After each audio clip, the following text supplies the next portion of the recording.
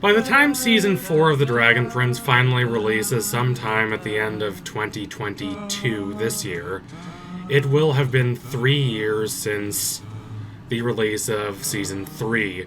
Those 3 years have been quite a wild and tumultuous time for the Dragon Prince franchise and the fandom that has sprung up around it.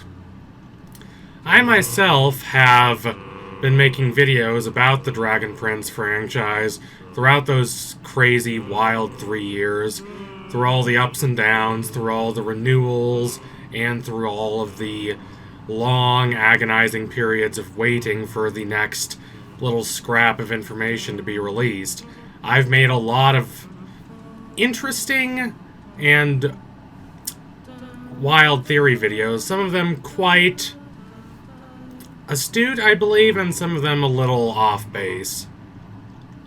Most of all, I made a lot of predictions about when Season 4 of The Dragon Prince was going to come out, many of which did not come to pass. In all, this 3-year time gap between Season 3 and Season 4 has been quite an interesting and tumultuous time for all of us who have been waiting for that entire time gap for Season 4. And so, to memorialize, I suppose, all my own griefs and aspirations and dreams and anxieties about this franchise throughout the COVID pandemic and into the uncertain, interesting, unpredictable future that we're all immersed in, I have made this video, which is a collection of sorts, a curated collection that takes a lot of the Dragon Prince videos I've made throughout these last 3 years and sorts them into different categories in order to provide an accurate representation of what this period of waiting has been like for me personally, and I believe for the fandom as a whole. I believe that this large 6-hour video that results from the interrelated network of all these videos that I'm putting together provides a really solid testament to this waiting process. And now that the waiting process is drawing to an end, I thus release this video to y'all in order to showcase the real essence and core of this time gap and all the emotions and sensations and ideas it has created in all our minds. These videos span from back in early 2020, before COVID hit, all the way up to summer 2022. Enjoy. Season 4 of The Dragon Prince, which we've all been waiting for a very long time, has finally a release date. That is November 2022, or exactly 3 years, give or take a couple days, from when Season 3 of The Dragon Prince was released, all the way back in November 2019. After all the waiting and agonizing and worrying, this feels strange. And it felt stranger, almost, to see a clip of the first episode of Season 4 of The Dragon Prince. It was like looking into some strange, dreamy fantasia. I was not expecting to be as enthusiastic as I was. I thought I'd gotten a bit callous and cynical waiting all those years, and I did, but when I saw that clip, all my old enthusiasm and passion came rushing back as strong as ever. It was like catching a glimpse into a mystical, forbidden world. Now let's take a couple seconds to allow our systems to settle down a bit after that exhilarating presentation at SDCC. I'm recording this the day after, and I'm still a little jumpy. Still feel my nerves jumping around quite a bit. I'm a bit frazzled because that was just so exhilarating. So let's take a few deep breaths.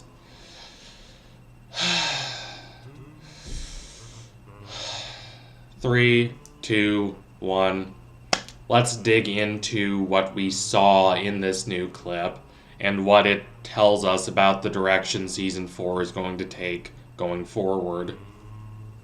For such a short clip, it provided us with quite a bit of information that not only set the stage for what Season 4 would be, but completely recontextualized the last scene we saw in Season 3.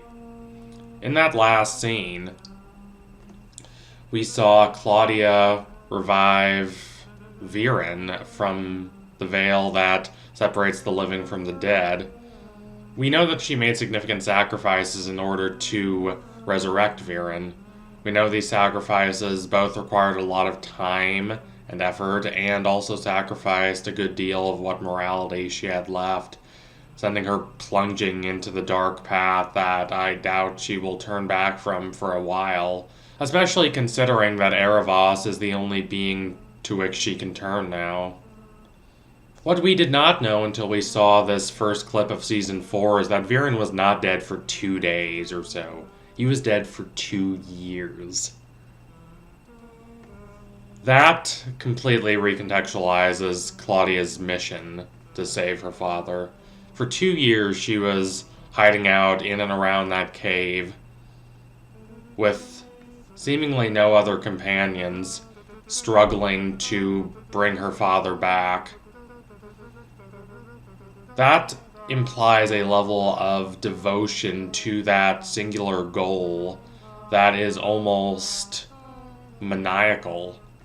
It's a bit terrifying for what it says about Claudia's moral decay, that she is willing to go through such an arduous process and make so many sacrifices in order to bring back her admittedly horrible father. I love Viren as a character, but he was not a great father to both of them. And yet Claudia is willing to completely throw all other aspects of her life away just to try and bring him back. That suggests a complete detachment from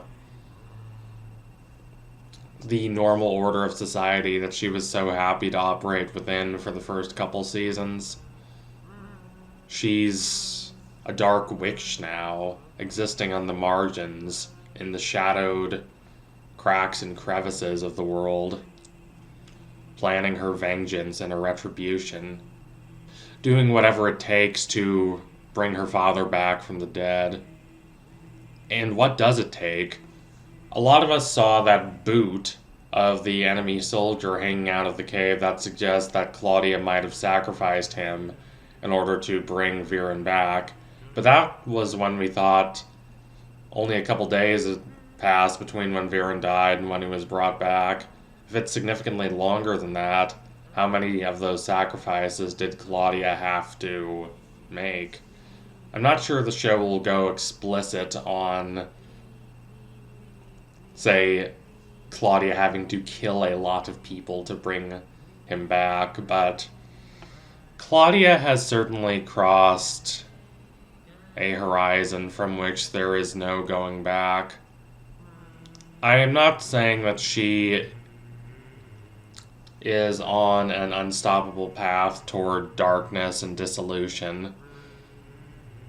It is possible she might come back to the light by the end of the show, but it is not going to be an easy path, and even if she does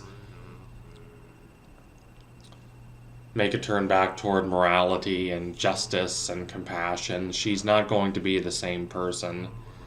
She's never going to be that dorky, nerdy, optimistic kid who always told lame jokes. She's going to be a broken person.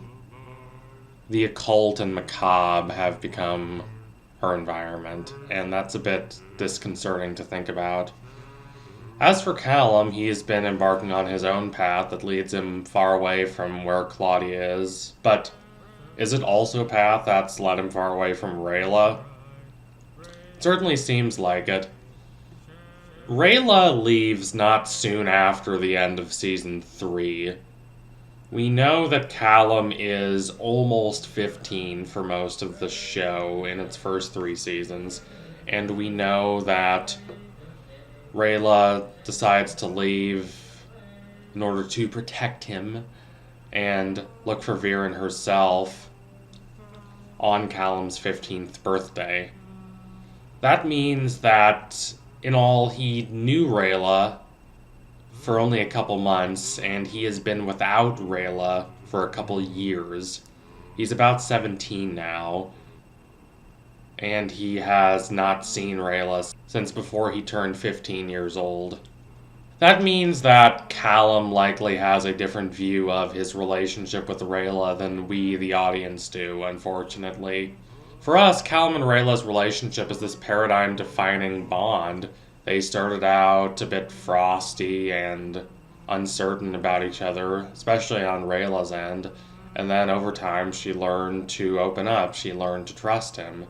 She learned to trust herself and allow her instincts, her genuine moral tendencies toward compassion and peace to really shine through instead of trying to disguise those tendencies under this elven determination to vanquish all humans she considered antagonistic toward the goals and ambitions of the elves. She viewed humans as being selfish, greedy, and materialistic, which isn't wrong, but it's not like the elves are much better. They're obsessed with duty and honor, and these abstract concepts are more important, apparently, than individual lives, as we see in Blood Moon Huntress, when Rayla's parents, knowing that it might be a few years before they see their daughter again, even if the mission went well, which of course it didn't, they still decide to go protect the dragon's egg. Rayla has become more open to different perspectives. What started off as a rather rigid and practical relationship between her and Callum developed into this glorious burning fire that was mutually beneficial to the well-being of them both. But for both of them, that's all in the past. For Callum, Rayla is likely a vague memory. That might be a difficult thought for a lot of us to consider, especially if we do love the bond they've built together. But think about it. If you met a romantic partner when you were 14, almost 15, spent a couple months with them, and then didn't see them again until you were 17, would you be constantly fixated on them? Would you be obsessed with them and always be dreaming of seeing them again? Maybe, but more than likely not. The time they've spent apart seems to be far greater than the time they've spent together. It most certainly hurt Callum deeply when Rayla left, but that wound has probably healed over time. He might be a little cynical and embittered when someone mentions Rayla around him, which will strike us as a bit strange because the last episode we saw of them, back in season 3, he saved her life, and their bond was this beautiful, elegant, rapturous thing, but it's different now, and we need to account for that. Callum is also a high mage. He is basically the Viren to Ezrin's King Harrow, both in terms of being a skilled and learned tactician and being a sage person to rely on for advice.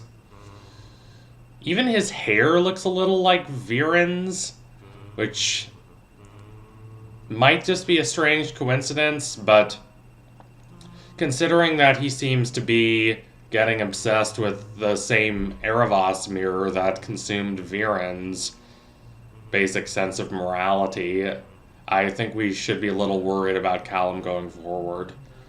It's probably going to be a darker season when we get to season 4. All our beautiful, fantastic conclusions might be undone, and we might be left with a lot more uncertainty than I think a lot of us anticipate heading in to the second half of the show. But I'm excited. It's going to be wonderful to have the show back, even if it undoes a lot of our expectations of what it would do based on the first 3 seasons. So thank y'all for watching. If you liked what you saw today, don't forget to like, comment, and subscribe. Donate to my Patreon if you can, and you want to see more videos like this. Keep watching The Dragon Prince. Do you have any thoughts about Callum's hair? Do you have any thoughts about the time skip? Write them down in the comments below. Anyway, tune in soon for my next analysis. We'll be coming soon. Promise you that. Thank you all again. Adios, comrades.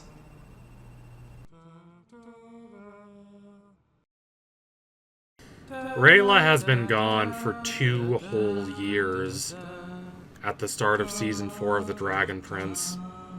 It's a long time. Enough time for the relationship between her and Callum to decay into fond but bittersweet memory. That relationship was so beneficial to them both. It provided them with the care and compassion and confidence that they really needed. It made them more confident in their own identities and their own ambitions and ideals. But now that bond has fractured into splinters like a bridge that used to span across a vast chasm but has been worn away by time, repairing that relationship is not going to be easy. It is possible, and because the Dragon Prince, for all its willingness to entertain a more cynical and harshly realistic attitude about the world, nonetheless is more optimistic. It's more idealistic about the capacity for different groups of people to work together to overcome past prejudices and found a better and more just world.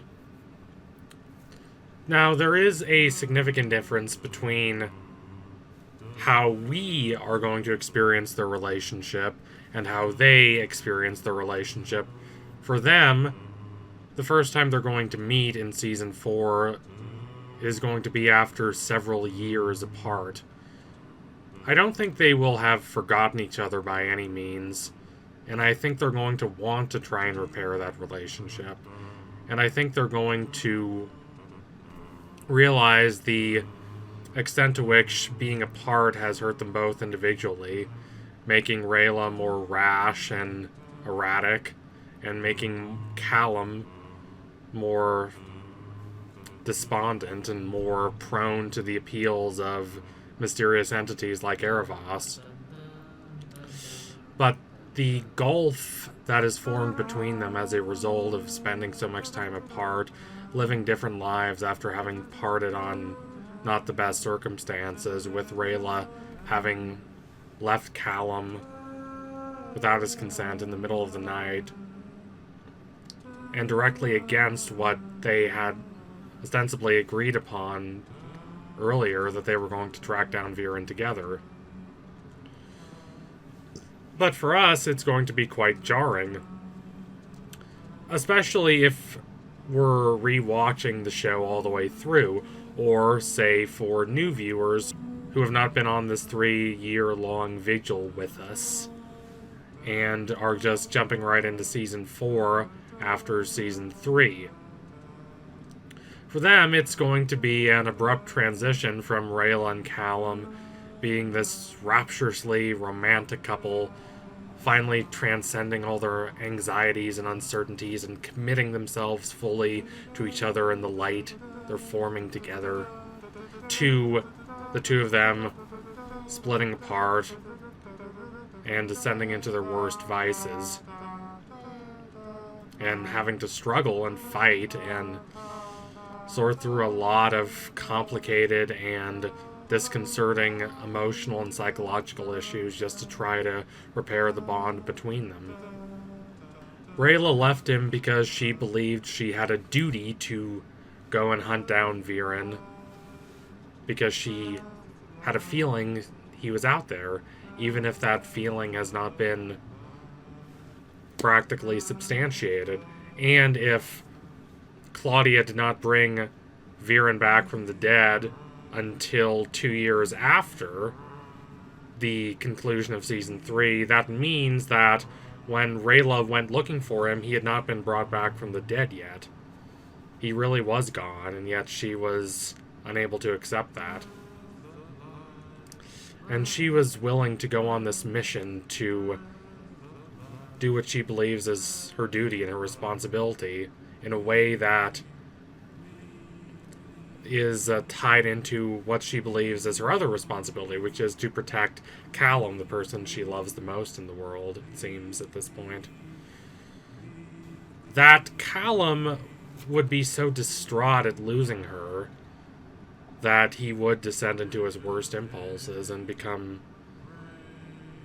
more susceptible to dark influences is not a factor that Rayla considers.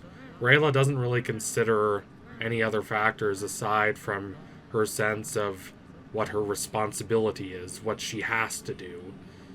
In Rayla's mind, this is a selfless act, but from our perspective as the viewers, it's rather selfish.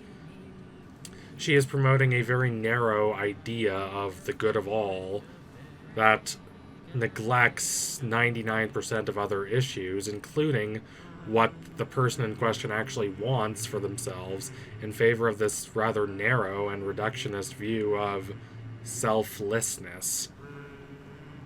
That Rayla acts this way is not random and it's not bizarre, especially not when you consider what we know in Blood Moon Huntress about her parents. Rayla's parents, to be quite blunt, treated her in much the same way that she treated Callum. They abandoned her.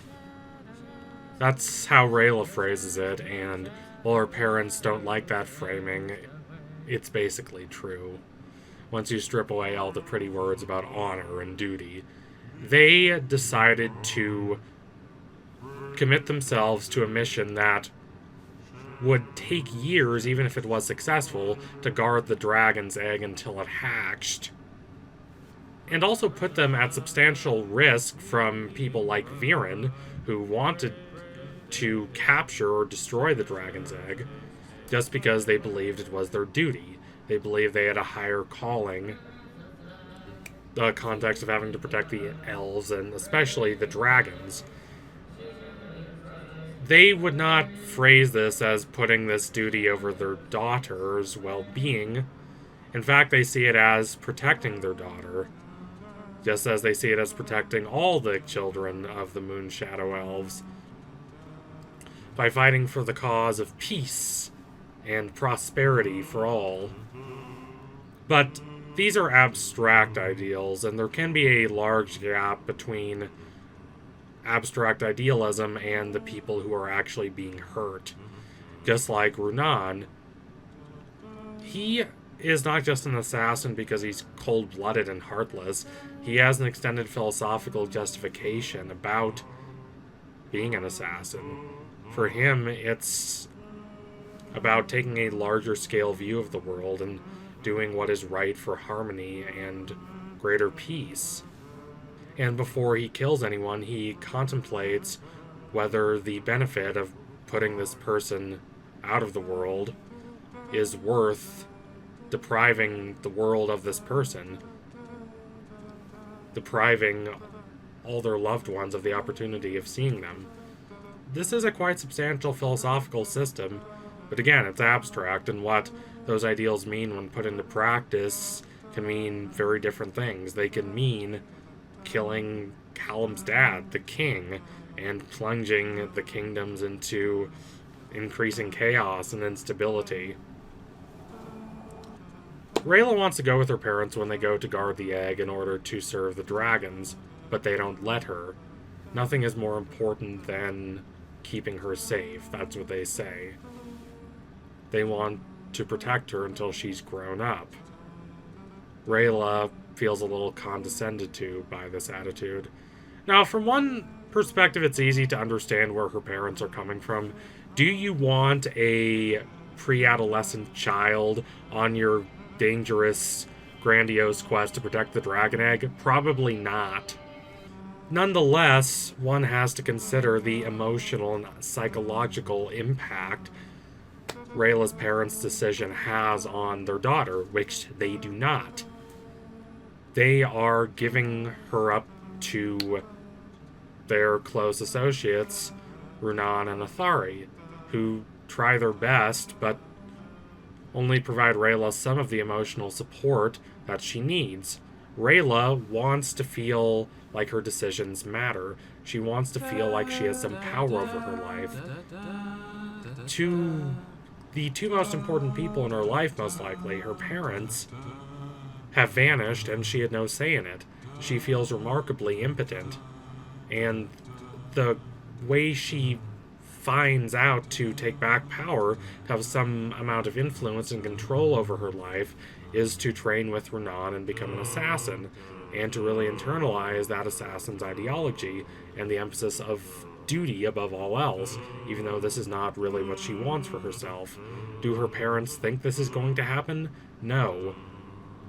Now, you could say that, of course, they couldn't possibly predict that she was going to become an assassin or that she would be constantly beset by self-loathing.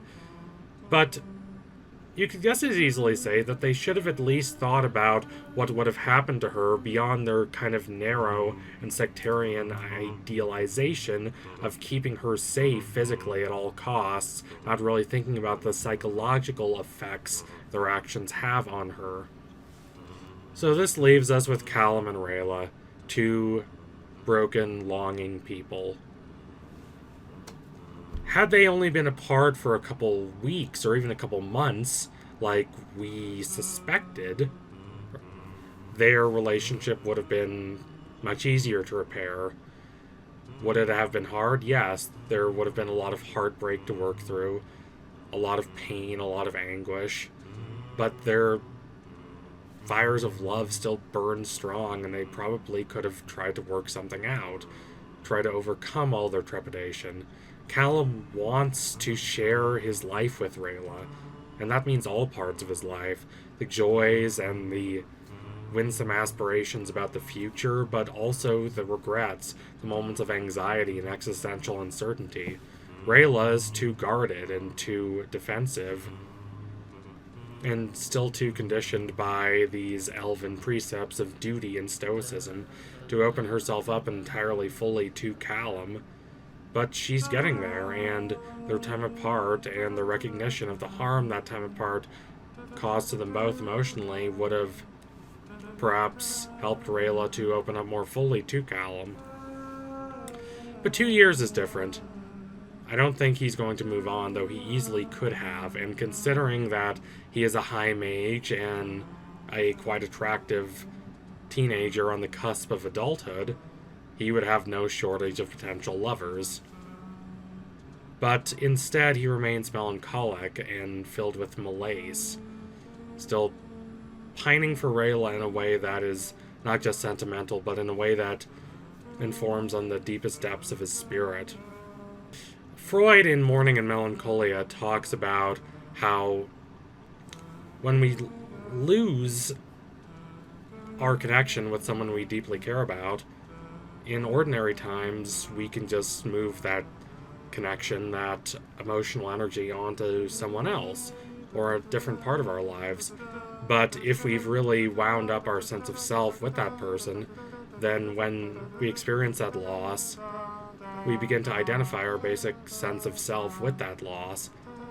The shadow of that loss falls upon our ego, on our basic sense of self, and we thus become disturbed and uncertain. Callum is going to find Rayla in Season 4, I have no doubt about that. And I have no doubt that they are going to try to rebuild their relationship, try to reignite the love and affection that they have for each other, but it's going to be hard. I really hope the show does not gloss over the difficulties these two people will have in trying to repair this long broken bond. So anyway, thank you all for watching. If you liked what you saw today, don't forget to like, comment, and subscribe. Donate to my Patreon if you can, and you want to see more videos like this. For anyone else, keep watching The Dragon Prince. What do you think will happen to Callum and Rayla? I'm interested to know. Sound off in the comments. Anyway, tune in soon for next analysis. We'll be coming soon. Promise you that. Thank you all again. Adios, comrades.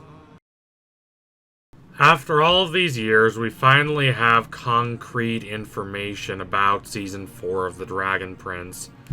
Not a lot of concrete information, mind you, and perhaps not as much as some of us wanted, but we do have some. We finally have confirmation that the show is going to be coming out in 2022 for its 4th season. We are not going to have to wait until 2023 unless something strange and unpredictable happens. And, perhaps as importantly, we know what the big subtitle for this next section of the show is going to be: the mystery of Aaravos. But what is this mystery of Aaravos? What dark secrets is he hiding? Do these have to do with the primordial origins of this world and the start of the conflict between the humans and the elves and dragons? Is uncovering these secrets central to uncovering the solutions on how to heal this conflict and how to start a new era of peace and harmony and prosperity in this world? And how will these secrets affect the sadly, tragically burgeoning relationship between Aaravos and Claudia, with her being far more likely to sink into the dark mire of his influence as the show progresses? Now, as stated previously, the Dragon Prince is moving into its second big block, so to speak. Its first block was seasons 1, 2, and 3.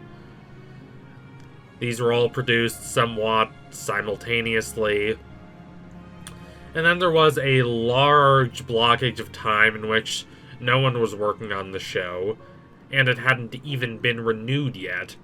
But now that it has been renewed, they've started work on the second major section of the show out of 3 total sections, this section being the mystery of Aaravos.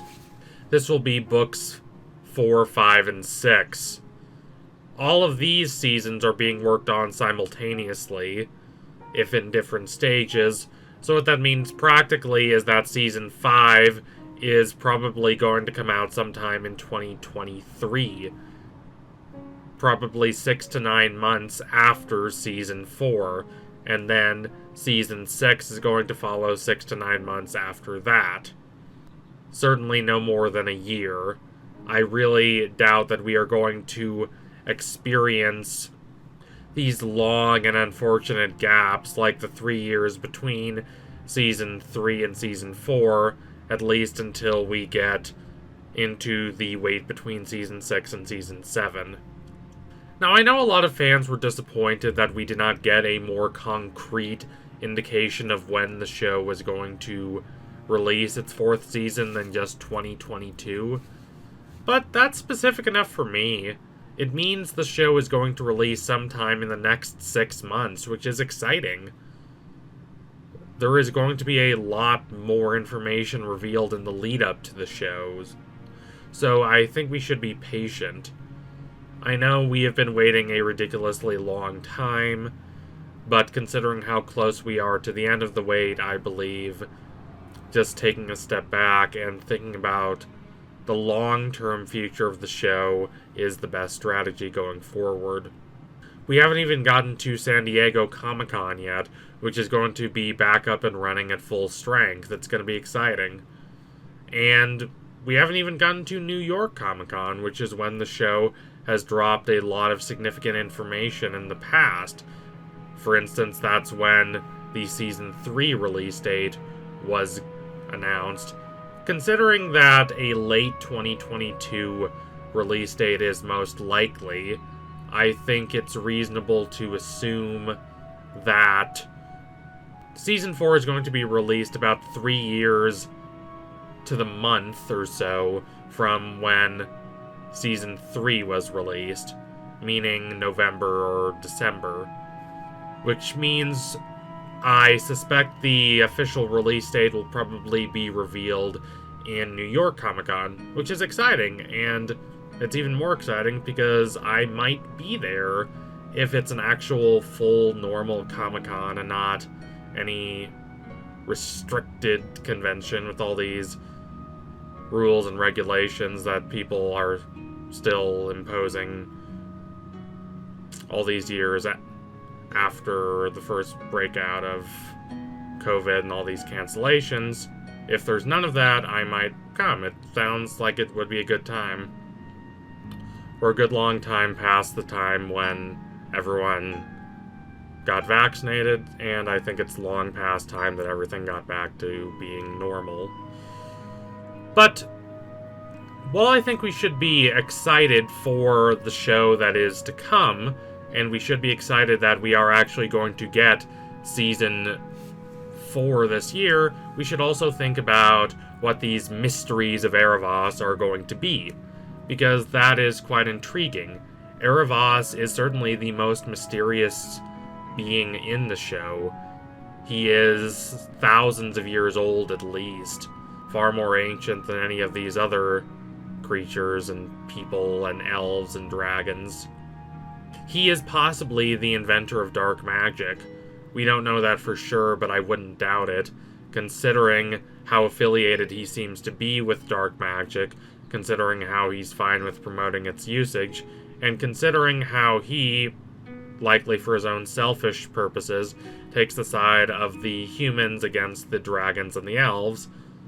It makes sense that he would help the humans uncover and use dark magic, since that's their greatest asset against the dragons and the elves. Now, I'm perfectly fine with not every single little aspect about his character being made perfectly clear and unambiguous. Mallarmé, a brilliant French symbolist, poet, and one of my favorite writers, talks quite a bit about the need for mystery, for ambiguity, for concealment, and how it creates this space away from the utilitarian and the orderly and the ordinary.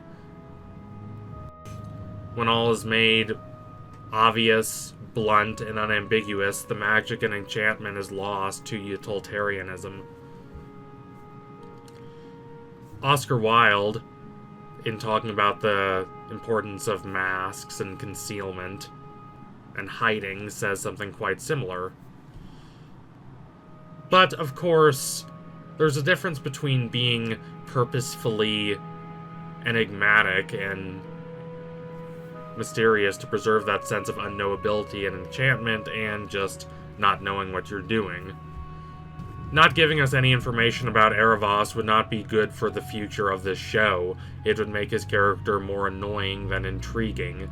At a certain point, you need to at least be willing to unveil certain aspects of your big antagonist's character, and the longer you wait to do this, the more likely it becomes that the antagonist is not quite as satisfying as he could have been. I know everyone constantly berates the last couple seasons of Game of Thrones, and so I know that they've become a bit of an easy target, a bit of a punching bag, but nonetheless, fish should not be, as I once heard, granted clemency just because they happen to be located in the proximity of a barrel. In Season 8 of Game of Thrones, we don't learn much of anything about the White Walkers. They're supposed to be these mysterious, enigmatic, existential threats, and then they're just gotten rid of a couple episodes into Season 8. All that build-up for not a lot of payoff. We don't really get a sense of what they want, or what's driving them, or what they really stand for, and what really brought them together. No, they're just these hordes of ice zombies that look interesting, but don't actually have any deeper layers to them, which was unfortunate. Hopefully the Dragon Prince goes in a better route with Aaravos, as I'm sure it will. Now, how will we see Aaravos' secrets be unveiled? How will we see all his schemes appear in the show? He is not really on the radars of Callum and Rayla. They're not really paying any attention to him. I mean, they might know that something's a bit off about Viren with his tendency to refer to his little bug pal, but they don't know that much about Aaravos. Viren might be the one to end up telling them about Aaravos if he changes sides, which is a real possibility considering how he was destroyed by the influence of Aaravos, how he basically became a mindless puppet of Aaravos by the end. He was saved and brought back to life by Claudia, but I don't think he will remain firmly on the side of Aaravos. But because our main heroes don't know a lot about Aaravos at this juncture, all of these secrets, though they might be revealed to our protagonists later, will likely come to us through the interactions between Aaravos and the characters that he's most closely associating with. And considering where we leave our heroes at the end of Season 3, it makes sense that he would be most closely associating with Claudia. She is the one who is drifting further and further out from the shores of morality and basic compassionate goodness. She is sinking further into extremism and radicalism, embracing the dark influence and powers of dark magic, and thus is likely going to keep turning toward Aaravos, considering how much Aaravos knows, considering Aaravos would likely offer himself as Claudia's only real practical ally. She's lonely, she's miserable, and she is increasingly willing to resort to extreme actions in order to achieve the ideals that she so treasures. These are perfect conditions for one to fall further into the web of a mystic, dark manipulator like Aaravos. Obviously, he doesn't want to reveal all his plans to Claudia, only as much as she needs to know to trust him. But we might know a lot more about his plans in these upcoming seasons, and I hope they're interesting and reveal a lot about his history and his basic ideology, and I hope it's more complicated than just, oh, this guy is evil. But we will see. Was he as puzzling to the elves in the past as he is to us? Or are there people who were alive in the past, or even are alive now, who can help shed some light on him and his ambitions? We will have to see. So thank you all for watching. If you liked what you saw today, don't forget to like, comment, and subscribe. Donate to my Patreon if you can and you want to see more videos like this before anyone else. Keep watching the first 3 seasons of The Dragon Prince. I might give them a rewatch myself now that Season 4 is finally approaching. It's so weird that it's finally coming now after all these years of waiting and all the videos I made speculating about when it would come out. Anyway, tune in soon for my next analysis. It will be coming soon. Promise you that. Thank you all again. Adios, comrades.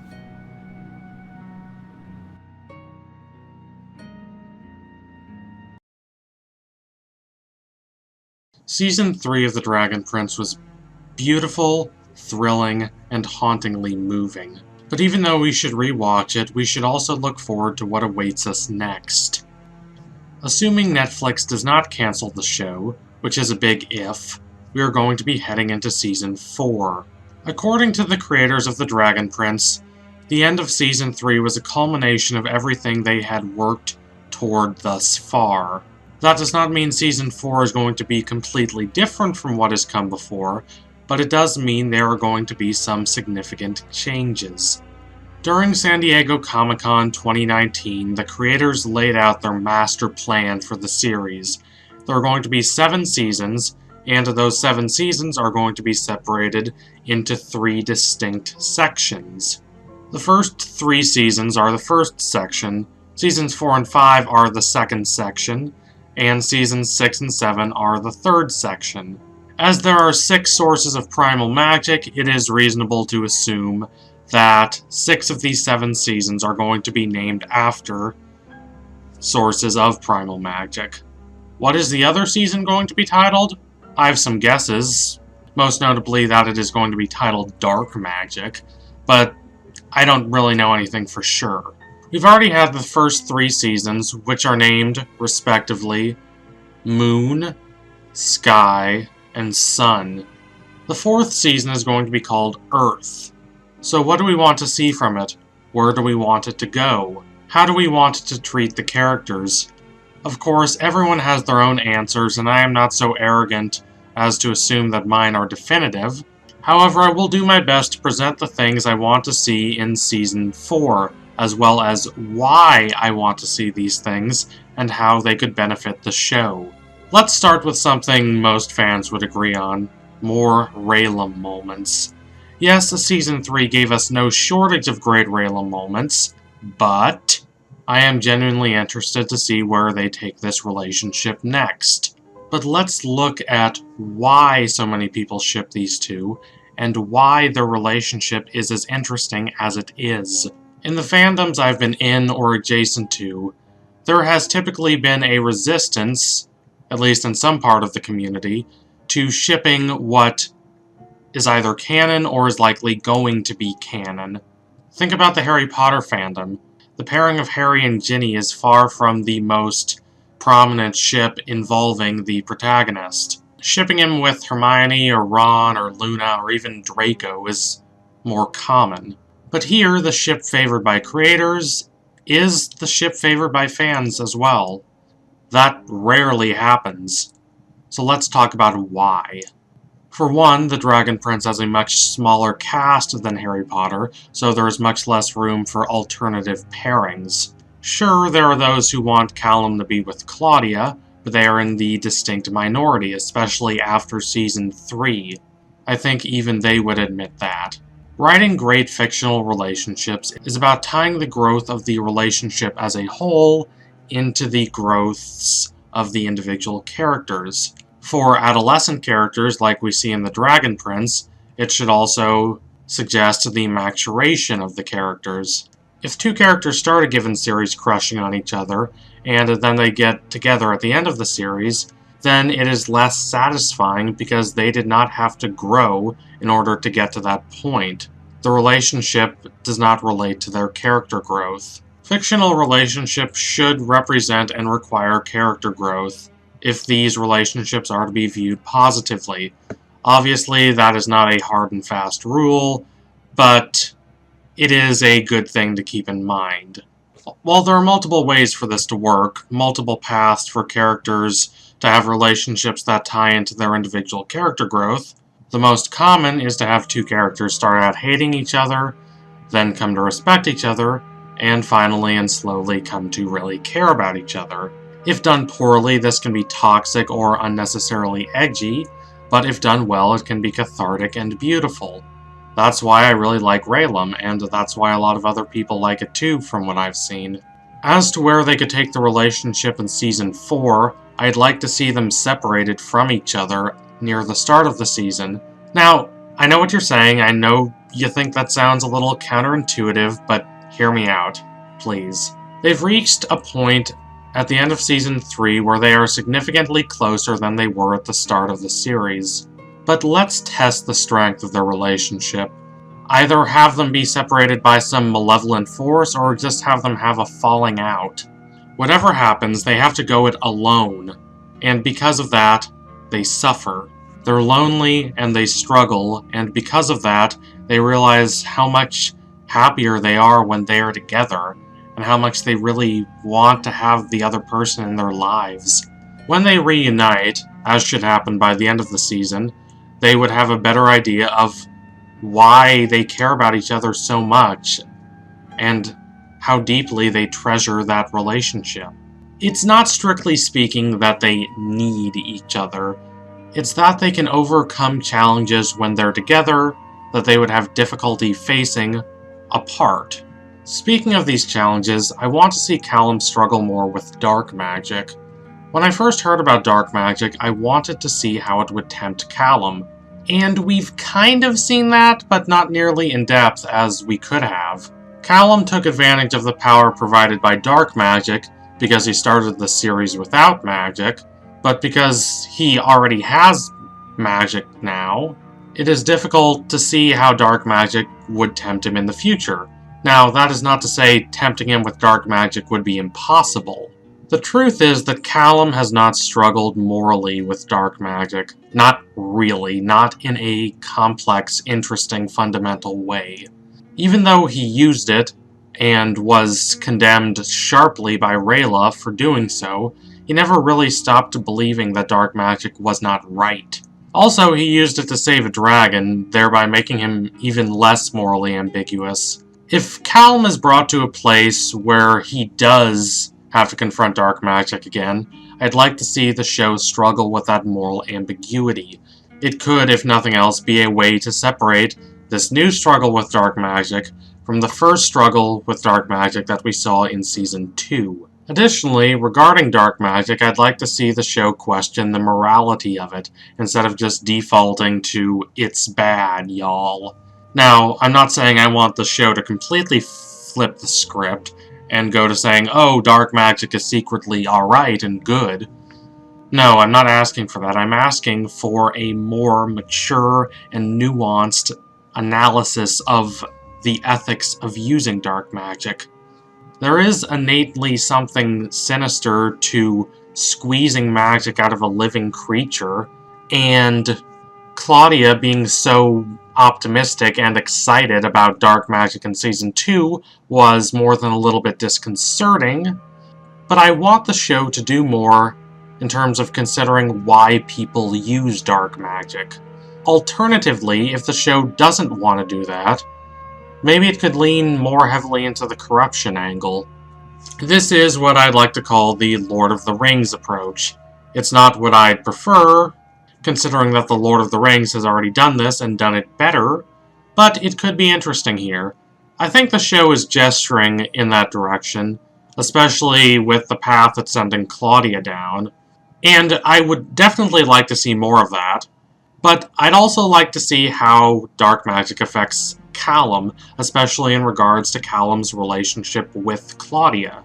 Perhaps if we're going with the Callum and Rayla are separated from each other for a significant part of Season 4 idea that I've been promoting, Callum responds to his newfound isolation and the trouble it causes him by turning to dark magic.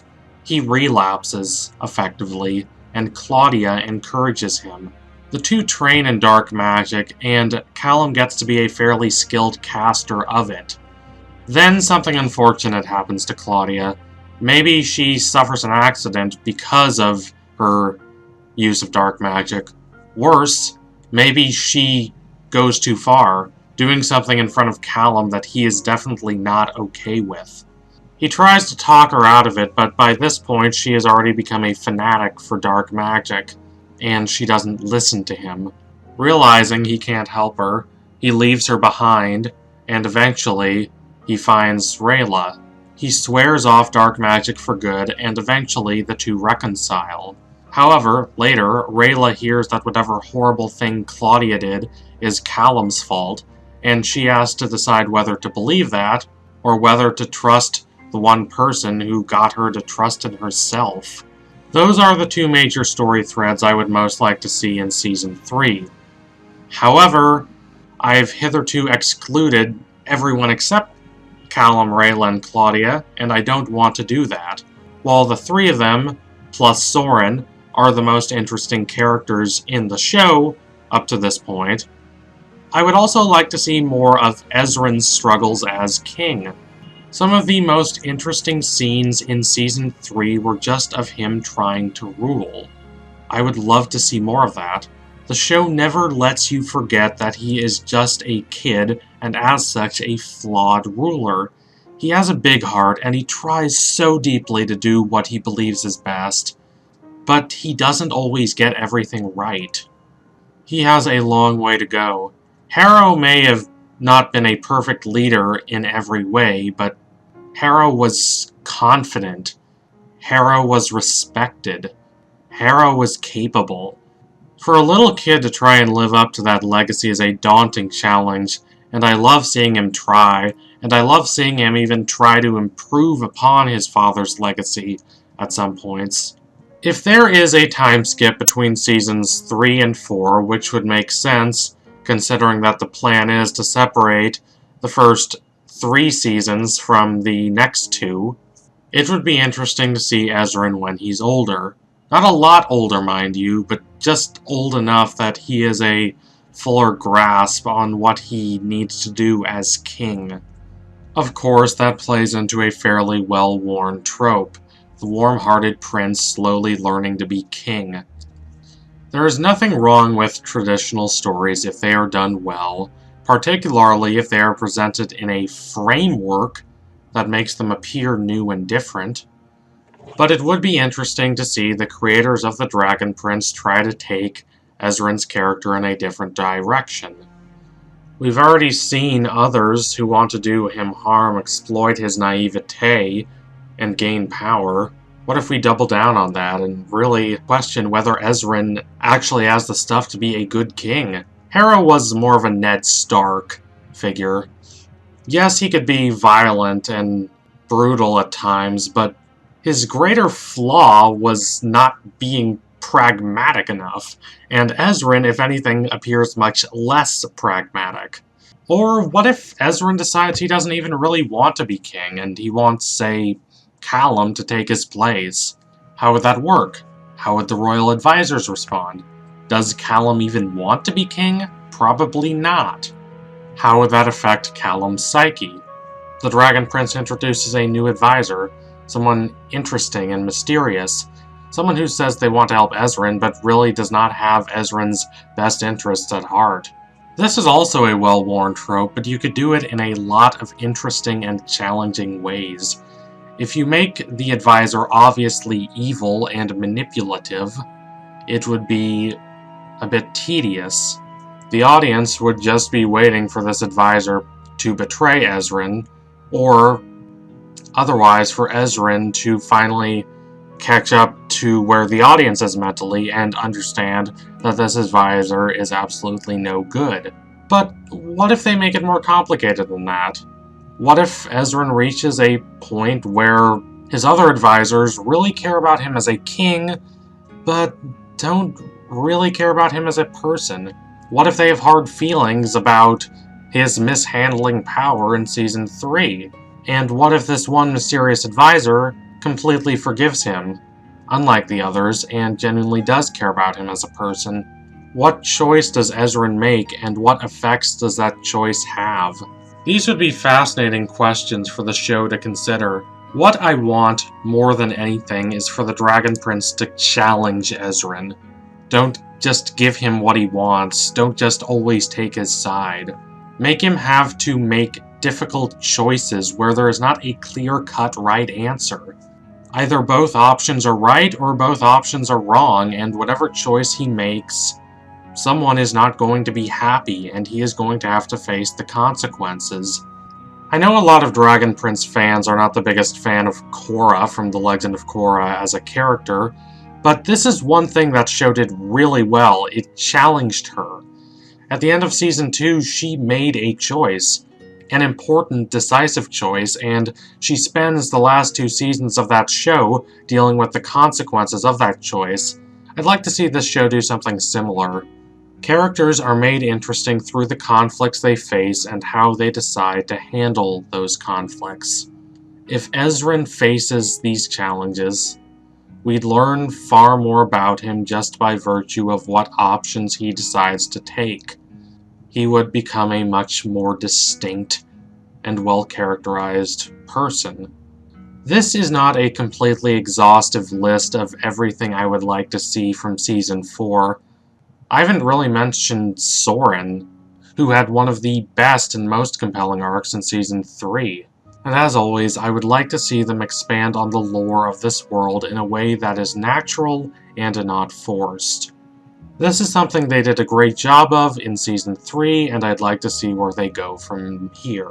However, for the most part, what I'm most interested in involves these 5 characters: Callum, Rayla, Ezrin, Claudia, and Soren. Together, they're the heart of the series. I love watching them. I want to see what challenges they face and what kinds of people they become. So thank you for watching. If you liked what you saw today, don't forget to like, comment, and subscribe. Donate to my Patreon if you can and you want to see more videos like this. Keep watching The Dragon Prince, it is a fantastic show. And if you like The Dragon Prince, you probably like Avatar The Last Airbender, so investigate my channel and you will find that there are a lot of Avatar The Last Airbender videos there. Thank you all again. I can't wait to see where The Dragon Prince goes from here. It's getting really fascinating. Tune in soon, and by soon I mean in about a week, and there will be a new analysis on this channel. Adios, comrades. Season 3 was the best season thus far for Rayllum, or the relationship between Rayla and Callum, but Season 4 has the potential to be significantly better. Thus far, the two of them have gone from being enemies, to being friendly but awkward, to being close friends, to being romantic partners. I did not expect that the two of them would get together until the end of the series, as that is the typical process for relationships in these kinds of shows, as Avatar The Last Airbender, among others, reveals, but I am glad it did happen this early. It means their relationship has time to grow and develop. The show does not have to play the will they or won't they card for 7 seasons. Instead, we can watch their feelings for each other grow and develop. Thus, I cannot wait to see where the show takes their relationship in Season 4. There are so many fascinating possibilities. Rayllum is not the only reason why I am excited for Season 4. That is certainly true, considering that the last season ended on a euphoric high, with only hints of darkness and foreboding. It makes sense to assume that the next season is going to be significantly darker, and I am fascinated to see how they square that darkness with the consistently optimistic overall tone of the show. But as a romantic, I really am excited to see what the show does with Rayllum. She's an elf, he's a human. They're set amidst a world in which elves and humans despise each other, but are trying to learn to live together. If the folks who write The Dragon Prince cannot make an interesting situation out of that, they're doing something wrong. Their relationship is a microcosm for the relations between elves and humans in the world at large. So here, in no particular order, are things I want to see in Season 4 of The Dragon Prince, Rayllum related. How about this? A scene where elves and humans try to tear Rayla and Callum apart, but they stand together. At the end of Season 3 of The Dragon Prince, elves and humans work together against a common foe. It looks like all the problems between the two groups have been solved, but of course, things aren't that simple, nor should they be. That would be shallow, simplistic writing. Prejudices that have lasted for centuries cannot be suddenly overcome by two groups of people uniting against a common enemy. Of course, there is a major difference between individuals overcoming biases, like we see in the case of Rayla, and whole societies trying to overcome bias. It's the difference between trying to move a piano and trying to dig a hole through a mountain. Both are possible, and both are difficult, but one is exponentially more time-consuming than the other. Because of this, elves and humans are going to return to hating each other now that the need to unite against a common enemy has, at least for now, passed. Dragon Prince showrunner Aaron Haas has said as much when asked about the future of the show.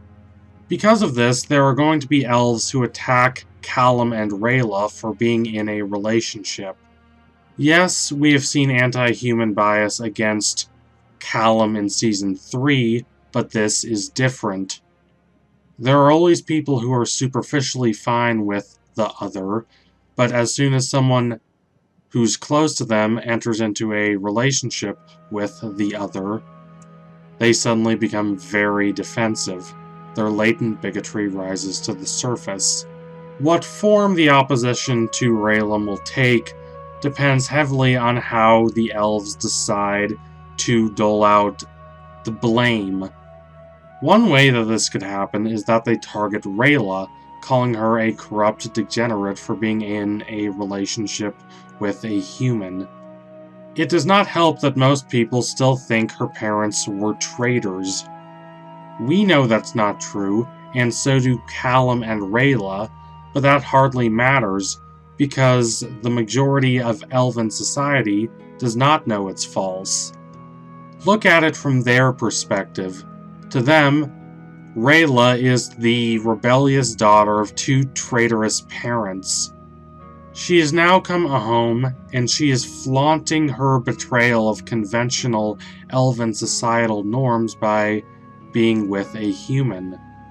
Because Rayla and Callum are a microcosm of the relations between elven society and human society, they will have to facilitate the peace between humans and elves if such a peace is ever to happen and be lasting.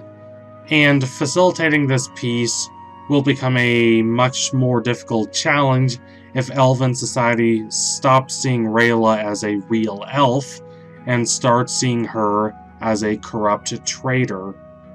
However, it could be even worse if elven society blames Callum. They would cast him as this cruel predator who has taken advantage of the elven maiden. This is of course laughable. Callum is weak, dorky, and a total nerd. He is incredibly awkward. Meanwhile, Rayla is a warrior assassin with more than enough fighting skill to make up for Callum's complete lack of fighting skill. The idea of Callum as this cruel, savage brute abducting the poor defenseless Rayla is ludicrous. But it is not impossible to imagine elves trying to frame their relationship in this light, especially considering they already view humans as brutes, as humans cannot use elemental magic and instead need to rely upon dark magic. This is an offensive scenario to both Callum and Rayla. Honestly, it might be more offensive to Rayla. It takes away her agency and depicts her as just a pawn who has no control over her life, no control over her ambitions and hopes and sorrows. It takes away her character arc.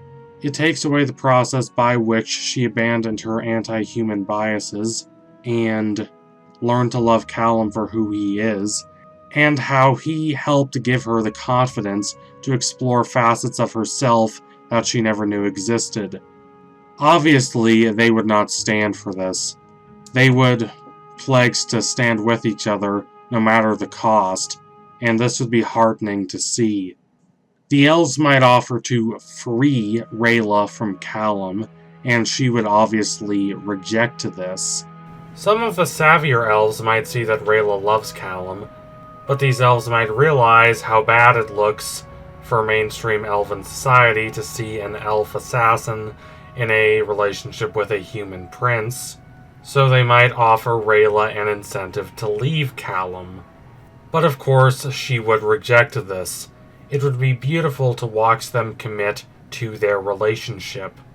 I'm not saying they will not have problems in Season 4. No relationship escapes rough patches. No relationship can just go from good time to good time to good time.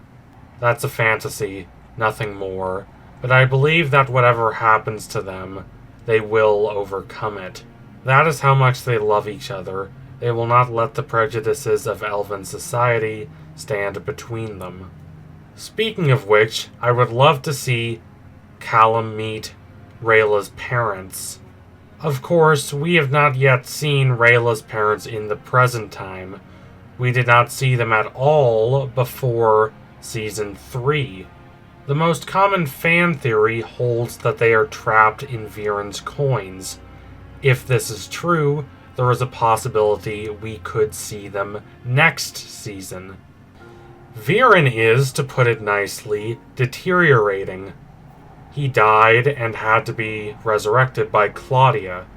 While Aaravos is still rising and scheming and planning, his utility for Viren will likely substantially decrease. It's entirely possible that Viren could be defeated once and for all in Season 4. The possibility of him surviving until the end of the series is not looking good. He's already died once. If he is defeated for good, it is entirely possible that Rayla and Callum could find his coins, and that they could figure out a way to free Rayla's parents from these coins. Though I'm not sure Rayla's parents are going to be freed from the coins in Season 4, I would be surprised if the endgame is not to free them eventually. Why else would the show dedicate so much time and energy to revealing the truth about them? Why else would the show take time to even clarify what their names are? Rayla's father is Lane, and Rayla's mother is Teodrin. Rayla is going to have a lot of complicated reactions to seeing them for the first time in a long time. While she is going to definitely be happy to see them, remember that Rayla is far from an expert in working through her emotions. She may not be able to express herself as warmly as one might expect given her situation. Even more interesting are going to be their feelings about seeing her, and especially about seeing her with Callum. Now, I'm not saying they're going to despise her for being in this relationship in the way that some elves will. I think they're going to at least try to be accepting. But they are likely going to be stubborn for a number of reasons. Number one, they're Rayla's parents. Rayla herself is very stubborn. It makes sense that her parents would be as well. They might have ideas about humans that are so familiar and so ingrained in their psyches that they are not willing to easily change these ideas, even if these ideas are wrong-headed. The second reason they might be reluctant to accept Callum is their job. They risked their lives in order to protect Thunder Avazandium and Thunder's egg from humans. And because of this, they ended up in Viren's coins. Note the symbolism here. They could have chosen anything, but they chose coins. A symbol of monetary value. When Rayla is putting on her human Rayla disguise, she states that humans love talking about money and starting wars. Viren placing Rayla's parents in coins after helping Harrow kill Thunder Avazandum, which set off the Great War between humans and elves, does a great job of proving Rayla right, tying humanity's love of violence to its love of money. It would not be surprising at all if Rayla's parents do not accept Callum, at least not at first. But I believe Rayla would be persistent, allowing for another heartwarming moment between Rayla and Callum. In Season 3, we see Callum give inspiring speeches about Rayla. We see what he prizes in her. We see why he cares about her as much as he does. Here, we could see the inverse of that. We could see Rayla giving a speech to her parents about Callum. We could see her trying to convince them to trust Callum. As such, Callum would get to see firsthand why Rayla cares about him as much as she does. We'd get to be right there with Callum, learning why Rayla holds him in such high regard, and what she feels he has done for her in helping her really grow out of the shallow persona that she was contained within during the first season of the show. Hopefully, Rayla's parents accept Callum and her relationship with him. But even if they don't, that relationship would still be deepened, because Callum would get to know exactly why Rayla cares about him as much as she does.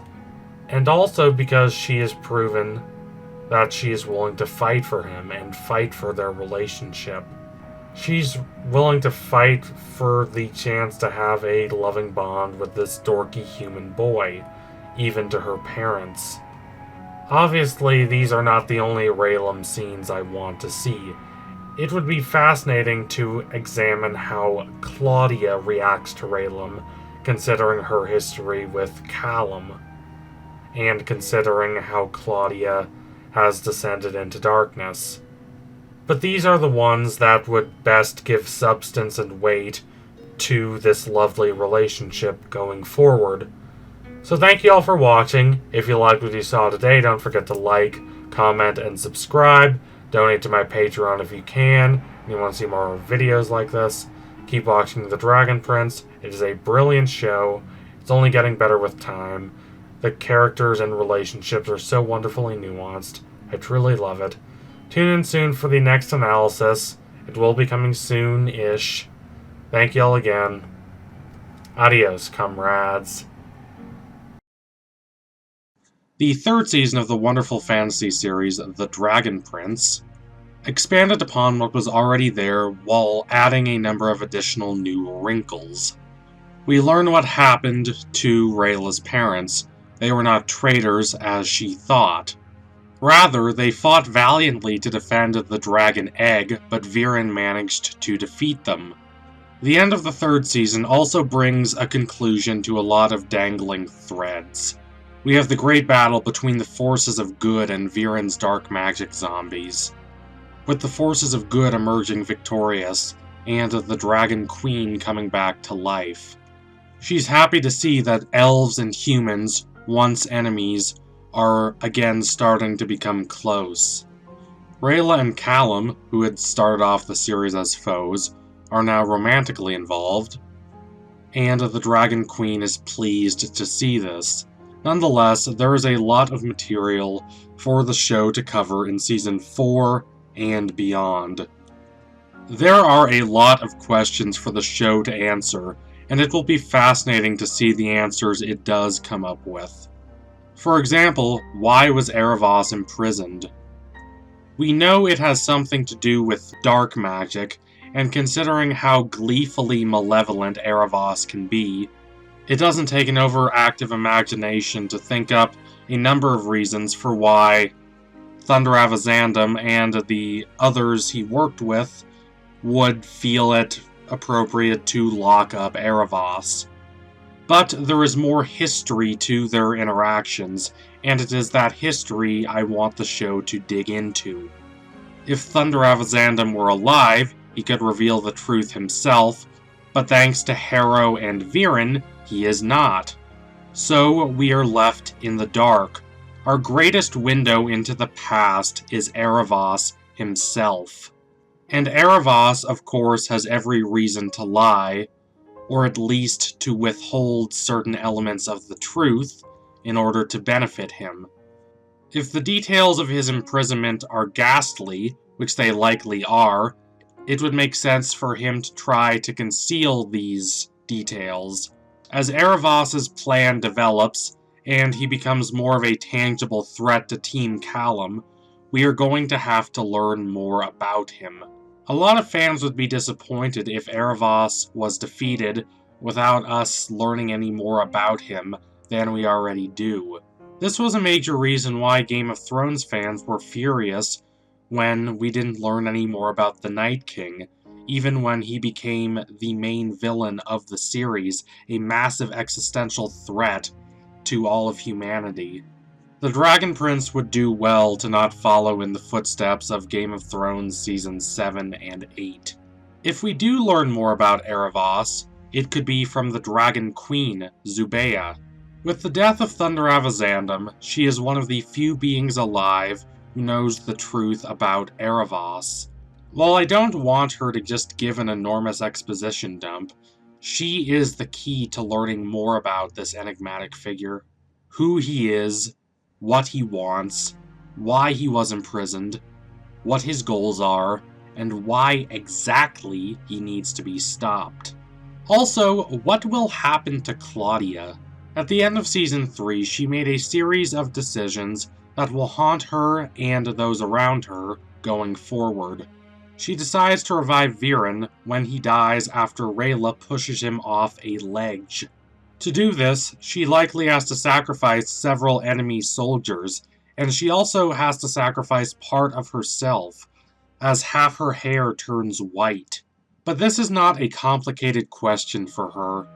Viren's her father, and she loves him, and she believes he loves her, although in reality, he cares a lot less about her than his little bug pal, Aaravos. She is willing to sacrifice everything in order to bring him back from beyond the grave. But this is not the only disconcerting choice that she makes in Season 3.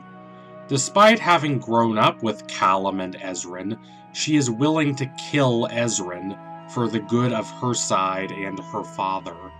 This, even though Ezrin was relatively merciful to her and Soren and their father during Ezrin's short stint as the ruler of Katalis. It is not that she necessarily wants to do this. She was very torn about leaving Soren and going with her father instead of staying with Soren and leaving behind her father. The thought of being separated from her brother caused her intense stress, but it is a choice that she made, and that choice will continue to define her going forward. As the battle settles down, she will have time to contemplate the after effects of her actions. She will have to contemplate whether what she did is right.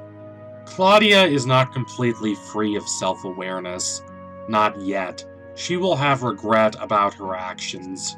She did try to kill the King of Katalis, and she did lead an army of dark magic zombies against both humans and elves. I doubt her character is completely changed from the person we saw earlier in the series. There will be some part of her that wants everything to go back to how it was. I imagine someone on Team Callum will reach out to her, attempting to recruit her as an ally. It could be anyone on the team except Rayla, who has no positive feelings toward Claudia and has more than a few misgivings toward her, even without considering that Callum once held romantic feelings for Claudia. Likely, the person who will try to reach out to Claudia will either be her brother, Soren, or Callum himself. Or possibly a combination of the two. Because of the strength of their bonds with Claudia in the past, they will believe that they can turn her away from the path of darkness. But they will likely be wrong. It will be fascinating to see what the show does with Claudia. What is her plan going forward? Will she ally with Aaravos, or will she stay far, far away from him?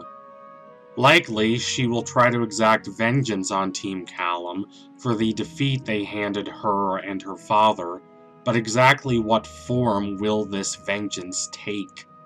Will it be more overt, or will it be more secretive? The path of darkness is a lonely one for Claudia, but she will likely try to walk it anyway. After what she has been willing to do in support of her father, even as that father has lost his mind, I do not see her stopping now. Who knows what she is willing to do? And my final question is this. What is the truth about Callum's father and Claudia and Soren's mother? These two characters live in the shadows. Their absence weighs heavily on Callum, Claudia, and Soren, but we do not know exactly who these characters were. We do not know how Callum's father died, and we do not know why Viren's wife left him. Do we absolutely need to know these characters? No, not necessarily, but it would prove to be a substantial boon to the series. It would help us better understand the protagonists of The Dragon Prince. What was Callum's father like? Some have speculated that he could be an elf, and that this is why Callum can use sky magic, but it's also possible that he could just be a normal guy.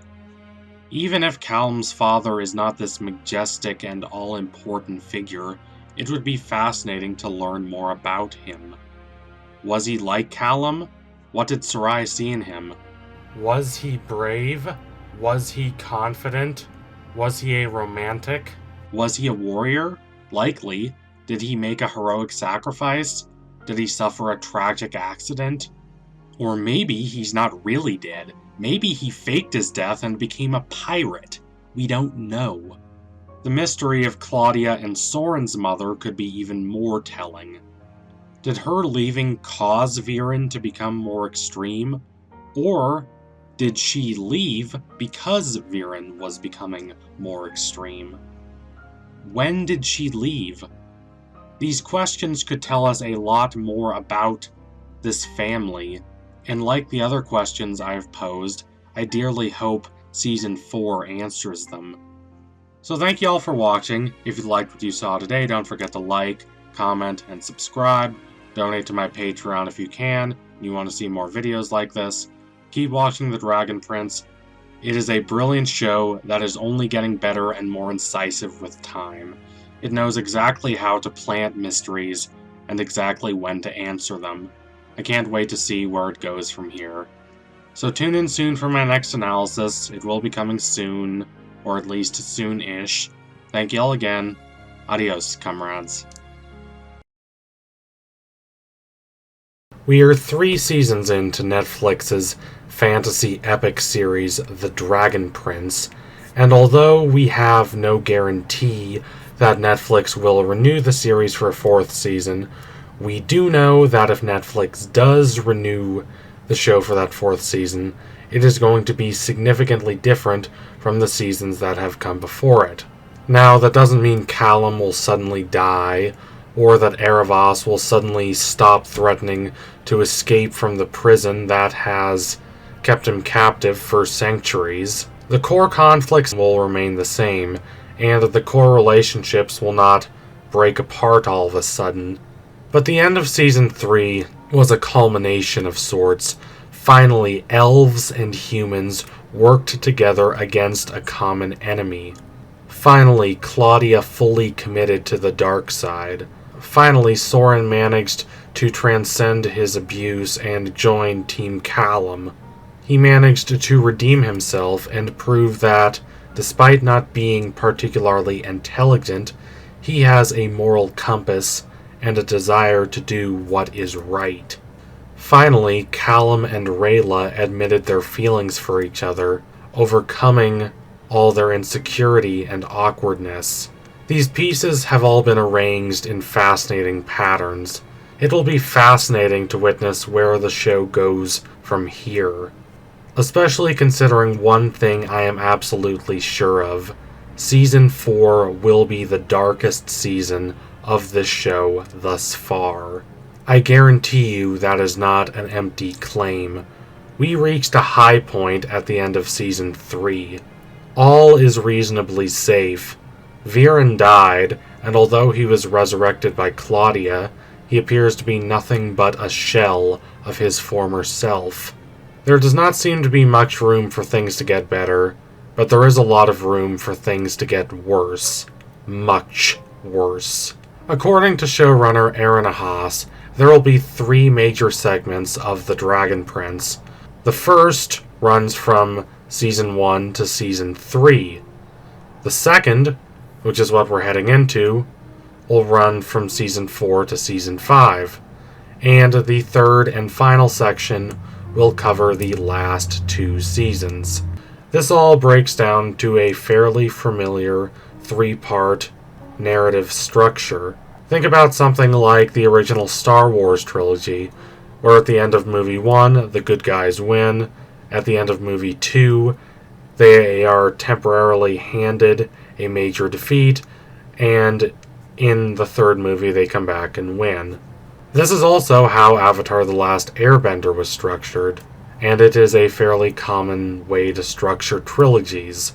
Now, dark does not necessarily mean good, but darker storytelling gives a narrative the chance to challenge the assumptions an audience might have built up earlier back in the show's lighter and more innocent days. It really complicates the ideas set forth in the first 3 seasons. So where will the show go with that? What questions will it decide to answer? Is dark magic really as bad as the show has made it out to be? What is humanity's history with it? When and how did the elves decide that it was so irredeemably evil that they had to banish the humans from Zadia? I'm not saying Season 4 has to definitively answer all of these questions. What I am saying is that these questions loom large over the Dragon Prince, and it would be smart to incorporate them into the storytelling. I want to see dark magic play more of an active role in the narrative. In the first episode of the 3rd season, and indeed in the first scene of that first episode, which intends to evoke sympathy, or at least empathy, with humans who use dark magic, questions are raised concerning whether dark magic is really as bad as the show has made it out to be, and whether dragons are really as innocent as the show has made them out to be. Season 3 of The Dragon Prince, as brilliant as it is, does not answer these questions as effectively as it could. Season 4 likely will. The move toward darkness in Seasons 4 and 5 will also likely be a move toward moral ambiguity. I want to see the struggle concerning dark magic analyzed with more complexity and nuance. If there is any character I want to see introduced, it is a character who uses dark magic, but is not viewed negatively by the show. When Callum used dark magic in Season 2, he was criticized sharply by Rayla, as one could reasonably expect, considering the elven opinion on dark magic. But the show seemed to almost completely agree with Rayla. What I would find fascinating is if it didn't. What if Rayla criticizes a character for using dark magic, but the show is not completely on her side? Now, that does not mean I want to see the show do a complete 180 on how it treats dark magic. I don't want to see it suddenly celebrate dark magic. That would really be dissonant with everything that came before. But I would love it if the show made us question, at least temporarily, if Rayla's anti-dark magic stance is maybe a little too extreme. Now, you could say the show doesn't need to create an additional character, that it could just rely on Claudia to fill that role. That's true, but I don't think the show is going in that direction with her character. Instead, she's going down a much darker and more destructive path. The darkness of Season 4 is going to be most apparent in Claudia's character arc. So far, she has not done anything indefensibly evil, at least to me, and you can understand where she's coming from. You can understand why she makes the decisions she makes, even if you disagree with them. That's the sign of a well-written character. She started off as this mischievous and not entirely trustworthy teenager who is nonetheless endearing and compassionate. She was sweet and entertaining. There was never a dull moment with her, and there was no doubt that she had a big heart. Sure, she had a bizarrely cavalier attitude toward dark magic, and it was apparent that she was not entirely willing to examine the consequences of her actions, but these were things that were easy to overlook. They did not necessarily mean that she would become a villain. They were reasonable character flaws. But as the show progressed, she kept making choices that showcased the darkness inside of her. The first of these choices did not ostensibly seem like much of an indicator. It came at the end of Season 2, when Claudia healed Soren after Soren was paralyzed. Now, obviously Soren was far from ecstatic at being paralyzed, but part of him was glad to be free from the person he was supposed to be, the alpha jock who was a strong warrior and followed his father's directions. He could be someone else. He could be a poet, even. While the idea of Soren becoming a poet might be ridiculous considering how dense he is, the idea of Soren displaying any real level of interiority whatsoever would have been surprising before this episode. It's a bit of a joke, but it's also serious. Soren is open to changing, while Claudia remains committed to the path she is on, even if that path requires great sacrifice. She kills a deer in order to heal Soren and restore him to the person he had been. There's something beautiful about this. Sacrifice is something we normally celebrate in media, the putting of others before ourselves. However, the Dragon Prince does such a great job at imbuing this scene with a dark undercurrent, not just as another example to demonstrate how bad dark magic is, but as an example to demonstrate key elements of Claudia's personality. One could question how self-sacrificing she is really being. While I don't doubt she cares about Soren, she cares at least as much about preserving an order that allows her to retain her current worldview. It's an order that allows her to be on top and kind of look down at everyone else. This is why she chooses Viren over Soren when she has that choice in Season 3. Not only that, but she seems genuinely shocked at the end of Season 3 when Soren chooses his morals over his father, being willing to kill his father in order to protect King Ezrin. At the end of Season 3, her side has been defeated. The only reason her father is still alive is that she sacrificed men in order to revive him. In Season 4, this will increasingly push her into desperate situations. She will be brought to a point where she will either have to change significantly, as Soren did, or commit increasingly indefensible actions in order to maintain the order that benefits her. Considering how resistant she has been to change throughout the series, it only stands to reason that she would choose the latter option, marking her further descent into darkness. That descent will likely be a major reason why Season 4 will be as dark as it will be. However, she is far from the only component to that Season 4 darkness. Aaravos' plan is progressing nicely. That said, if he does become the dominant obstacle the protagonists face, I doubt it will be until late Season 5 or early Season 6. While Viren might be the character who most resembles Avatar: The Last Airbender's Ozai in terms of being a tyrannical father who has a son he hates and a daughter he loves, the character who most resembles Ozai in terms of how the show builds him up is Aaravos. Though the threat of Aaravos looms large over the series, what makes Aaravos most interesting at this point is the suspense. Simply having the characters fight him for the last 3 or 4 seasons of the show would dilute that power. However, keeping him in the shadows and obscuring key facets of his identity and his power until later in the series would preserve that suspense. Now, this does not mean we won't see more of everyone's favorite manipulative star touch elf. In fact, Season 4 will likely be a major win for him. But he will likely not be the direct antagonist.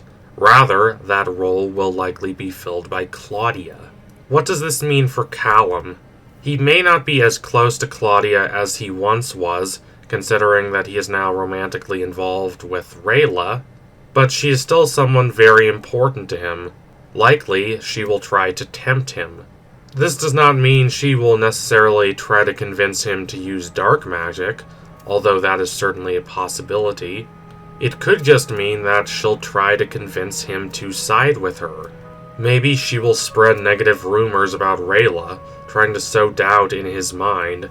I don't know if this will work, but it would be interesting if the relationship between Callum and Rayla, which is so strong at the end of Season 3, somehow became more tenuous. The good times they enjoyed will probably not last forever. What if they argue about Claudia and how to deal with her, and as such they have a falling out? Whatever happens, I doubt Callum's path will be as straightforward as it was last season. As much as I love Callum and the challenges he confronted in Season 3, he did not necessarily learn or grow as a character during that season. Considering The Dragon Prince is a coming-of-age story at its core, this will likely change in Season 4 and beyond. In Season 3, he had a clear objective: deliver Ozymandias, the titular Dragon Prince, to his mother in Zadia. And he did it. Mission complete. And he defeated Viren and Viren's evil forces. Great job. It's the perfect way to close up the series if Netflix cancels it. But if we do get a Season 4, and I believe we will, these resolutions might become unresolved. Callum might be plunged into challenges he never thought he would face. Challenges that genuinely shake him to the core and cause him to question his identity and leave him with no clear options going forward. And he will have to try to deal with that. Season 3 finished the first of the show's planned 3 acts. Season 4 starts its second act. It will plunge us back into the world, and we will find it a little less sunshiny than it was when we last saw it. Of course, I could be wrong, and Season 4 could be all rainbows and butterflies. But don't be surprised if morality looks a little less simple this time. So thank you for watching. If you liked what you saw today, don't forget to like, comment, and subscribe. Donate to my Patreon if you can, and you want to see more videos like this. Keep watching The Dragon Prince. It is a fantastic show. So beautiful, so fascinating, so morally nuanced, and only getting more so as it goes along. I truly believe that as much as I love Season 3, Season 4 will top it. It will really cause us to examine what this world even is, and it will really bring the moral nuances of the show to the forefront. Tune in soon for the next analysis. It'll be coming soon-ish. Here's hoping. Thank you all again. Adios, comrades. For 3 seasons, he's been planning. He's been scheming. He has been manipulating those around him and becoming stronger because of it. But Season 4 will be the season where his preparation finally pays off. While I am not entirely sure that Aaravos will emerge from his cocoon at the end of Season 4 of The Dragon Prince, I am sure that Aaravos will be the big winner of Season 4. Just because he is in a chrysalis now does not necessarily mean he is powerless, or that his influence on Viren will wane. If anything, that influence will increase. He will set the stage for his grand emergence from the cocoon. Currently, Team Callum is feeling great about themselves. As far as they know, Viren is either dead or severely wounded. They did see Rayla push him off a high cliff. Soren and Ezrin know that Claudia created that illusion of Viren, that clone, just to mask her own intentions. They know that was not really Viren. Of course, this is in of itself disconcerting, as it means that Claudia, someone they loved, someone they were very close to, is now willing to kill them. But they defeated her and the dark magic zombies she had on her side. They are confident about the future. They believe in themselves, and they believe momentum is on their side. The Dragon Queen is alive, and she is glad that humans and elves are moving past their prior grievances and reconciling, even forming close relationships. The world appears to be changing for the better, and even when they learn that Viren is still alive, resurrected via dark magic by Claudia, I doubt this would do much to dampen their enthusiasm. Team Callum is more powerful than it has ever been. There does not seem to be any force powerful enough to stop them. The problem is that they do not know about Aaravos. Considering that we are only on season 3 of the show, and the show is planning to run for a total of 7 seasons, things are going to have to unravel eventually, and I cannot think of a better and more realistic way for them to unravel than for Aaravos to gain power. Of course, that is not the only way Season 4 could backtrack on the perfectly happy ending of Season 3. The alliance between humans and elves was one of convenience. While it promised that a better world was possible, it did not guarantee that this better world was going to happen. There is likely going to be significant conflict between elves and humans going forward. However, the main crux of the difficulties Team Callum is going to face in Season 4 and beyond is likely going to come from the enigmatic Star Touch elf Aaravos. It is possible that Team Callum, the majority of which has no context by which to judge Aaravos, is going to have to contend with him as a real threat for the first time in Season 4. Soren is the only member of the team who knows anything about Viren's little bug pal, and even he does not really know that much. He knows enough to be suspicious, but he only really understands Aaravos via Aaravos' manipulative relationship with Viren. He does not understand Aaravos as his own unique and manipulative and distinct entity. And that is to say nothing of Ezrin, Rayla, and Callum, who know absolutely nothing about Aaravos, as far as we know. How they learn about Aaravos is not important, but they should learn something about him before he emerges from his cocoon, or this could just become another Aang and Ozai situation. In Avatar: The Last Airbender, there are 2 final fights. One is the fight the show has been building up for 3 seasons, the Avatar versus the Fire Lord. Then there is the fight between Zuko and Azula. This fight is not anywhere near as important for the fate of the world as the Aang versus Ozai fight, so it should not feel as grandiose and enthralling.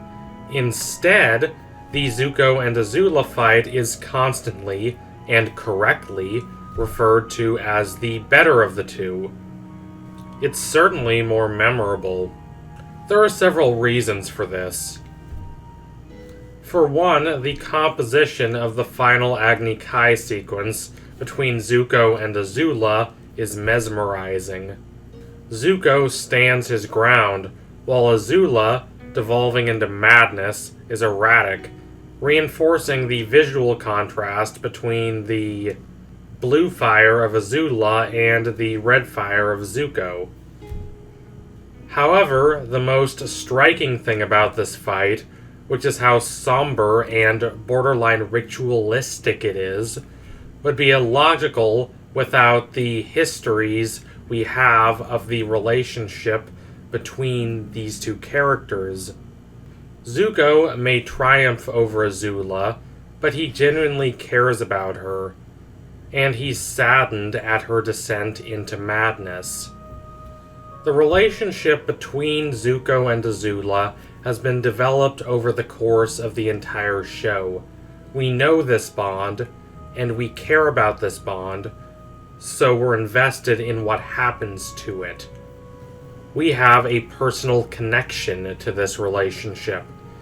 This is not true at all of the Aang and Ozai fight. These two people don't know each other. They have never spoken to each other. They have nothing against each other besides the fact that, as the Avatar, he is the greatest hope the free world has against the imperialist machinations of Fire Lord Ozai. The opposition between them is structural, not personal. As such, the emotional stakes of the fight are significantly lower than they ought to be. I don't want this to happen with Aaravos. What the show needs to do is make Aaravos a tangible threat to Team Callum, and I do not just mean in the abstract sense. I mean that it needs to establish a personal relationship, or multiple personal relationships, between members of Team Callum and Aaravos.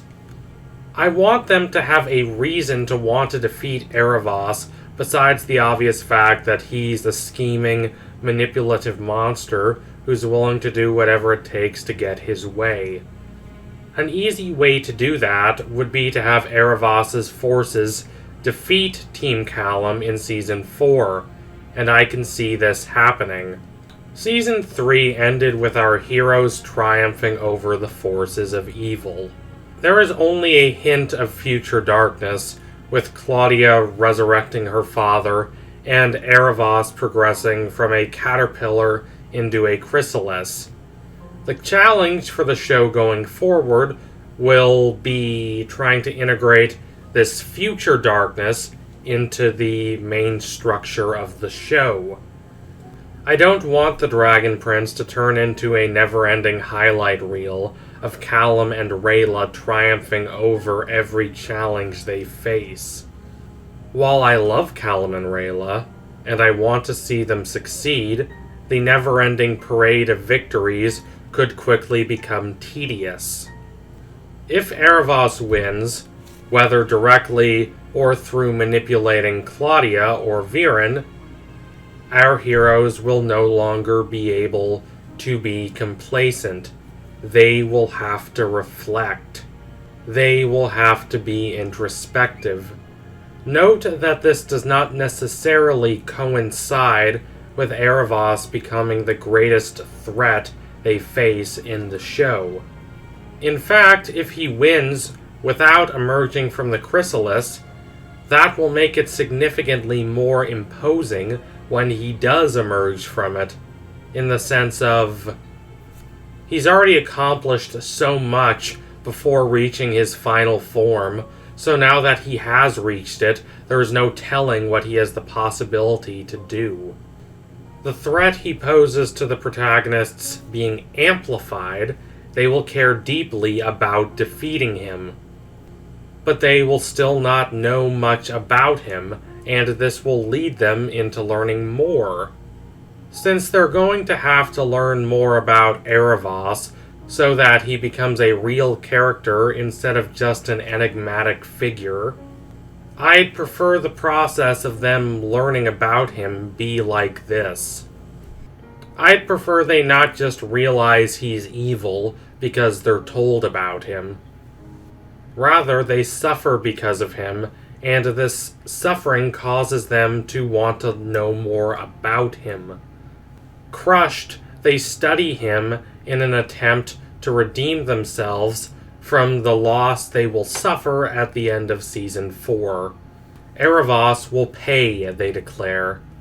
This would be much more dramatically affecting than just having Aaravos be this great distant bad guy that they don't actually confront until the end of the show. So thank you for watching. If you liked what you saw today, don't forget to like, comment, and subscribe.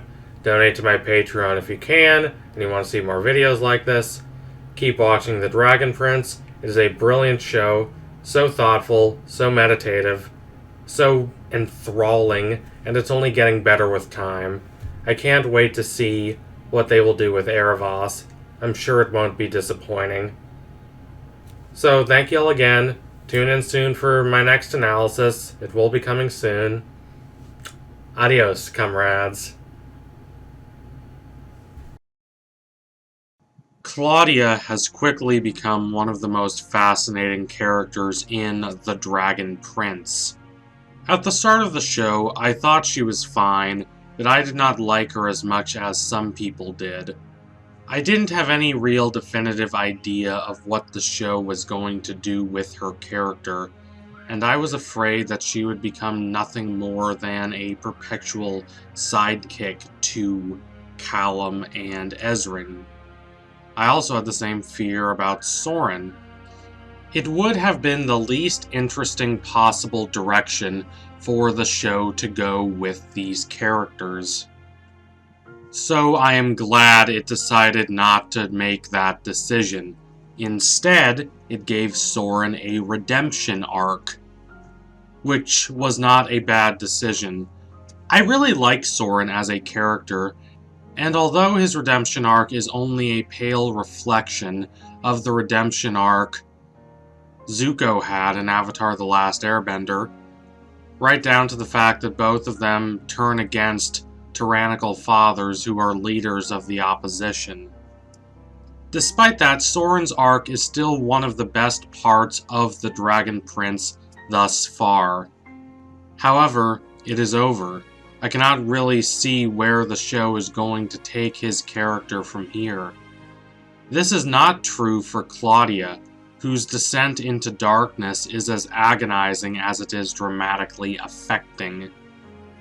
So how will Claudia respond to Rayllum, the romantic pairing of Rayla and Callum? It's an interesting question posed at the intersection of two of Season 3's most fascinating threads. The first being Claudia's increasing willingness to do anything in order to protect her family, even things Season 1 Claudia would have said weren't right. And the second thread being the increasing closeness of Callum and Rayla. The last time Callum had a serious conversation with Claudia, he and Rayla were only friends, so the promise of a romantic relationship with Claudia was still there. That dream was still possible. However, things have changed. While Claudia's feelings toward Callum were not really as strong as Callum's feelings toward Claudia, she certainly appreciated his awkward attempts to flirt with him. I doubt she would have minded becoming a part of a romantic relationship with him, if not now, then certainly in the future, when he was older and more confident in himself and less awkward and insecure. The fact that he is in a relationship with another will sting her when she learns it, but it is the fact that this other person is an elf that will devastate her. Elves are Viren's enemy, so they have become Claudia's enemy. Unlike Soren, who was treated so badly by Viren that he never really bought into Viren's rhetoric about defending human society against elven aggression, or else risk humans being overrun by magic-wielding elves. Claudia, who is always favored by Viren relative to Soren, absolutely subscribes to Viren's ideology. Also, at this point, she has sacrificed so much to Viren's cause that to abandon this cause would render her sacrifices ineffectual. She has sold her soul in order to triumph over the elves. I cannot imagine she would react well to seeing the guy who once had a crush on her now in a serious relationship with a proud elf like Rayla. But Claudia doesn't really get angry, not the way Viren or Soren or even Rayla do. That's not who she is. Thus, the anger she would experience would likely be fleeting. What would linger is a sense of desolate betrayal. She thought Callum, despite all that has come between them, was ultimately on her side, so for her to see him with Rayla would be a confirmation to her that no, he's on their side. To someone like Claudia, whose life has genuinely been filled with betrayal, and who believes that her brother betrayed her by choosing to side with Callum, this blow would be devastating. That said, how Claudia initially reacts is only one part of the equation. It's certainly a part that fascinates me, considering the nuanced ambiguities of Claudia's psychology, but what's more integral to the narrative engine of the story is how Claudia decides to respond intellectually to this betrayal. Despite how goofy she can be, Claudia is extremely intelligent. She's nearly as skilled of a dark mage as her father. When she sees Callum with Rayla, her response will not be just to cry or lament or shout in fury. No, her response will be to try to sabotage their relationship. The bond between Callum and Rayla appeared untouchable at the end of Season 3, but for drama's sake it only stands to reason that this relationship would face challenges going forward, and Claudia's interference is likely to be the foremost of these challenges. Now, to clarify, I am not just saying that Claudia will try to sabotage Rayllum because she's jealous and because she wants Callum for herself. That may be some small part of it, but nothing more, and it is certainly not how Claudia will attempt to justify this sabotage to herself.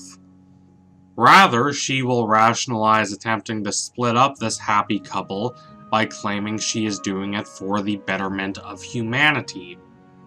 At the end of Season 3, her side has lost a decisive victory. What is she going to do? How is she going to respond? She's not going to surrender, of course, but to continue her original plan would be ignorant and counterproductive.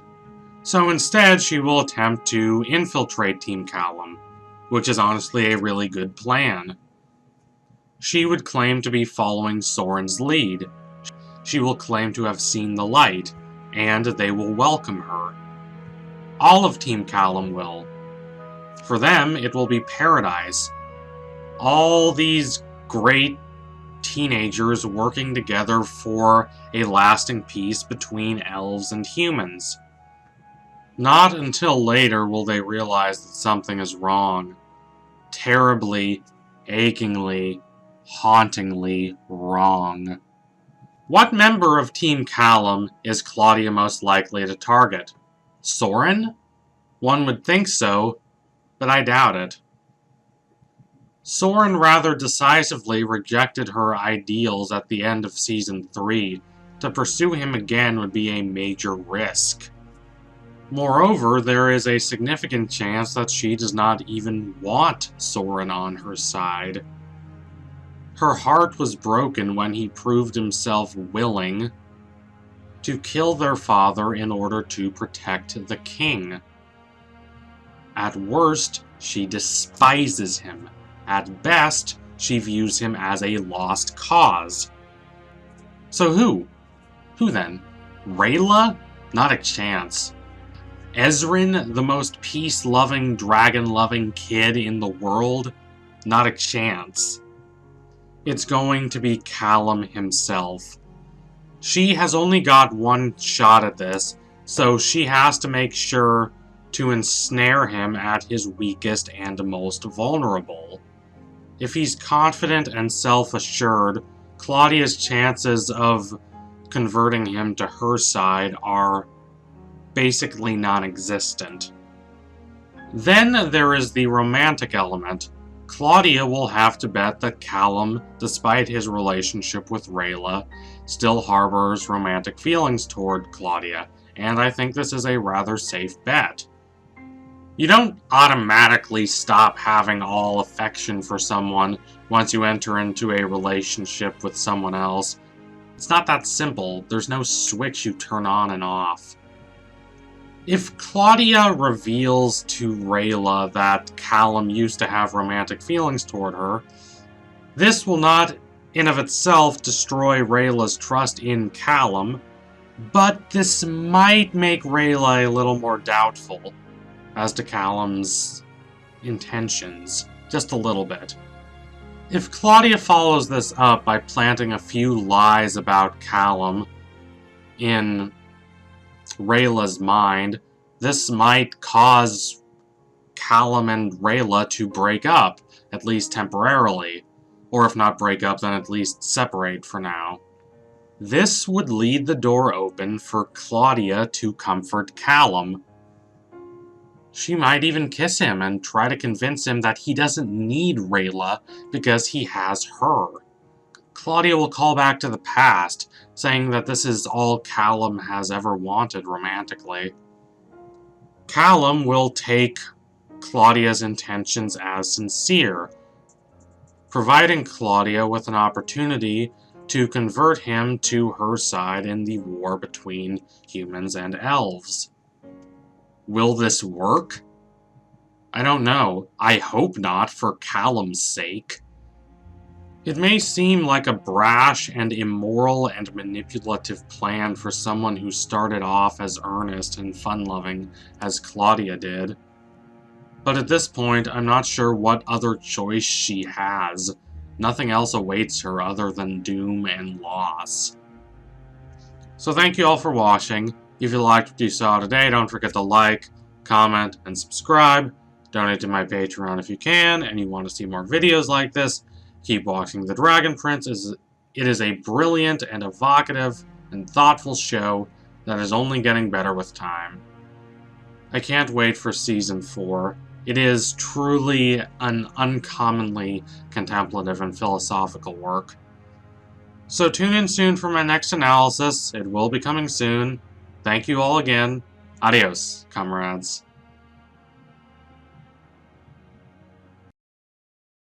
At the end of Season 3 of The Dragon Prince, our team of good guys seems secure, but that unity may be nothing but an illusion.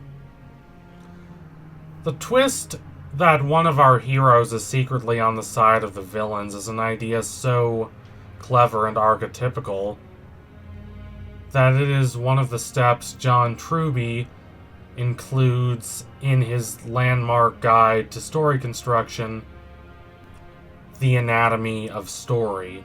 But there are actually two versions of this trick. The first is that the bad guy is just pretending to be good the whole time, and the second is that a good and moral character is swayed to the side of evil. It is entirely possible that Season 4 of The Dragon Prince could demonstrate both tricks, and that is a fascinating and intriguing proposition. Here is how that could work. There are two betrayals that stand a decent chance of happening during Season 4 of The Dragon Prince. The first, I believe, will happen, definitely, and it will destroy the unity Team Callum has created. The second is not 100% likely, but it stands a chance of happening, and if it did, it would change the composition of the show forever, leaving scars on these characters that they might never completely recover from. The first betrayal will come from Claudia. This may sound strange considering she is not on the team at the end of Season 3 of The Dragon Prince. Quite the opposite. She is opposed to them in every meaning of the word. She even tried to kill Ezrin. Even her brother, someone she loved and cherished, is an enemy now because he was willing to kill their father, or what he believed to be their father, in order to protect Ezrin. However, while I do not see Claudia's heart changing, I do see the appearance she puts on changing. she would do this to benefit herself. She would cast an illusion. While Claudia is not innately deceitful, unlike Azula, the Avatar character she seems to be at least somewhat modeled on considering her family situation. She is not immune to using deceit if it will benefit her, and she will have to lie, cheat, and steal if she is to dig herself out of the hole she is in at the end of Season 3. Right now, she is isolated. All she has on her side is her father, who has gone mad, and Aaravos, the manipulative Star-Touch elf who is responsible for making her father go mad. So it makes sense for her to try to appeal to Team Callum and convince them that she is on their side. And I think that they will believe her.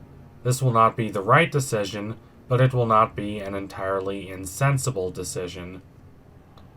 At least from the perspective of Callum. Soren may not have completely given up on his sister, but he does not have rose-colored glasses in regards to her anymore. Not after what she has proved herself willing to do. Rayla hates Claudia and has since they met, but Callum is different. He has nurtured a crush on Claudia ever since they were kids.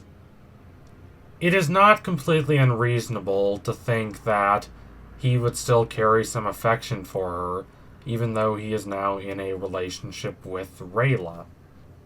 Claudia's purpose for joining Team Callum will be to undermine it from the inside, and she will do this through Callum. He is the one person in this group who, despite her faults, still believes in her absolutely. I don't know if Claudia's plot will succeed. I hope it doesn't. But it is not unimaginable to think that it will succeed. Especially if Callum is in a very dark place, and his relationship with Rayla hits a rough patch, and he is unsure in regards to the path he should progress down.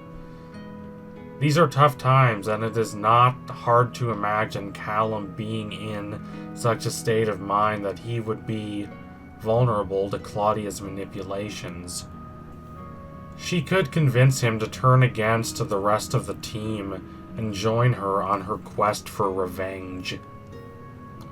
While he would not do this out of wanting revenge, he might do it for her, if he is in the precise state of mind that makes him most vulnerable to her.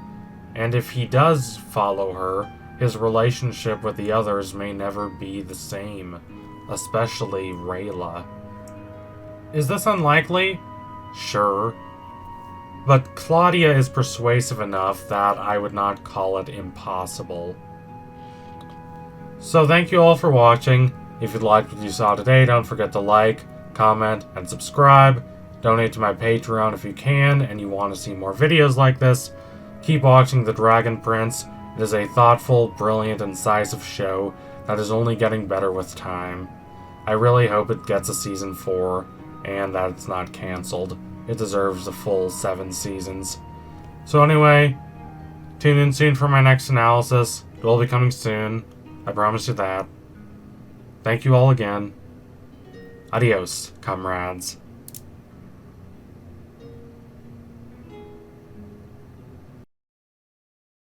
Through the Moon is perhaps shorter than a lot of us Dragon Prince fans would have liked, but it is nonetheless a lovely bridge between the 3rd and 4th seasons of this wonderful show.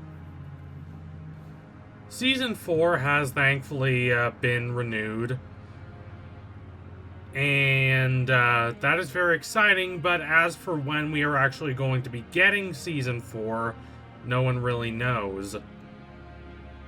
According to a Reddit AMA on October the 9th, show co-creator Aaron Haas said that Season 4 was very late in pre-production and would be starting production soon. Now, whether that's positive or negative news depends on your perspective, but it does not sound particularly promising, in terms of us getting Season 4 at a reasonable time if Season 4 has not even entered production yet. I thought that we would be getting a 4th season of the show sometime in the spring of 2021, but if they are not even in production yet, then it is possible we might have to wait significantly longer for that 4th season. But enough doom and gloom. We have a wonderful Rayllum focused comic in front of us, so let's dig right into it. We start with Rayla having a terrible nightmare in which she is being harassed by Viren. Along with her parents and Runan, she sees Callum in Viren's grasp. Thankfully, she wakes up soon after, and everyone she loves, well, aside from her parents and Runan, is beside her. Callum tickles her with a feather from the phoenix Fifi. Rayla does not find this particularly funny, and she talks about how terrified she has been. Callum says that maybe she should try to move on and put her past behind her. Rayla says that maybe she just can't. They snuggle and there's love here, but there's also a lot of tension and anxiety. They want what is best for each other, but they have very different perspectives on what is best, and they live in very different worlds mentally. Still, the affection between them is obvious. When they go to dinner, it is very apparent to everyone that they are in love with each other, and when they realize that everyone knows, they blush. It's honestly kind of adorable, but it does raise the question of whether they will be able to hide their affections from each other in Season 4 if that becomes necessary, which it probably will be. What if, in Season 4, they are traveling through hostile territory among people who are not particularly keen on the idea of a relationship between a human and an elf? What if they have to, therefore, keep the attraction between them a secret? Will they be able to do that? Everyone has dinner and they revive Fifi, and everyone does their best to enjoy themselves, but Rayla just can't. She can't escape the horror of losing someone you love. Following the Phoenix revival ceremony, she does not follow everyone else, instead escaping into the woods. Callum is the only one who notices. He runs after her, and they get into a fight. Rayla claims that Callum does not really know what she is going through, because although he has also lost people, he knows what happened to them. And he responds that yes, he knows what happened to them, he knows they're dead, and he knows that one of the people he loved, his stepfather, King Harrow, is dead because of one of the people Rayla is missing, Runan. Now, Callum is not a bitter or angry person, and he does not mean to say these things, but they come right out of him before he has a chance to restrain himself. He knows he said the wrong things, and Rayla accuses him of not having moved on, even though he wants her to. She says that no one has moved on. In the morning, he finds that she's not there. She has snuck away in the night. Both because of the situation and because of who Callum is, he is borderline hysterical. Yes, Callum overthinks things all the time, and here he is in such a disquieting situation that it would inspire even the most level-headed person to start overthinking things, to start questioning what they did wrong, and so Callum is reduced to a quivering mess. This will not be the last thing that makes him question the relationship between them in the graphic novel, but it is still devastating. Everything looked so perfect for them earlier, but it couldn't last. Callum thought this relationship would completely transform them, and in a way it did, but For the most part, they're still the same people they were before, even though they have each other. And so Callum has to try to figure out how to heal the rift between him and Rayla. He has to try and figure out how they can move forward as a couple. But it's hard. Even if we can understand what's happening factually better than Callum does, we share his heartbreak and anxiety. Callum receives advice that maybe he shouldn't have told Rayla the complete truth, that maybe the complete truth is not what she needs. This begins the fascination of this graphic novel with lying and deceit. Callum is very understandably uncomfortable with the idea of lying to the person he cares about the most in the world. But when he hears about the idea of opening the Moon Nexus for Rayla, he jumps at it. All of this is rather ominous, but before the plot can progress, Rayla returns home. Initially, it's a little awkward between them. They don't know what to say to each other. They try to talk around what happened between them instead of talking about it, but the relationship is still strong, there's still sweetness there. The trust that they have for each other is still intact. Their bond is as strong as ever, and as long as they maintain that, I believe that their relationship will succeed.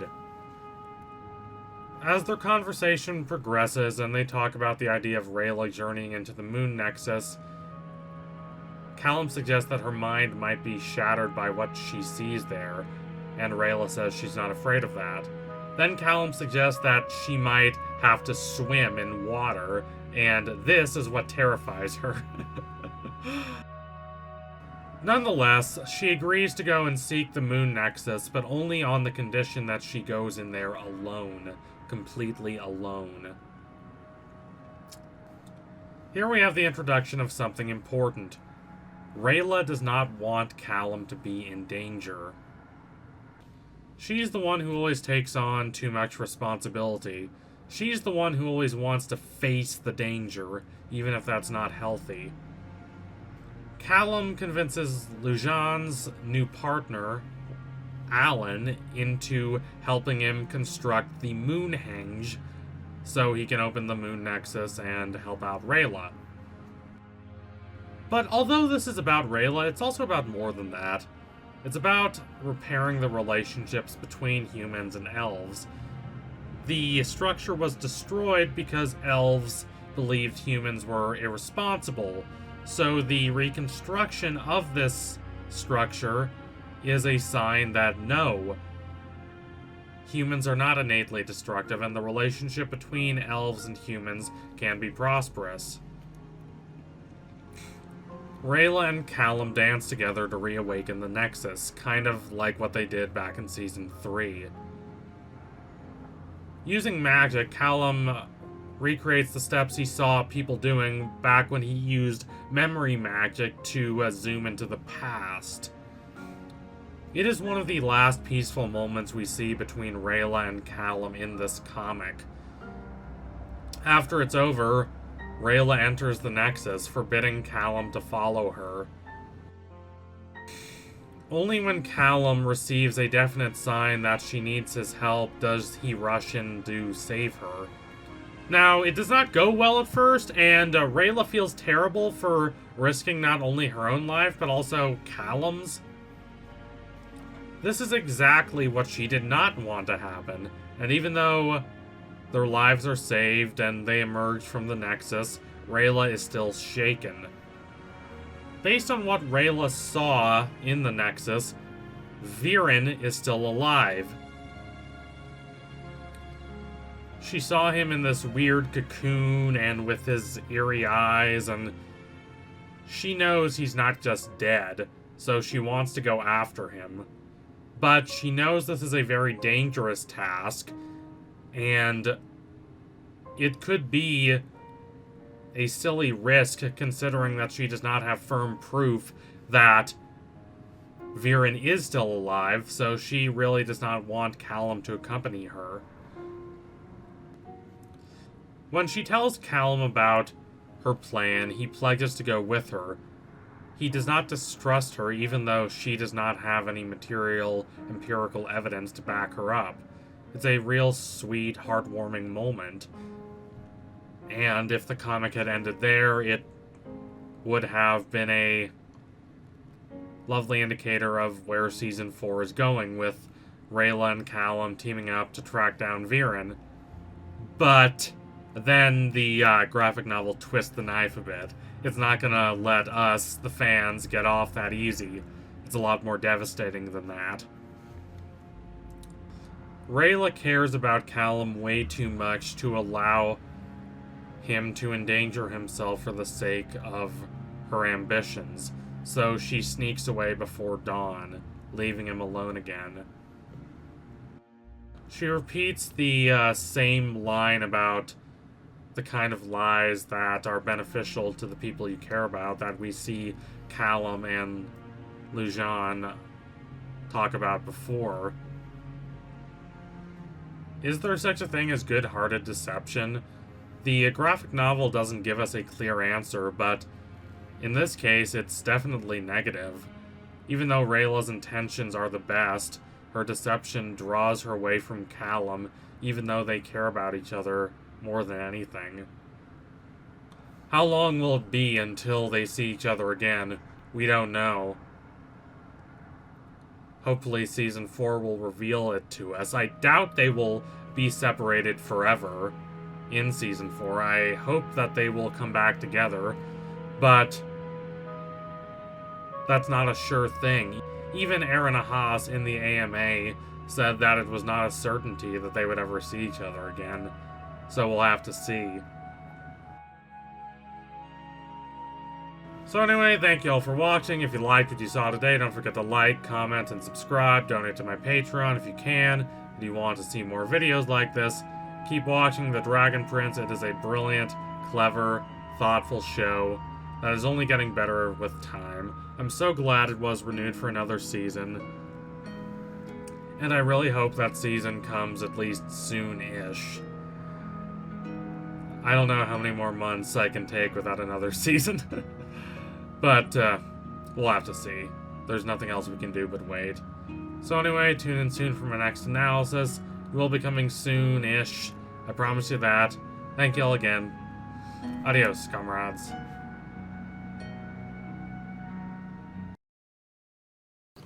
I will admit that after watching Season 3 of The Dragon Prince, in which Callum and Rayla finally enter a relationship after spending 3 seasons slowly becoming closer to each other, I did not think they would be separated for a long time.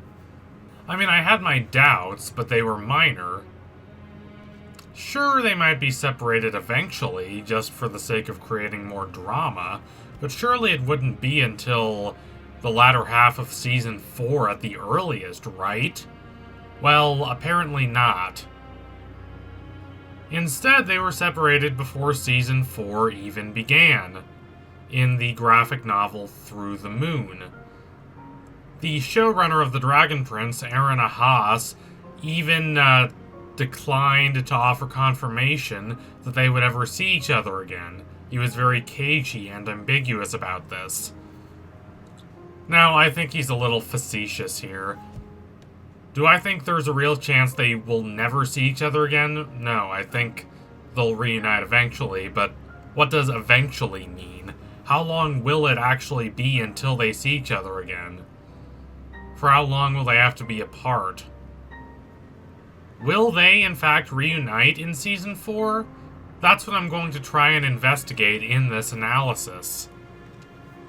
Rayla does not want Callum to find her. That's why she left before morning, before Callum could realize what she was up to.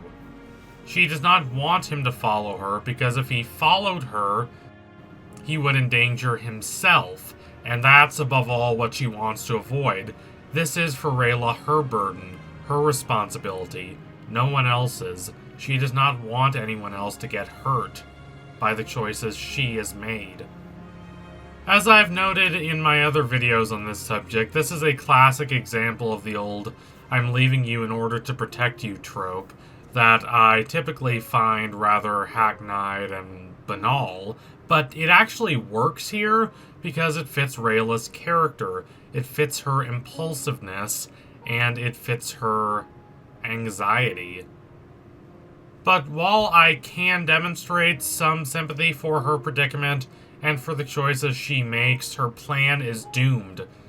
Callum is, of course, going to run right after her as soon as he learns that she has left. But even if he does run after her, does he have a good chance of finding her? Number one, Rayla has a good head start. Even if Callum heads off as soon as possible, she would still have at least a couple hours on him.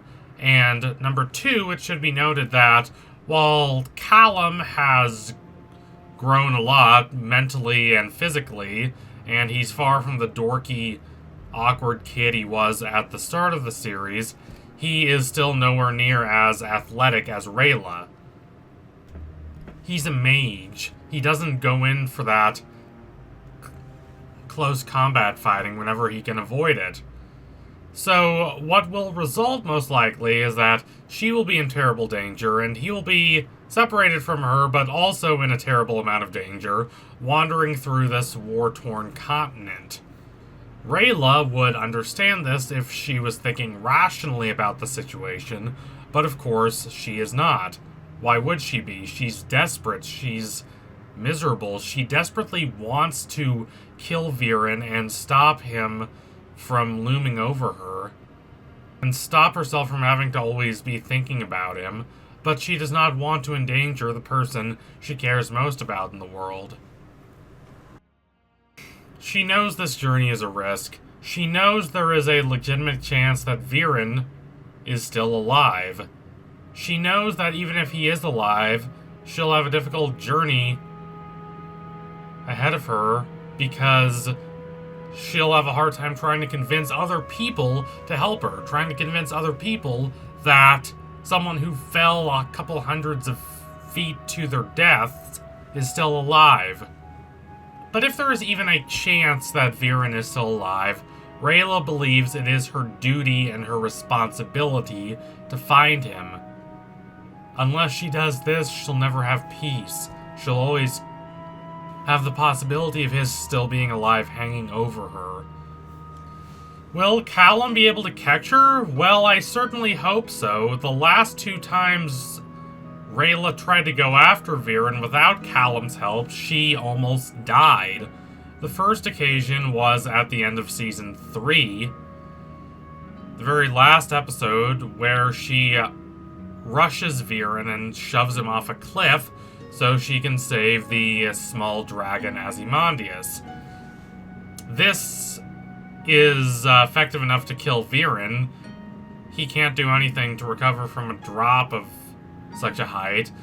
But it's also an incredibly dangerous thing for Rayla. She would have died had Callum not helped her, and she knows this. She rushed him knowing that she might die, and she didn't care. She always puts her grand objectives above her personal safety. Thankfully, Callum was there to save her. Otherwise, it would have been a much darker ending.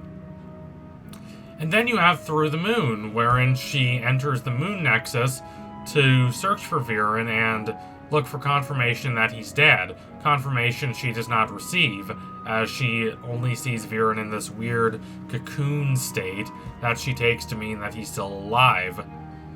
Rayla insists on going in here alone, but it ends disastrously for her, and if Callum had not been there to help rescue her from the Moon Nexus, she probably would have died there. The desire to kill Viren is for Rayla more a vague compulsion than a plan she's thought out. Even if Viren is alive, she doesn't know where to find him. She has no way of knowing where he went, even if he is alive. Now, what's most likely is that she'll return to the place where he died. It's not a guarantee that she will find him there, but for Rayla, it's the most likely possibility. Viren is in exile, so it's not like he can just return to where he was before. He has to be in some secret, out-of-the-way place, and the area where he died is a good bet for Rayla. I don't know if it's particularly likely that she'll find out where he is, considering that we, the audience, don't even find out where he is, and we saw him be resurrected. He's in a cave somewhere, but where exactly? I doubt he's that far from where he was killed. Think about what happened. He dies, his body is mangled, and Claudia has to, amidst all the dust and rubble of the battlefield, find a way to drag his body somewhere so that she can have a safe place to use dark magic to resurrect him. Now, Claudia is very crafty, and she has extremely strong magical powers, so it's not as hard of a task for her as it would be for you or me, but I doubt it would be easy for her, so it would make sense that she would not take his body too far. And if that is true, Rayla's plan to look for him near the battlefield might not be a bad one. Even if she's right, what does it matter? Viren's army of dark magic zombies might be gone, but Claudia is not. She is furious at what happened, and if she saw Rayla, she would not hesitate in raining hellfire in the form of dark magic down on Rayla. Why would Claudia restrain herself from killing Rayla? She has every reason to hate Rayla. Number one, Rayla's an elf. Number two, Rayla's the person who stole Callum's affections that had been formerly directed at Claudia. And number three, and most importantly, Rayla is the person who killed her father. In the first couple seasons of the show, it's easy to not take Claudia too seriously. It's easy to think she's just a comic relief character. And there are a few reasons for that. I mean, she always laughs at terrible jokes. She seems a lot more lighthearted than someone like Azula, a character to whom she has been consistently compared by a lot of people in the fandom.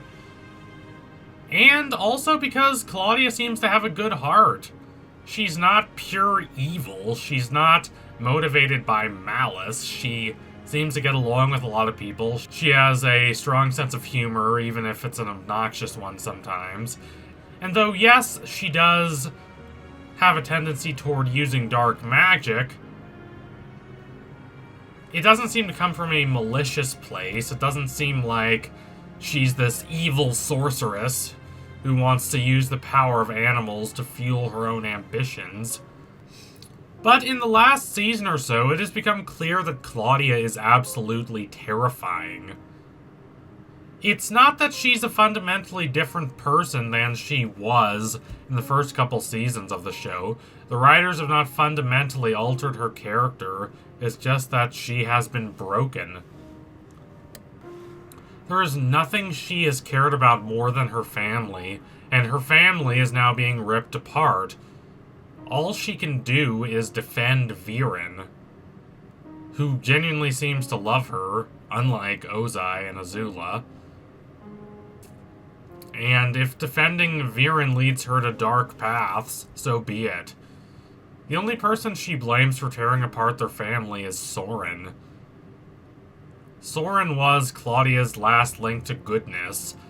Now, this is not to say Soren was always in the right, but when he was wrong like that high school jock who acts in error without thinking too hard. He just bumbles around and acts according to his instincts. There's nothing mean or cruel or malicious in him. Now Claudia has been separated from him. She's been separated from Callum and the rest of the Ozymandias team. She's been separated from everyone except her father, Viren, and the mysterious and anxiety-inducing Aaravos. As such, the darkness within her has a lot of space to grow and flourish. There is a distinct possibility that we could end up with a nail-biting confrontation between Claudia and Rayla. It's entirely possible that Rayla might find the cave where Viren's holed up and expect to have an easy time killing him, only for Claudia to completely break those fantasies and seriously injure Rayla. This is especially a risk if Rayla is still alone. If Callum manages to find Rayla early in the season, he might be able to help her. Rayla would not be happy to see him, and she would ask accusingly why he followed her. To this, Callum would respond that wherever she goes, he will go. He cannot live with himself if she got hurt while he wasn't with her. He'd say that no matter what she wants to believe, the two of them are in this together, regardless of the circumstances.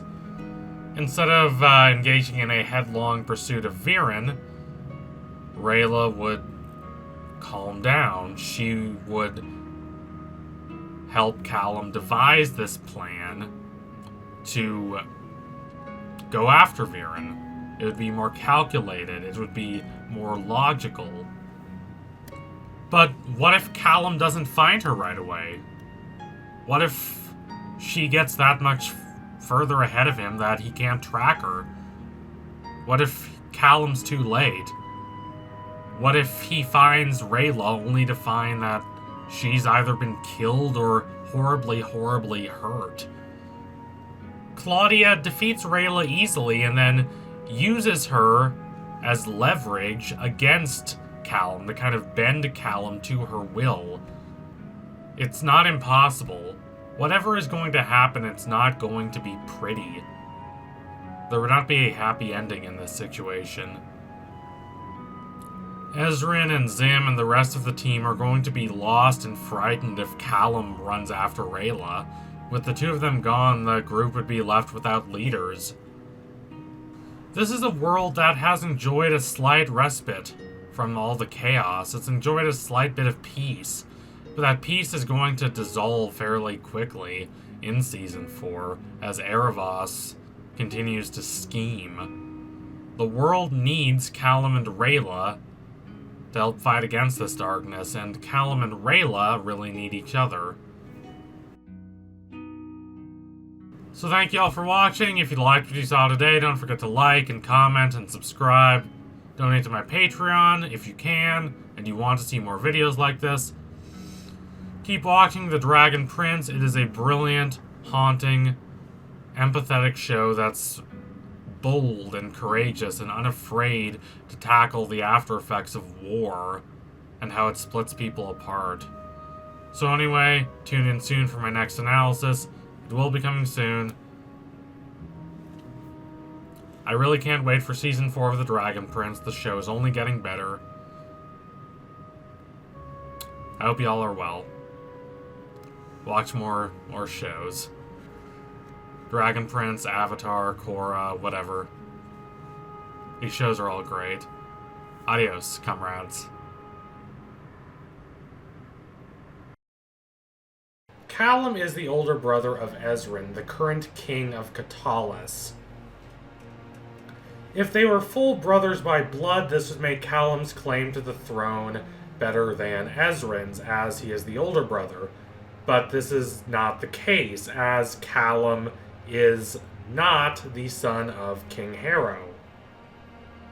Thus, Ezrin is the one who takes the throne. Now, Ezrin is a nice kid. He clearly cares about his ideals a lot. He's very committed to peace. But he is not the smartest ruler in the world by a long shot. He's immature, and he's easily manipulated by Viren, who steals the throne away from Ezrin. For those of you who don't remember, and I would not personally blame you for not remembering, considering how long it has been since Season 3, Ezrin really wants peace. He wants it more than anything. When the other human kingdoms approach him as the leader of Catalis and try and get him to declare war on the elven kingdoms, he refuses. They're shocked and appalled, considering what the elves have done to the humans and what they've done specifically to Ezrin's father, the king. So, they eventually grow more irritated and say that if Ezrin does not help them invade Zadia, these other kingdoms will invade Catalis. This rightly freaks Ezrin out, but instead of acquiescing to their demands, he makes a very strange choice. Things get pretty convoluted from here, and to be quite frank, I don't really understand it whenever I watch the Dragon Prince, but the upshot of it is that Ezrin allows himself to be chained up, and then Viren takes the throne. Catalis is not invaded, but Viren then goes and uses the armies of Catalis, along with all the other armies, to invade Zadia, but not before transforming them into dark magic zombies, and also allowing Aaravos to act through him. By the end of Season 3, Viren is basically just a puppet, and Aaravos has become the one who's really in control. This is what Ezrin's vaunted commitment to peace leads to. It's kind of dark, actually. I am reminded more than a little of the first 3 seasons of Game of Thrones, where actions actually had consequences, where if you did something stupid in service of noble goals that didn't matter, it was still a stupid move, and it would be punished. Being noble and big-hearted just became being sanctimonious if that nobility and big-heartedness didn't lead to actual positive changes in the world. It just led to people proclaiming themselves to be morally superior to those around them, while ignoring the practical calculus of the titular Game of Thrones, and thus dying ingraciously. This happened to Ned, and this happened to his son, Robb. And those are not the only examples of that happening. What happens to Ezrin here is kind of an echo of that. Now, I'm not saying the Dragon Prince needs to be that kind of show. I'm not even saying the Dragon Prince should be that kind of show. The only people who think all fantasy should be grimdark fantasy are a bunch of teenage edgelords who have just watched an R-rated movie for the first time. What I am saying, though, is that Ezrin's actions during this season are not the best. If I were to be generous, I would say that he's just a little misguided. If I were to be ungenerous, I'd say his actions were genuinely dangerous. Thankfully, it all works out for Ezrin, Callum, and our team. By the end, good triumphs over evil, and Ezrin becomes the king again. But y'all should ask yourselves, if you were a citizen of Catalis, would you want Ezrin to be your king? Well, he's a little kid, and he is kind-hearted, and he does want what's best for everyone. None of that entirely excuses what he does. You can better understand his state of mind when you consider his youth and his naivete and his idealism, but none of that changes how his actions led to him basically withdrawing from the kingship voluntarily because he wants to be noble and not do anything morally dubious, even though allowing himself to be chained up leads to Viren committing all sorts of terrible acts under the aegis of the throne of Catalis. All of this would have been prevented if Ezrin had not surrendered like that. If I were Ezrin and this was happening to me, I would try to elicit help from my advisors.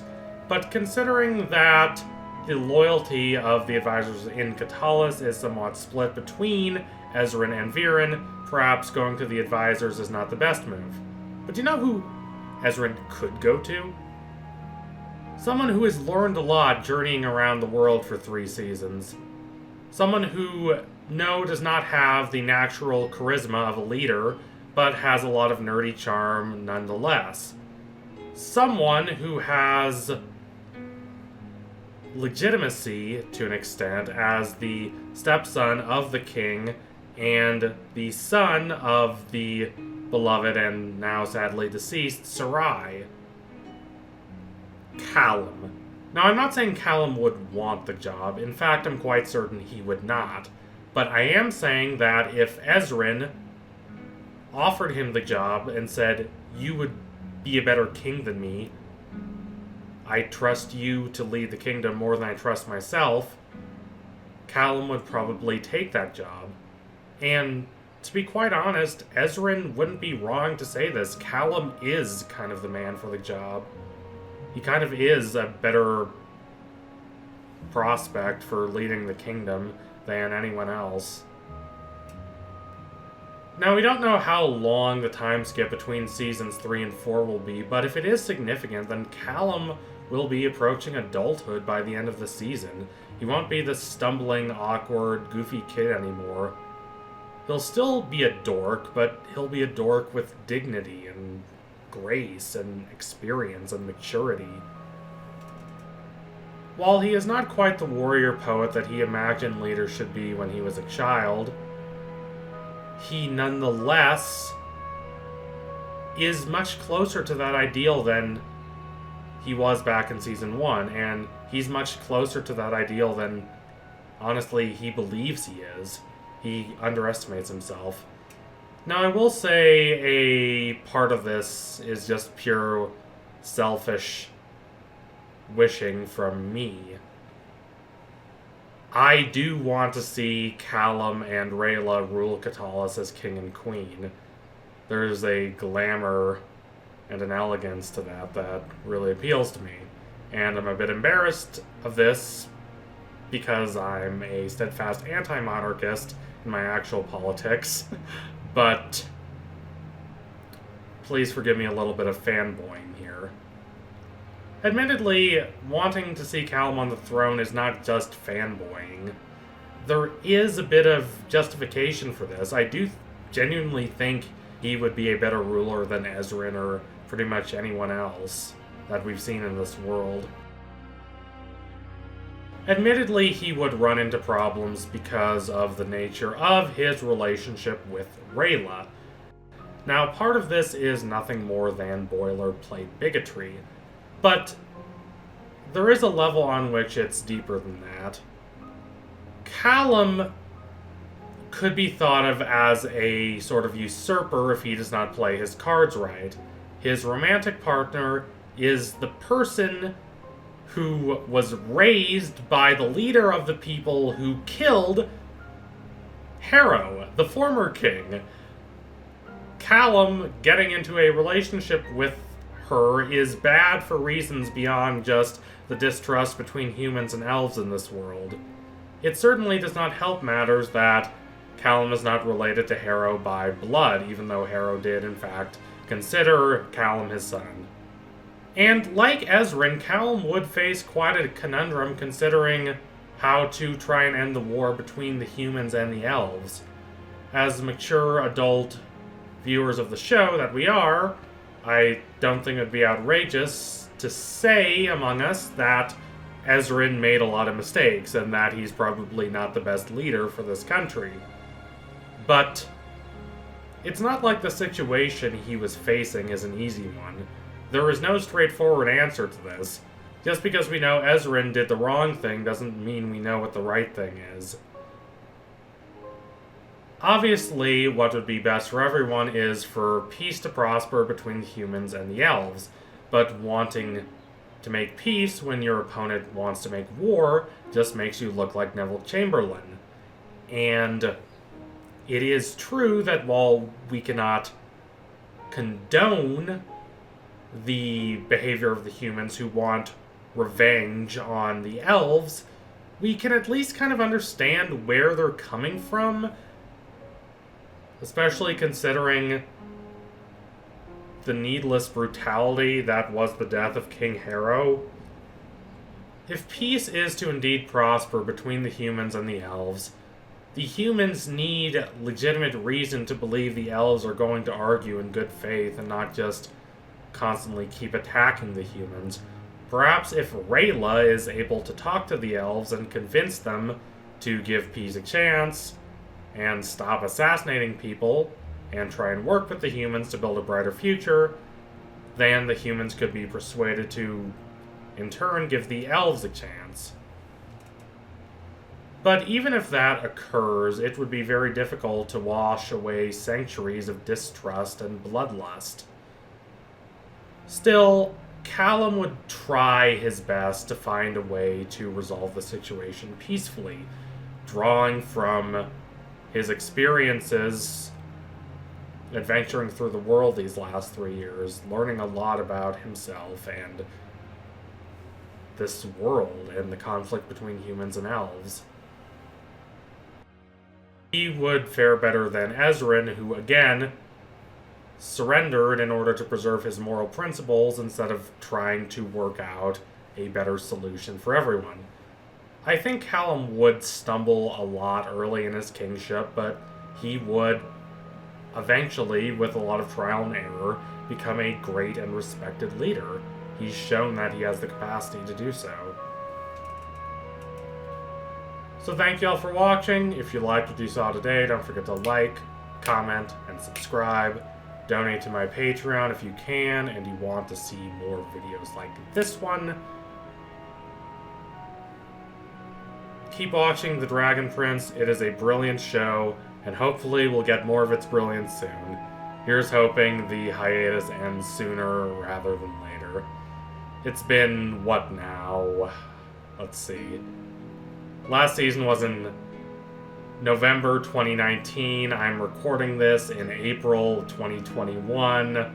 You do the math. It's been a while, about a year and a half. Hopefully we get more of the show soon. Anyway, tune in soon for my next analysis. It will be coming soon. That I can promise you. Thank you all again. Adios, comrades.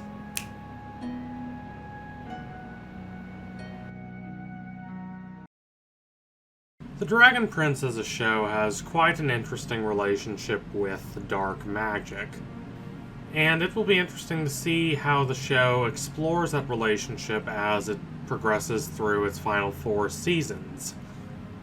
Ostensibly, dark magic is evil. There are a lot of, unfortunately, Manichaean elements in Western philosophy that I think have trickled down to us. This association of lightness with good and darkness with evil. This is very visibly demonstrated in just how many people misunderstand the yin-yang symbol. Taoism is an anti-dualistic philosophy and religion, but people impose upon it this sort of artificial duality that is both kind of interesting and kind of unfortunate. It says a lot about how a lot of us think about the world, that even something as anti-dualistic as Tao is somehow always divided into a wrongful dualism. Taoism is part of what is called, to use a technical term, dialectical monism. If you don't know what that is, that's fine. I'll explain it a little as we go along. Don't worry, I'm not going to turn this into a philosophy lecture. We'll get into the Dragon Prince soon. But just some background. Your average person here, walking down the street here in America, would probably say that yin-yang is just about how, oh, there's good and evil in all of us. And whenever I hear that, I'm thankful that they did not say yin, because it's not yin-yang, it's yin-yang. But the bigger problem is the fundamental desire to assign moral dimensions to either side of the divide, Yin is not evil any more than yang is good. A better way to think about it is light and dark, chaos and order. Too much of either extreme throws itself out of balance. It results in one having an unhealthy relationship with themselves and the world. Too much yin and one loses oneself in the darkness and the chaos. Too much yang and one becomes stiff and intellectually desiccated, not really able to reflect on themselves or understand why they believe what they believe. And the division between the two is itself not ontological. It's in our perception. Which doesn't mean it's not real, but it just means that they're two different sides of the same basic reality, the same basic force of energy in life. The same is true of, say, fire and water. To us, they appear opposites, but in reality, once one understands the non-dualistic nature of the world and how the same energy flows through everything, one realizes that these supposed opposites are not that opposite after all. It's all eternally in movement. It's all changing and shifting.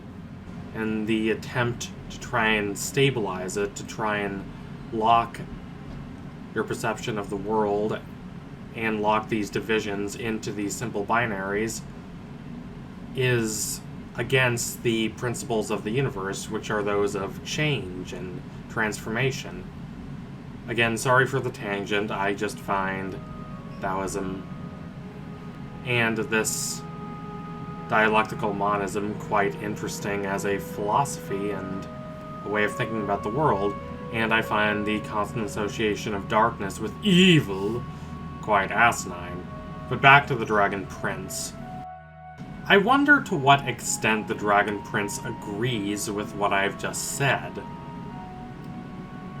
I'm not quite sure. I cannot get a proper read on what the show believes. I do not think it is unequivocally endorsing the association of elemental magic with all that is good and righteous, and dark magic with all that is evil and villainous. Callum does suffer because he uses dark magic, and Rayla chastises him. I don't think the show is endorsing dark magic by any means, especially considering what the show does with Claudia's story. But, on the other hand, you also have the case of Sol Regum, who destroys an entire town just because they use dark magic, and the show is obviously not endorsing that point of view. So what is the show's view of dark magic, and how will Callum use dark magic, perhaps, to help Rayla, the person he loves the most in the world, the person who left him behind, the person who's probably in great danger as of the start of Season 4? Well, instead of associating dark magic with the idea of evil and elemental magic with the idea of good, I think it's much more useful to us if we assign dark magic in association with technology and human action, and we associate elemental magic with the natural world, with the forces outside human control. These are two opposite forces, yes, but to be clear, again, the opposition is not that of simple good versus simple evil. Rather, it's that elemental magic is about existing in harmony with nature, and dark magic is about challenging the forces of nature and channeling the forces of nature to fuel human ambition. Now, in this environmentally conscious age, I think a lot of us would choose elemental magic over dark magic, all other things considered equal. But of course, all other things are not equal in the world of the Dragon Prince, and that is where things get interesting. The humans are at a lack in this world compared with the elves. They have relatively little power and authority, which is why the elves are able to expel them so easily from the more fertile parts of the continent forcing them into lands that are more desolate, leading to quite a lot of people starving, which leads to Harrow and Sarai's desperate mission to try and bring the heart that they're searching for back from Zadia to the other side of the continent. And we're at a disadvantage in our world as well. Humans, let's admit, we're kind of lame compared with a lot of the other creatures of the natural world. Compared with lions and bears and tigers and hyenas. We're not that fast and we're not that strong. But we are smart and we are good at coordinating, and those two things have allowed us to gain an advantage over our environment. And even into today, technological advances have brought a lot of prosperity to human society. We can fly across oceans in hours on an airplane. We can get in a beautiful, elegant, high-speed train, at least if you're in Europe or Asia, not in the United States, but that's another story, and race across the nation.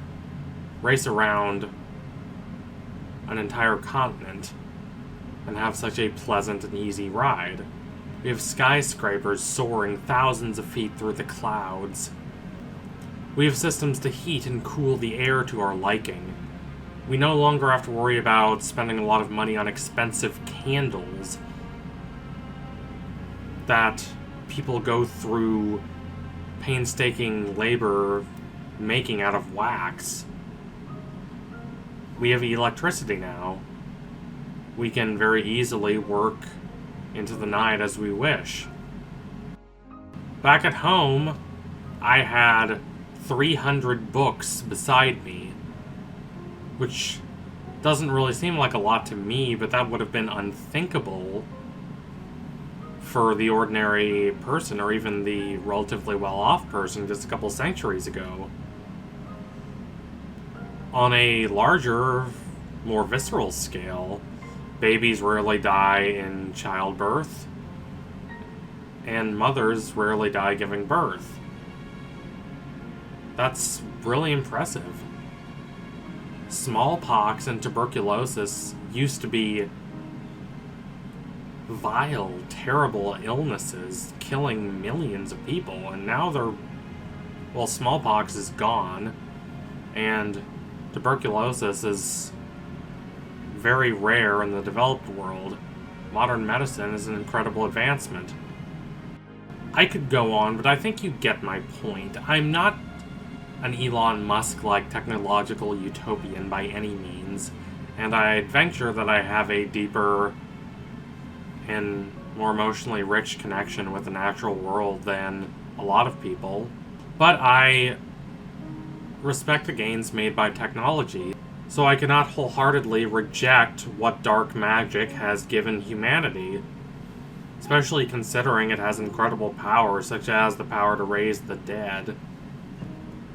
I'm not at all surprised that Viren's idea of using dark magic to get back at the elves, who have used their greater magical connection to exert power over humanity, has such pull among the humans.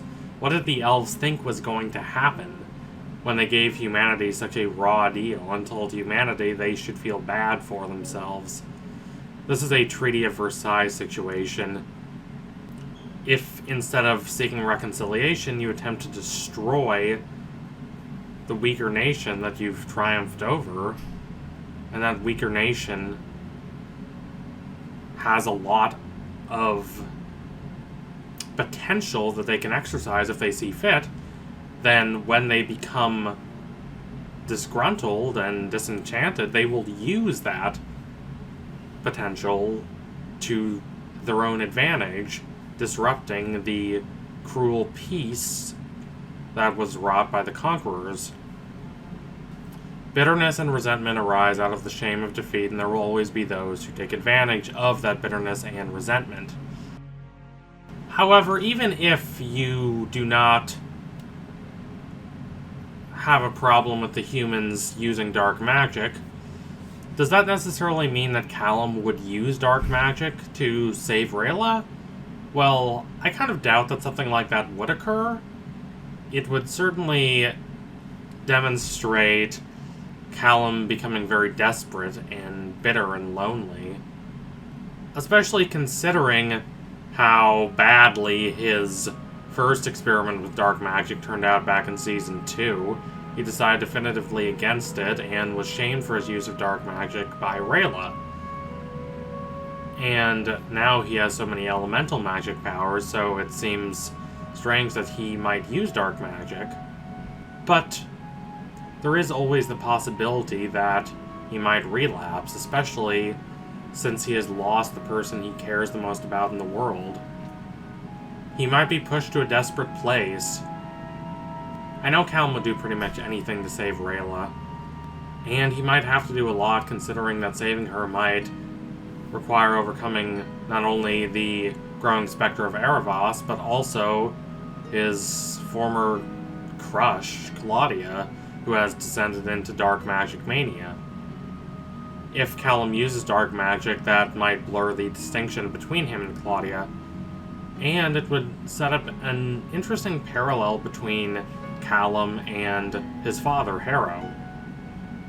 Harrow, of course, was willing to seek revenge after losing his wife, Sarai, and Viren used dark magic to help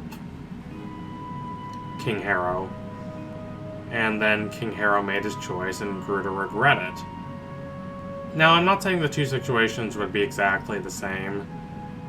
Taking revenge on Avazandum, while reasonable, does nothing to bring Sarai back, whereas if Rayla is currently in danger, then using dark magic might be able to help her.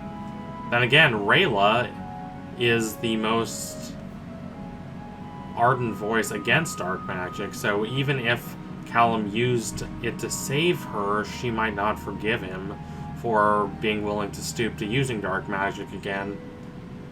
Callum using dark magic would be an agonizing experience for him, but that does not mean it would necessarily be wrong. I'm very interested to see what the show does with Callum's dilemmas about Rayla going forward.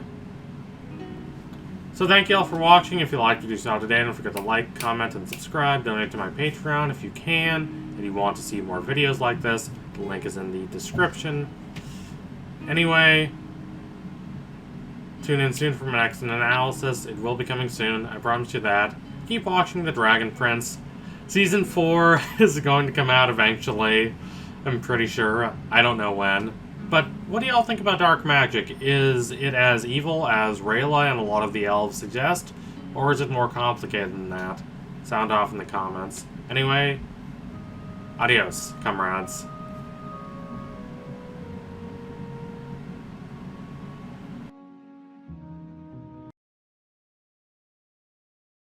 Season 3 of The Dragon Prince marked a substantial elevation in the show's quality. Now, that does not mean the show has not always been great. Even in Season 1, when the show was spending a lot of time on exposition, just introducing us to these characters and this world, even then it demonstrated a knack for nuanced characters and interesting character dynamics, a knack few shows can match, especially in their first few seasons.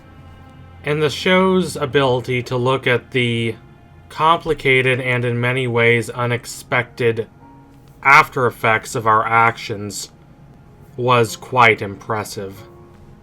It was detached enough to not get caught up in one character's subjectivity, but it was empathetic enough to hold itself close to the intimate and harrowing experiences of each and every character. These traits only became more apparent as the show progressed to a second and eventually a third season.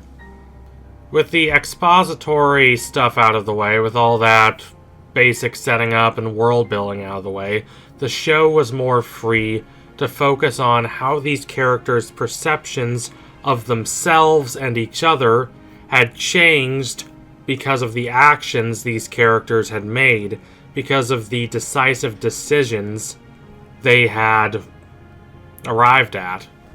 These decisions destabilized the dynamic the show had built up before this point, such as Soren deciding to leave Viren and join Team Callum, and such as Claudia considering her own brother an enemy because he decided to make that choice. Because of this, it is disappointing that, as of the time I'm writing this, Netflix has not announced when Season 4 of The Dragon Prince is going to premiere.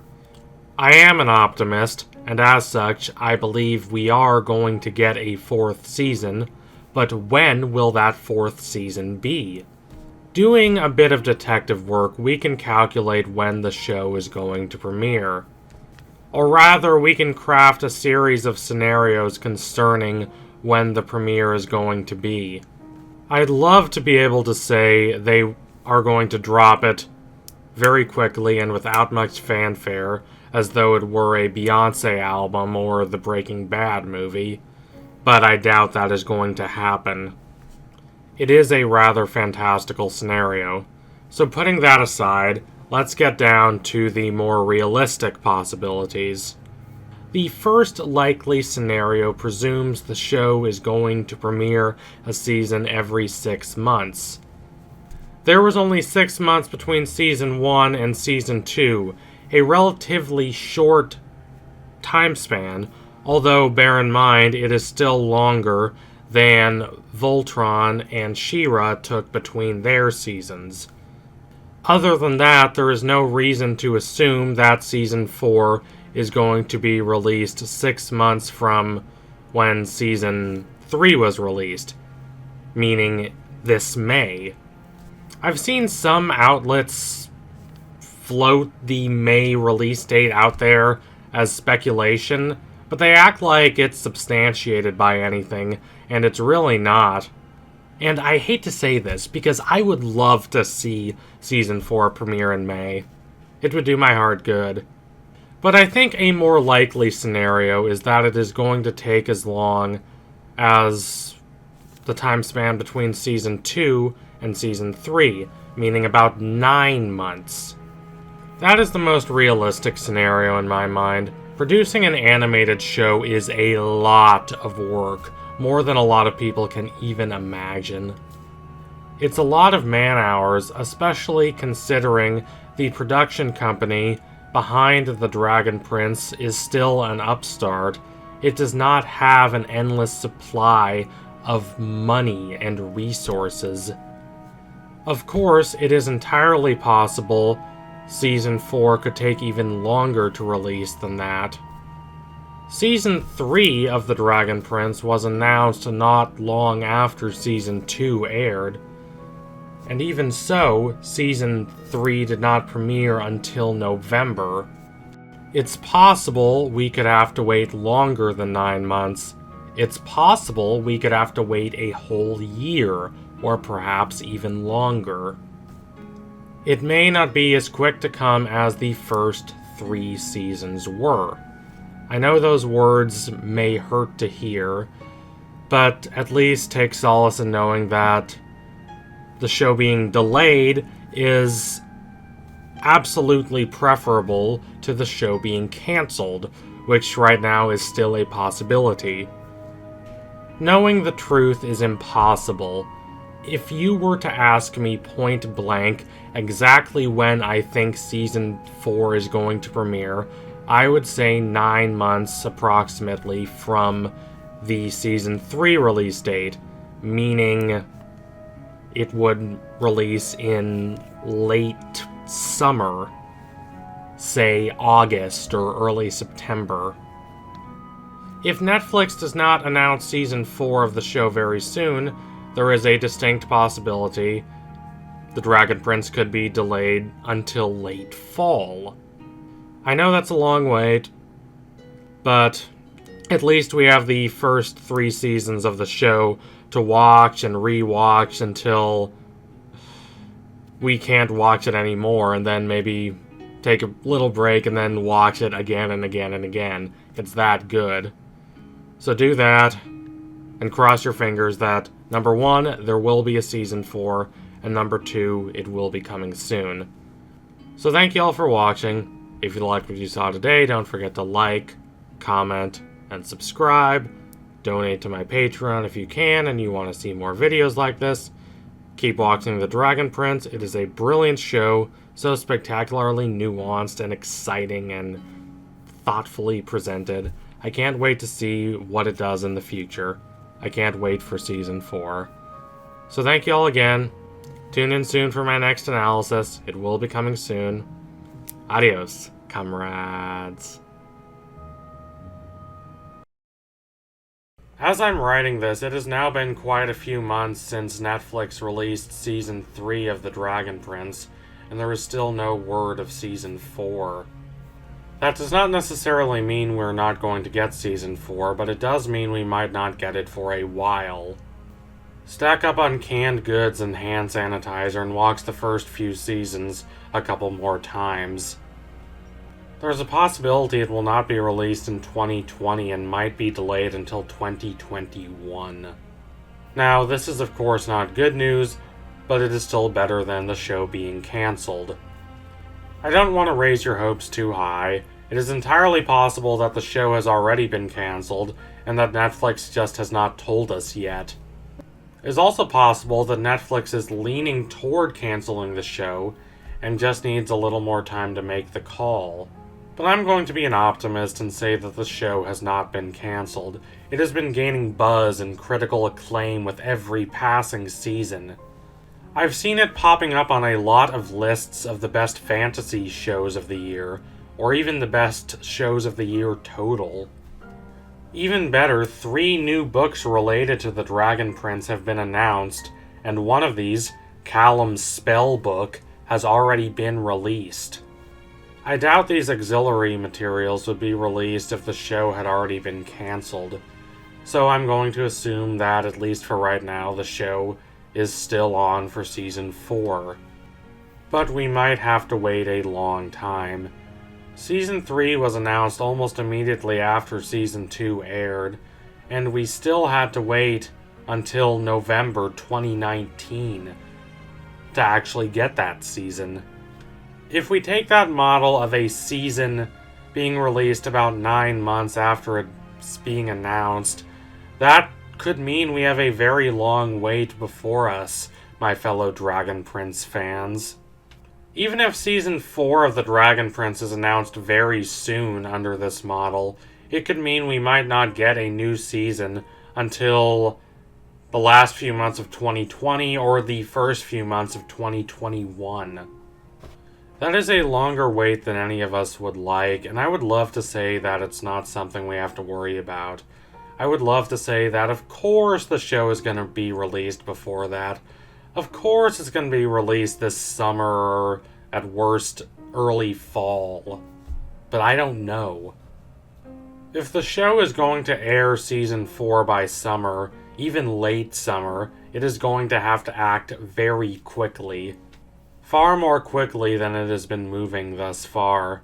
Now, it is conceivable that the showrunners have already been working on Season 4 and have just been very quiet about it. But if they are still waiting for the go-ahead to amp up production, we might have to wait for a very long time. Anyway, there is one more piece of evidence supporting a later release date, and that is the release dates for the books, the spin-off books. They serve as evidence that the show is not going to be cancelled, but they also serve as evidence that we might have to wait a long time before Season 4.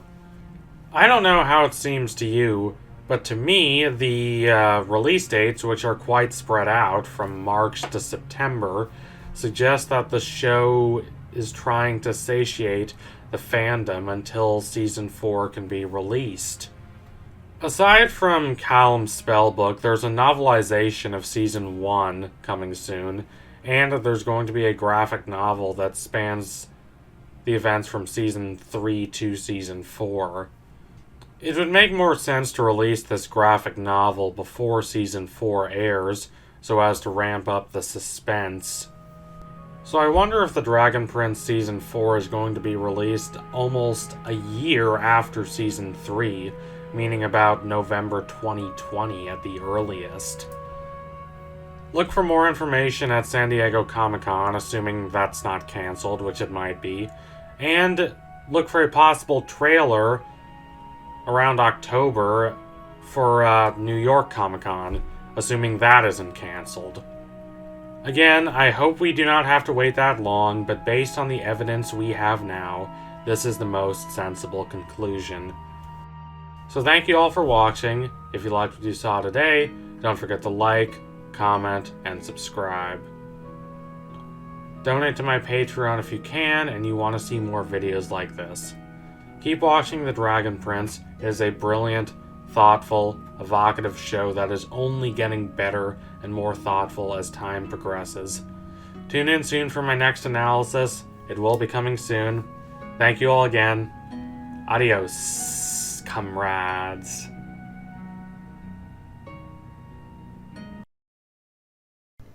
It has been 5 months since the premiere of Season 3 of The Dragon Prince, and there is still very little information regarding the release of Season 4.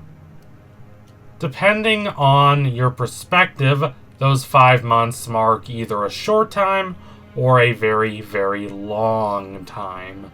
I am not upset that the new season is not out yet, even though we have waited 5 months.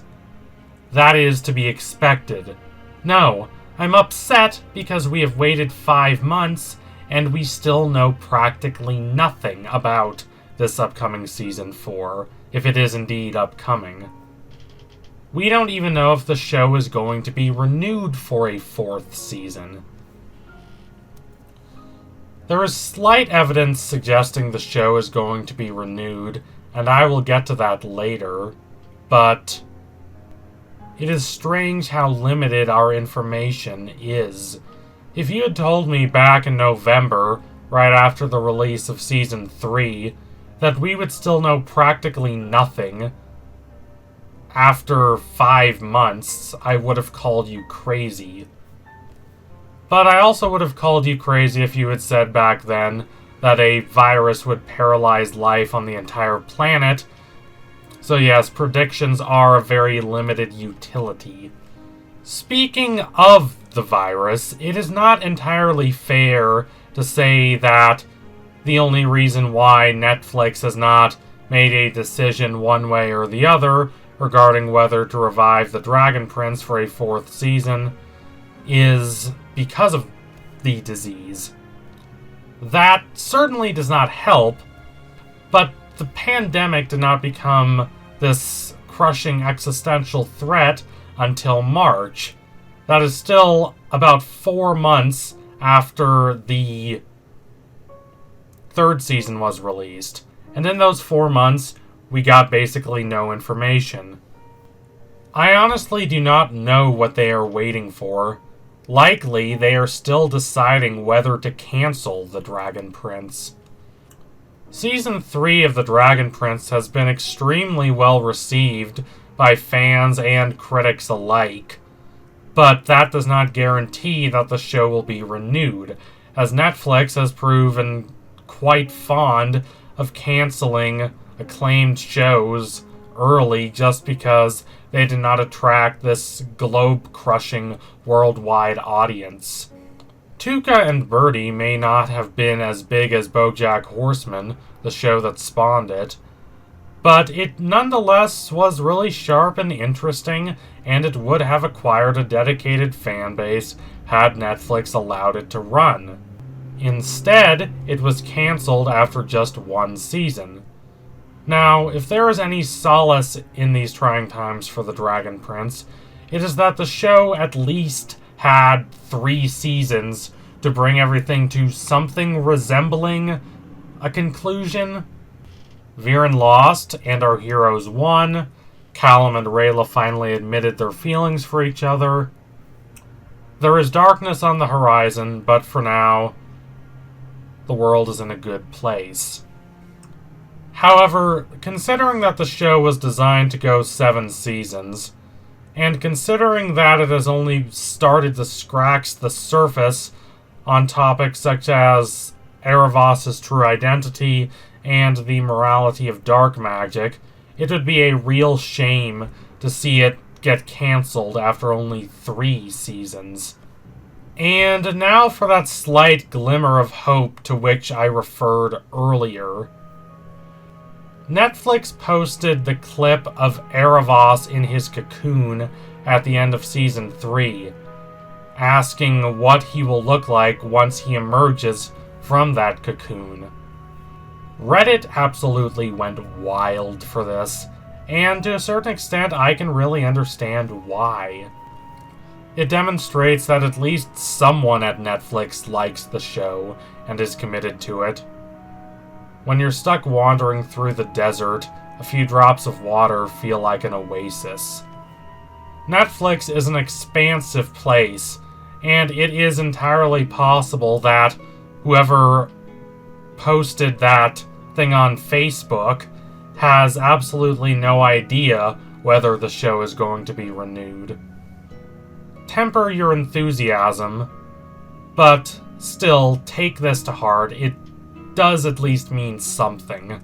It means that the show has not been entirely forgotten in the detritus of mostly uninspired shows Netflix continues to shovel at us every year. That this is the best news we've gotten regarding the future of the show since the end of Season 3 is more of an indication of how poorly Netflix has treated this show than it is an indication that we are actually going to get a Season 4, but hey, at least it's something. I'm gonna try to take comfort in it. So thank you all for watching. If you liked what you saw today, don't forget to like, comment, and subscribe. Donate to my Patreon if you can, and you want to see more content like this. Keep watching The Dragon Prince. It is a brilliant, thoughtful, evocative show that is only getting better with time. I can't wait for Season 4. Here's hoping we get a Season 4. Anyway, tune in soon for my next analysis. It will be coming soon. I promise you that. Thank you all again. Adios, comrades.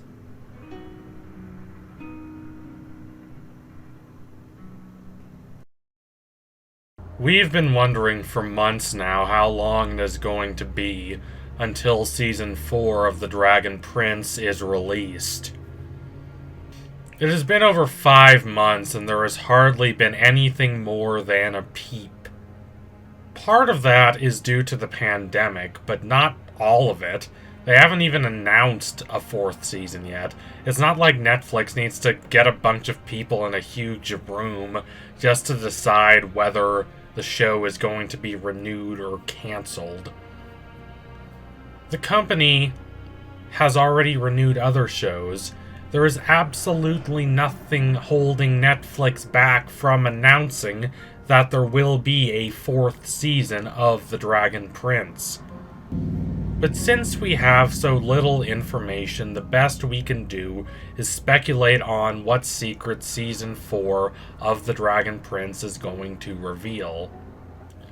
Much of this depends on the graphic novel that spans the period between Season 3 and Season 4 that will be released in late summer.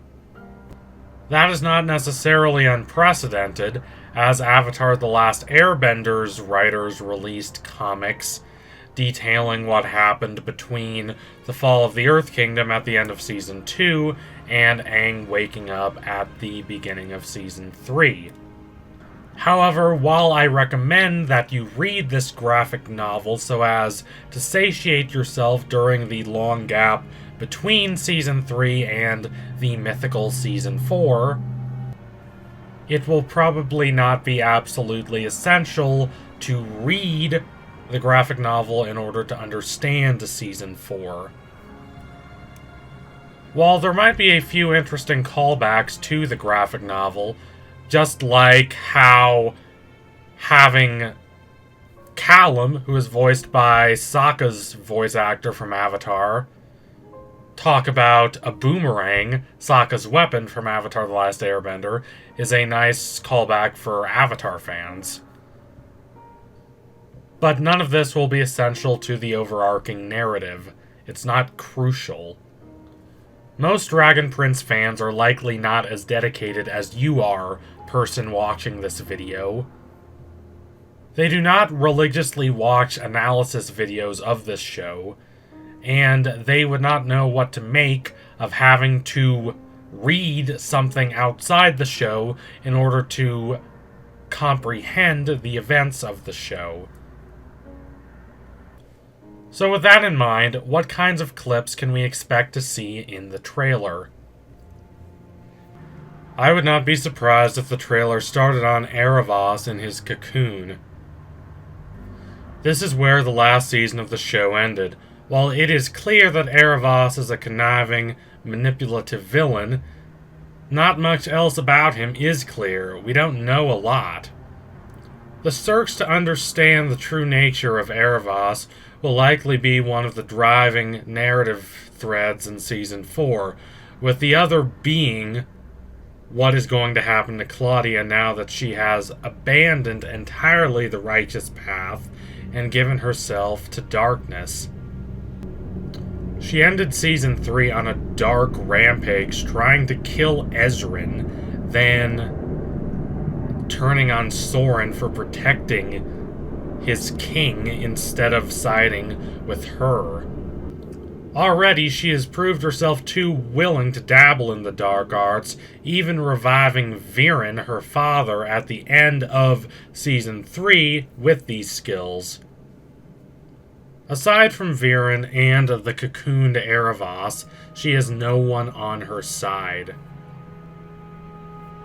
Though she does not trust Aaravos because of how he instrumented her father's descent from a utilitarian and kind of brutal, but nonetheless interesting and compelling character to a blindly devoted puppet of Aaravos, she is likely going to do a lot more research on Aaravos.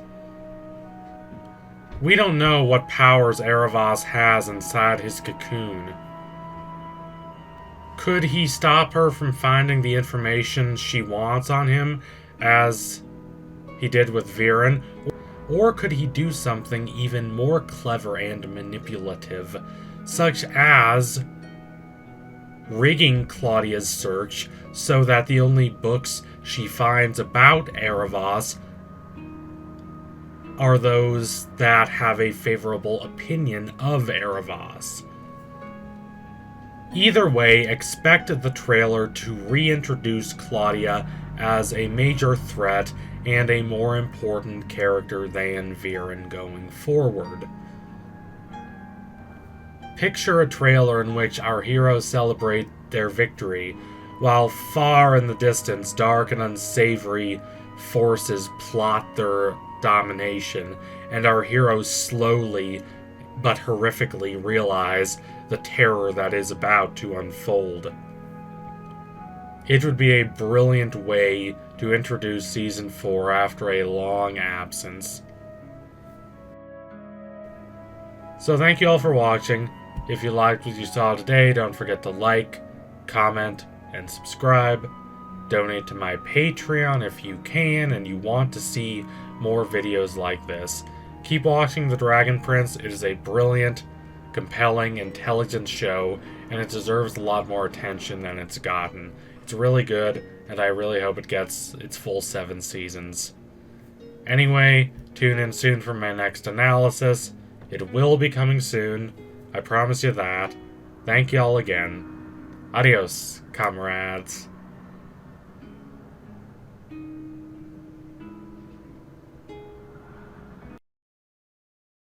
These days, I'm starting to wonder if the show will ever release its 4th season.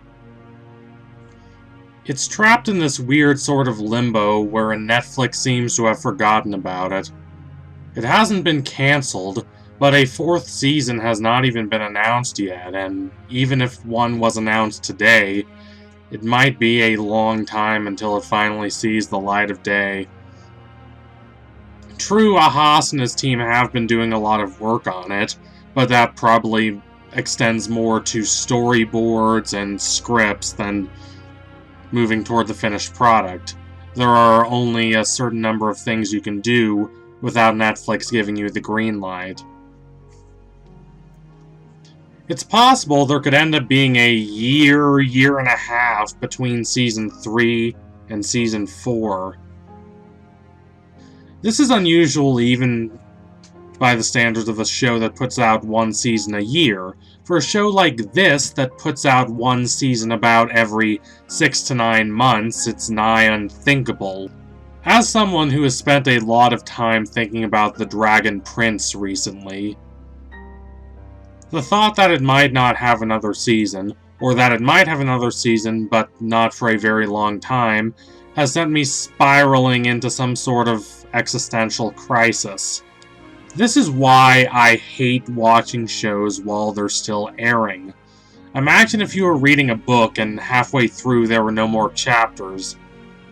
Then again, I suppose something like that can happen if a series of books is left unfinished, as fans of George R.R. Martin's A Song of Ice and Fire books know all too well. Anyway, it's worth asking ourselves seriously why the show has not yet received another season. Of course, part of it is because the show is not as big as it could be. Though the fandom has grown significantly larger with time, it's not exactly like we're Stranger Things or The Witcher here. Aside from that, the promotional team is rather small compared to that which backs a lot of other Netflix shows. There's not as much money flowing into it. But then again, it's not like the show has been completely unpopular either. The Dragon Prince Reddit has 50,000 members and has been growing very rapidly since the end of Season 3. There are fan videos and analyses being made every day on this very website. I won't delude myself into thinking this fandom's as big as the Avatar fandom or the Harry Potter fandom.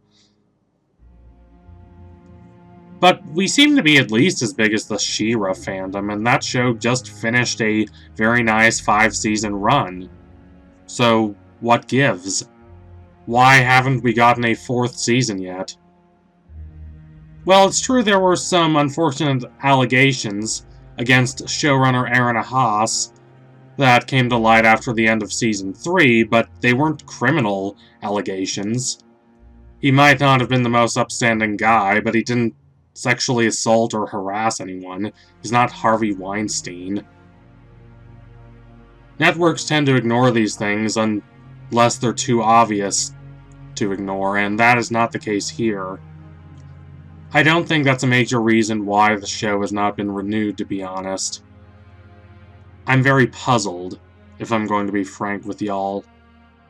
Maybe the show is just expensive to make. That's certainly a possibility. It's very action-heavy, and those action scenes aren't cheap to animate. Additionally, I'm glad they increased the frame rate from Season 1 to Season 2, but who knows how much more money that cost them.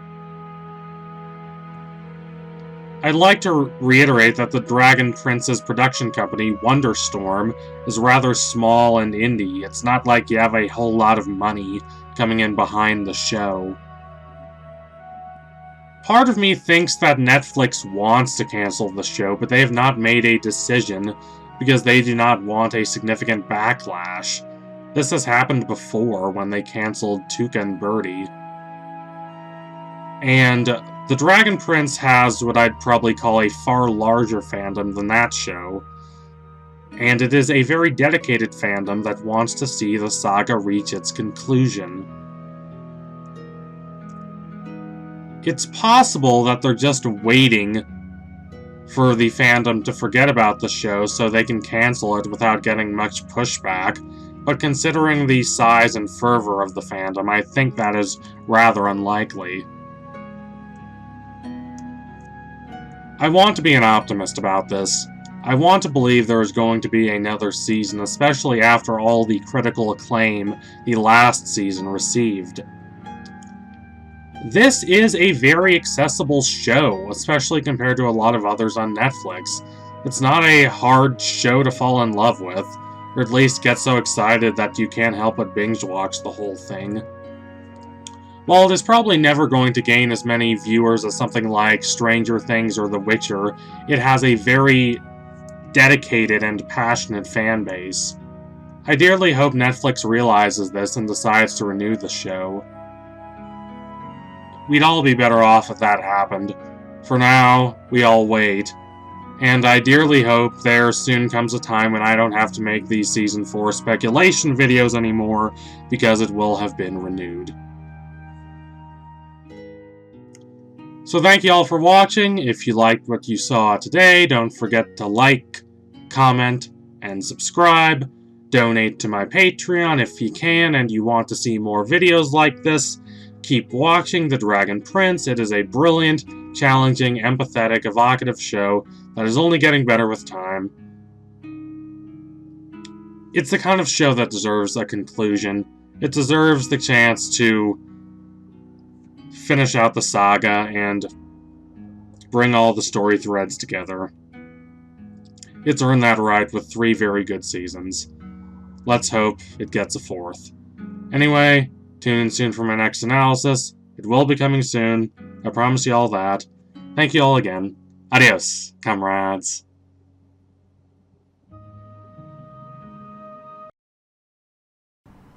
I'll admit, after 8 months of almost perfect silence, I was not expecting the entire rest of The Dragon Prince to be announced at Comic-Con. But it was! And we're all the better for it. Seasons 4, 5, 6, and 7 are secure.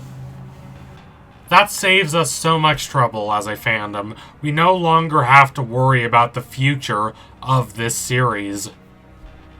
I can stop making videos, finally, that just speculate on Netflix's intentions for the show, and instead I can focus my energy on thinking about how the saga is going to continue.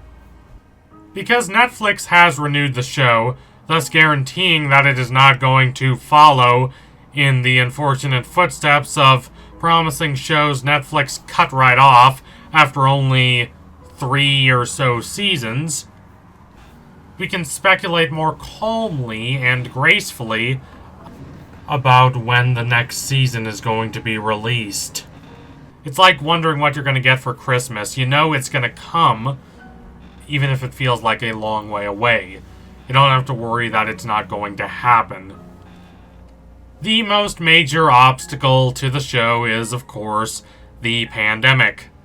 Screw you, COVID.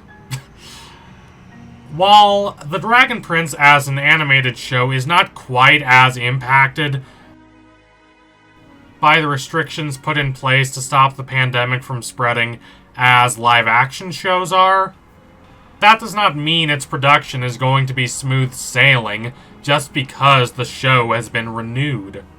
There are a lot of moving parts to putting together a show of this scale. It's not like you can just Taylor Swift the thing and release a new season in very little time. You have to plan everything out, you need to have all the artists, all the storyboarders, all the writers, all the actors. It takes a village, and that's a problem if the village cannot commune together. I've said before that if there was a new season of the show, as Netflix has guaranteed now that there will be, that this new season would come out in winter, meaning January through March, or spring, meaning March through June 2021. Though I do not feel entirely comfortable being more specific than that. If you put a gun to my head and asked me to give you just one date, I'd probably say March 2021. That's 7 months from now. Haas and Richmond have confirmed that they have been working on Season 4 in some capacity during quarantine. It's not like they're starting from scratch. The limitations caused by the pandemic will undoubtedly cause a lot of problems, but this is the first time since I started making these Season 4 speculation videos where I'm actually confident that the show will beat the arbitrary deadline I've set. It might come out sooner than 7 months from now, who knows? Let me put it this way, the Dragon Prince has it much easier than most shows. Producing live-action shows is a lot more difficult than producing animated shows, and animated shows that already have a firm plan for the future have it a lot easier than shows that are just trying to get their legs under them. Shows that are just trying to get started and make that initial impact. I would certainly not want to be trying to pitch a new show during this time, or be in complicated negotiations with a network.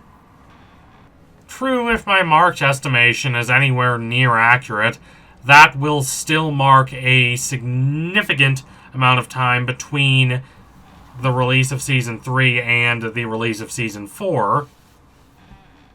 November 2019 to March 2021 is 16 months, but that's not an entirely absurd amount of time to wait. It's more than we have previously waited between previous seasons of this show, but it's not an eternity, especially considering the pandemic-caused conditions.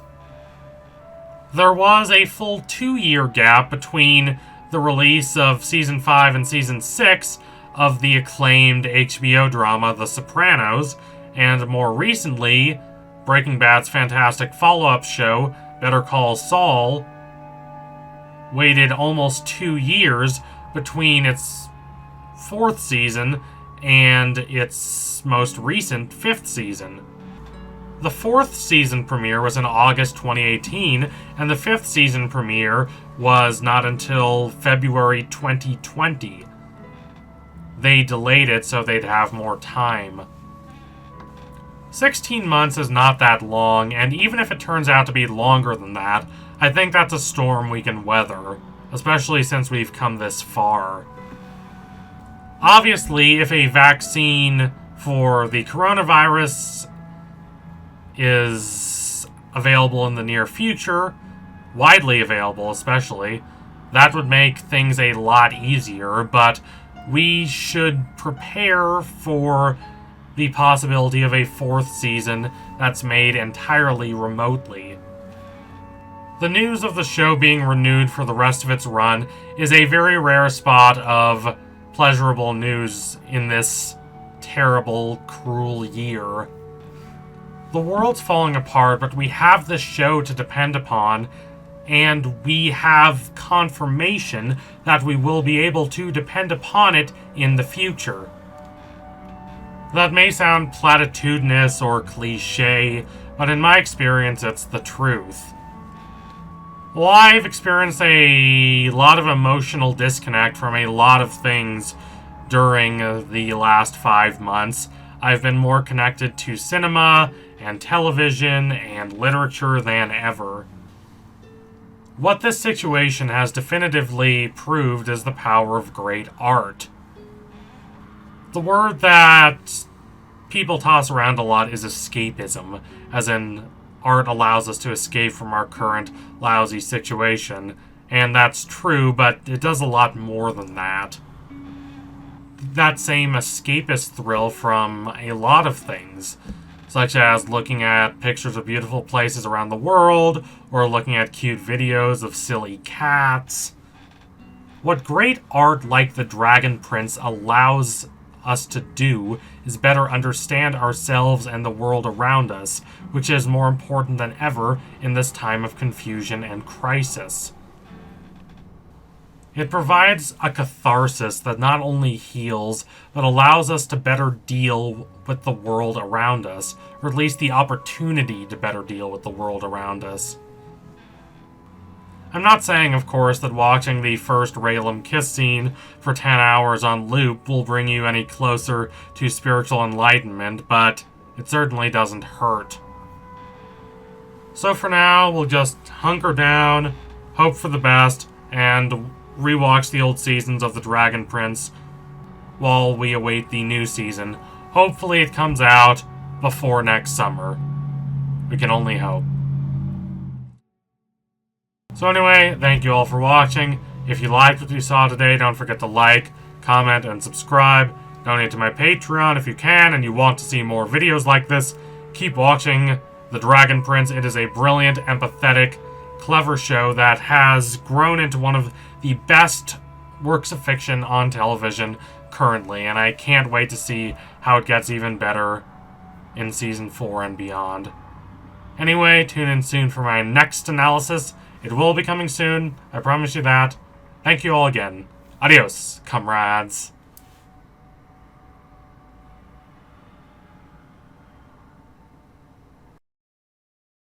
It's been about 10 months since the third season of The Dragon Prince was released, and we thankfully know that a fourth season is upcoming. But we have no idea at this point how long it will take that fourth season to arrive.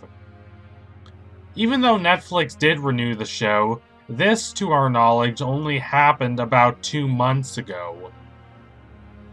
We have few specifics about the contours of this new season, and I highly doubt we will get any more information until after the release of the upcoming Dragon Prince graphic novel, Through the Moon, in which Rayla journeys through the realm between life and death to discover if Viren is really dead.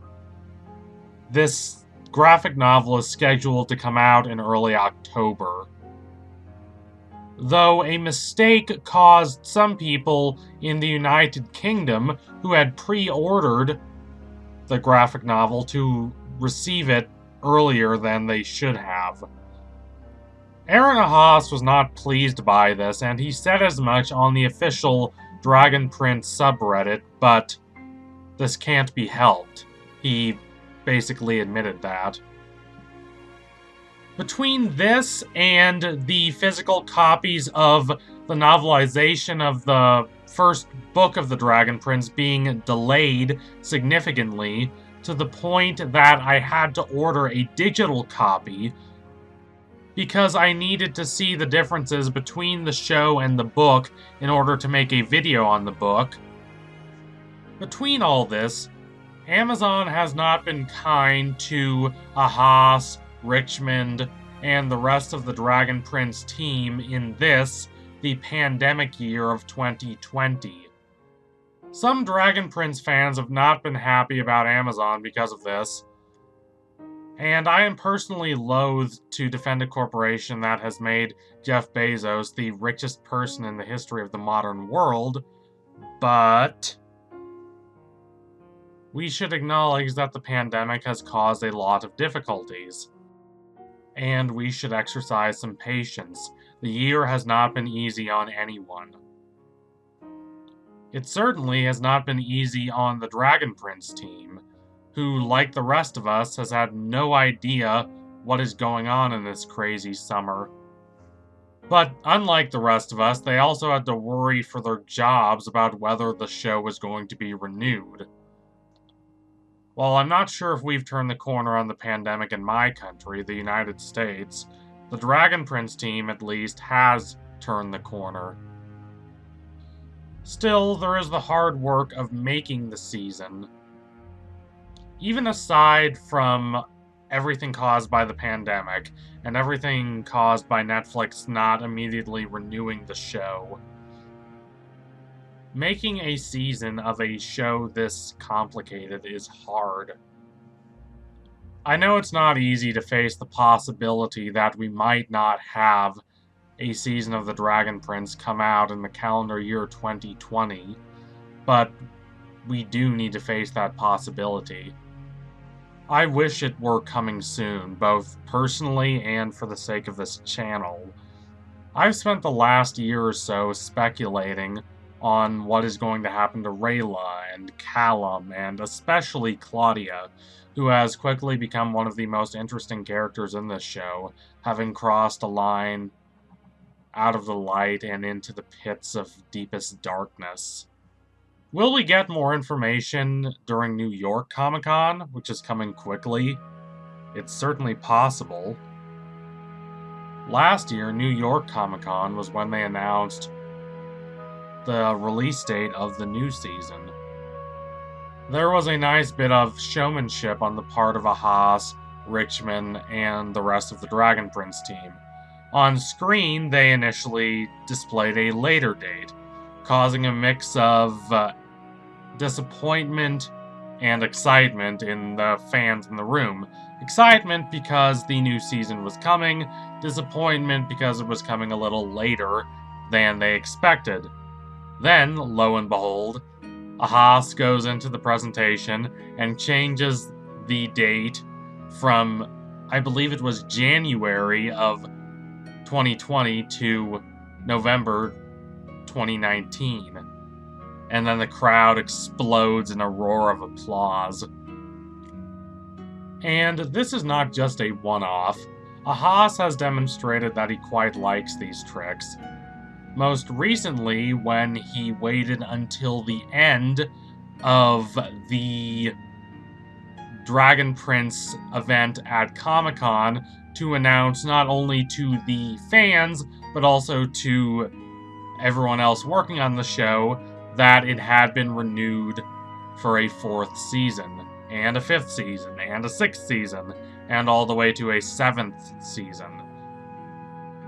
And it's not just that. When he announces it, he starts with a sort of disappointed voice, and he starts with these hedged words that normally anticipate disappointing news, so that when he reveals that the show has been renewed for its final 4 seasons, the initial reaction is not just wonder and shock, but a bit of outright confusion and just not knowing what to do, not knowing if you heard that correctly. Wait, did he really say the show has been renewed? How could he have said it in that voice? But he did. As someone who also likes a bit of showmanship and theatrical antics, I quite appreciate this. If you try something like this in Comic-Con, just take it in stride. Now, as for when we are going to be getting a new season of this show, my bets are still on for March 2021. Now, it could be earlier than that, but I really don't think it's going to be later than that. That marks 6 months from now and 8 months from when Ahas announced that the show had been renewed for the rest of its run. Even if they had completed absolutely no work on the 4th season before it had been formally announced, 8 months is about how long it took for the previous seasons to be made.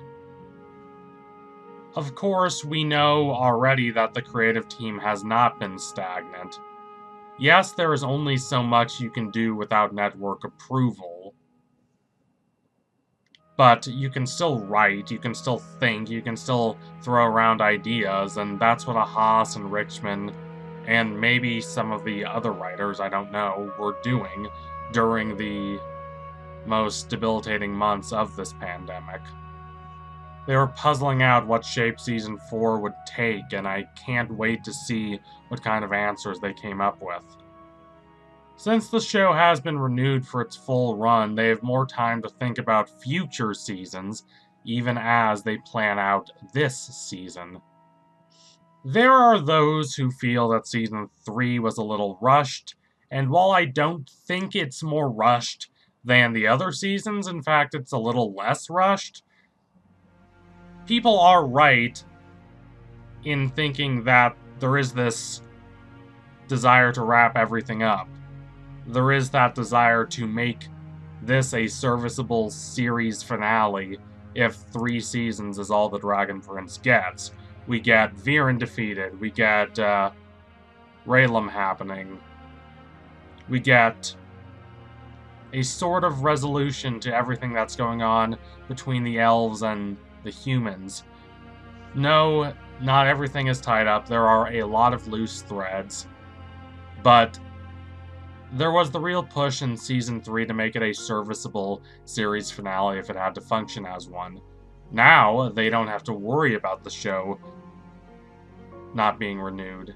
They have 4 more seasons guaranteed. The entire saga is coming. Netflix, which has seen a lot of success in other fantasy shows, whether its own like The Witcher or shows it's gotten from elsewhere like Avatar: The Last Airbender and The Legend of Korra, both of which were extremely successful on Netflix. Netflix, seeing this, probably wants its own huge animated fantasy show, and The Dragon Prince has already proven itself capable of staying in the public conversation. Now the showrunners can take more risks, and the show will probably get a little more experimental. I can't wait. It's going to be thrilling. And I bet you can't wait too. So thank you all for watching. If you liked what you saw today, don't forget to like and comment and subscribe. Donate to my Patreon if you can and you want to see more videos like this. Keep watching The Dragon Prince.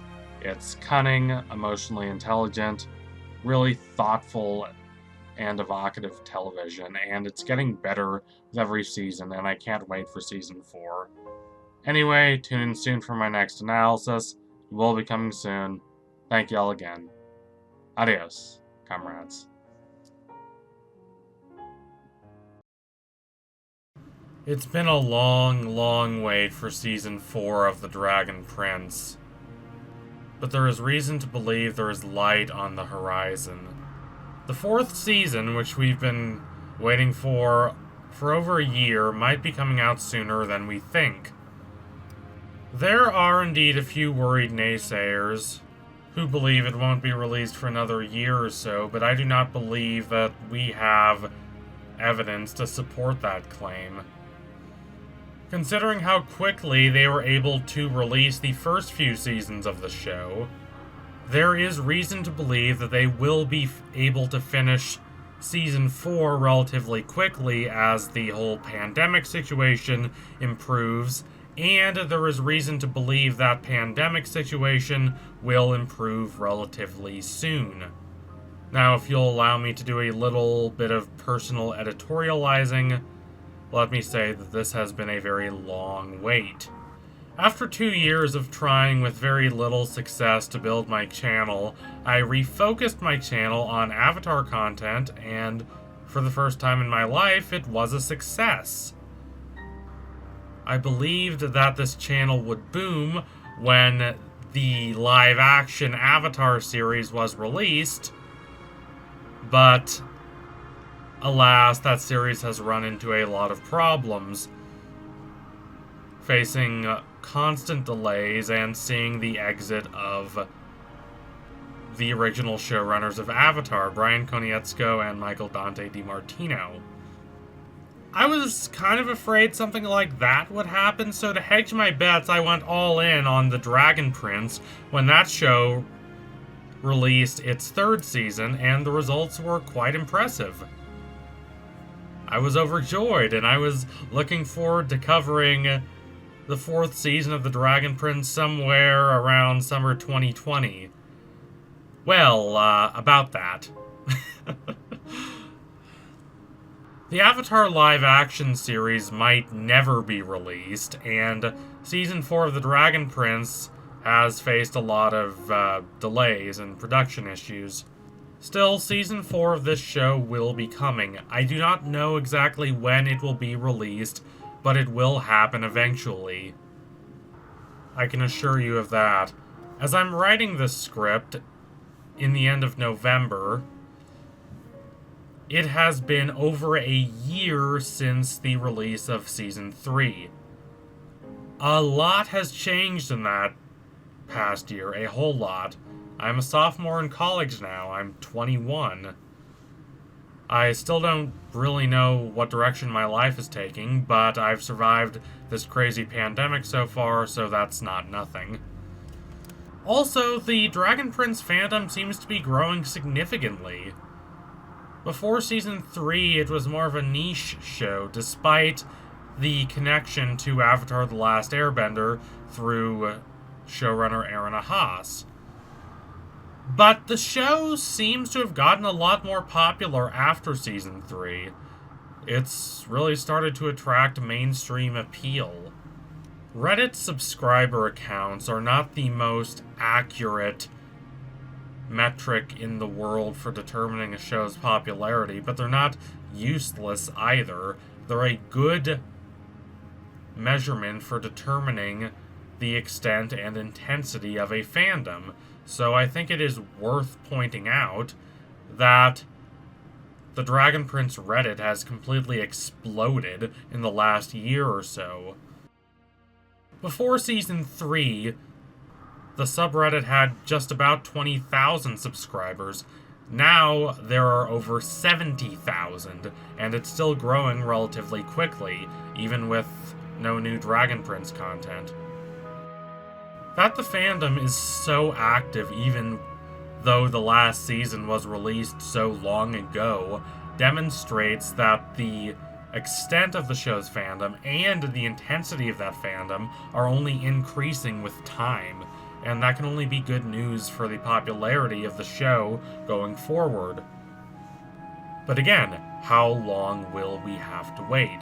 Under normal circumstances, I would say that the 4th season of the show would be released somewhere around March or April of 2021. That's the date I've stuck with ever since the show was renewed for the rest of its run back in July, and that is the date I will continue to stick with until I have hard evidence to believe otherwise. That would be about 8 or 9 months after July, after Aaron Haas announced that the show would be continued for the rest of its run, that it had been renewed. When I made that prediction at first, I thought it might have been a little bit on the pessimistic side.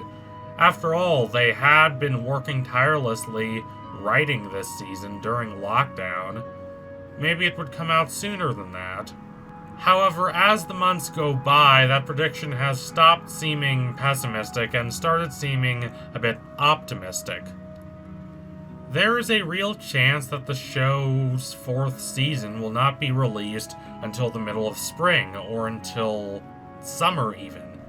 Still, I do not think we should surrender completely to pessimism. Even if the show does take a little longer to release Season 4, that would only be because of the pandemic, and that pandemic might not last as long as a lot of us are fearing. I really hope this doesn't sound cheesy or cheap or saccharine, but I really do believe that the world is going to start getting at least somewhat better in the coming months. Large groups of people will be vaccinated by the end of the year, at least in my country, and by spring and certainly by summer, most people will be vaccinated. Now, I doubt the people working on the Dragon Prince, due to their ability to work remotely and they're not being in particularly high-risk groups, I doubt these people will be first in line to get the vaccine. But it will happen eventually, and once it does, production will be a much smoother process. I'm really looking forward to that. The idea that we will have to wait a whole other year, or even until late summer 2021, for Season 4 of The Dragon Prince to be released is completely unsubstantiated. There's always the possibility that that will be the case, but there's no real reason to believe that at this juncture. There is a difference between merely being skeptical and being aggressively pessimistic. Yes, it might be hard to hope. Yes, we've had to wait a long time for this season, but it will be coming sooner than I think a lot of us fear. Despite the predictions I've offered really throughout the past year regarding what Season 4 of The Dragon Prince is going to be like, I don't know for sure. I don't have all the answers. It is going to be a major step forward for the show. There is going to be a time skip of sorts. Aha says that there are 3 main parts of this show, and the 3 seasons we've watched only constitute the first part. Also, we have to deal with the fallout from the graphic novel Through the Moon, released a couple months ago, in which Rayla rushes off to look for Viren, whom she fears is still alive, and she leaves Callum behind. Callum is, of course, going to chase after her, but how is that going to play out? A lot is going to change in Season 4, I'm sure of that, and I can't wait for us to get there. Yes, it might be a long wait, but we don't really have to worry about that. As they always say, it's darkest before the dawn. It might seem like we've been waiting forever, and it might feel like we've been waiting forever, but it most likely will not be that much longer until the 4th season of this show is released.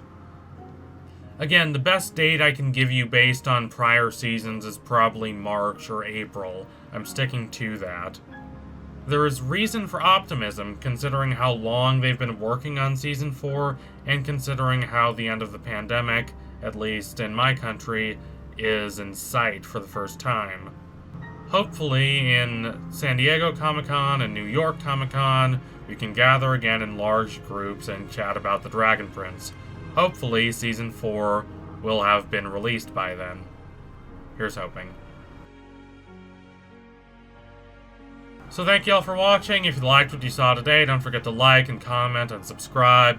Donate to my Patreon if you can and you want to see more videos like this. Keep watching The Dragon Prince. It is a thoughtful, brilliant, empathetic show that is so clever and so tender, and it's only getting better with time. I can't wait to see where they go from here.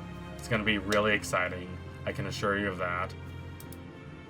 Season 4 is going to be very powerful. I know that for sure. Anyway, tune in soon for my next analysis. It will be coming soon. Thank y'all again. Adios, comrades.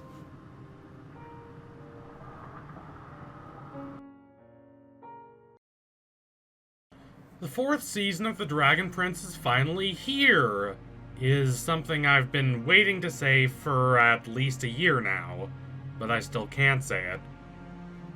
I've tried to be patient, and I was overjoyed when Netflix finally renewed the show for its entire run back in the summer. But it is still quite disconcerting that we are now 13 months past the release date of Season 3 of The Dragon Prince, and we still do not have any sort of clear indication as to when Season 4 is going to be released. This is starting to feel like the wait for The Winds of Winter, the 6th book in the A Song of Ice and Fire series. Okay, it's not quite that bad, I'll admit. When I was 14 years old, I was reading the Song of Ice and Fire books, but those books are very long and they wore me down. And when I was a little over halfway through A Feast of Crows, I decided it wasn't really worth my time to keep reading these books, and I decided that whenever the series was finally completed, I would read the rest of A Feast of Crows and then A Dance with Dragons. Well, it's been 6 years since that point, and still no Winds of Winter. We probably will not ever be getting A Dream of Spring, the rumored final book in that series, at least while Martin is still alive. So the wait for Season 4 of The Dragon Prince is not quite that bad. I don't think it's going to be years and years until we finally get this 4th season, but it's still not exactly a pleasant experience to wait for it. Season 4 of The Dragon Prince will probably come out sooner rather than later, but the pandemic is not helping matters. In a lot of nations, including Britain, Canada and the decaying empire I call home, the United States of America, people are finally starting to get the vaccine. But people does, of course, not mean the general population. It will be months and months until the general population is finally vaccinated. And until that happens, life will probably not be able to return to normal. So, with that in mind, it is worth stepping back and asking ourselves how long it will be until Season 4 of The Dragon Prince is finally released. I follow showrunner and co-creator Aaron Haas on Twitter, and normally this is quite useful, but it hasn't been for the past few weeks because he has hardly posted anything. Now, as an optimist, I choose to believe this is a good sign. I choose to believe it means that he and the team are hard at work crafting Season 4 and are so busy and bogged down with the obligations of creating a show that they can't be bothered to tweet. It's true he's not a super regular Twitter user, but he's also not one of those people who has an account but hardly ever uses it, so it's worth noting that he has only posted a couple times in the entire month of December. One of these times was to retweet a picture a fan sent of a plate of jelly tarts the fan had made. Now, it is worth admitting that these jelly tarts are not an entirely original creation, and indeed they're just a fictionalized version of a very real food called, and I'm sorry if I'm mispronouncing this, hamantaschen, which is a popular treat for Jewish families during the holiday of Purim. And then Ahas also thrice, quote, retweeted fan art, including a bad pun in which he called a picture of Janai wielding a flaming sword very hot. He has also not been active recently in favoriting tweets, which again could mean absolutely anything. I have no idea what's going on in his life, but I will take it to mean that he and the team are still hard at work. I'll take this as another good sign. If creators do not have as much time to use social media, it could mean that they're too busy, that they're too bogged down with responsibilities.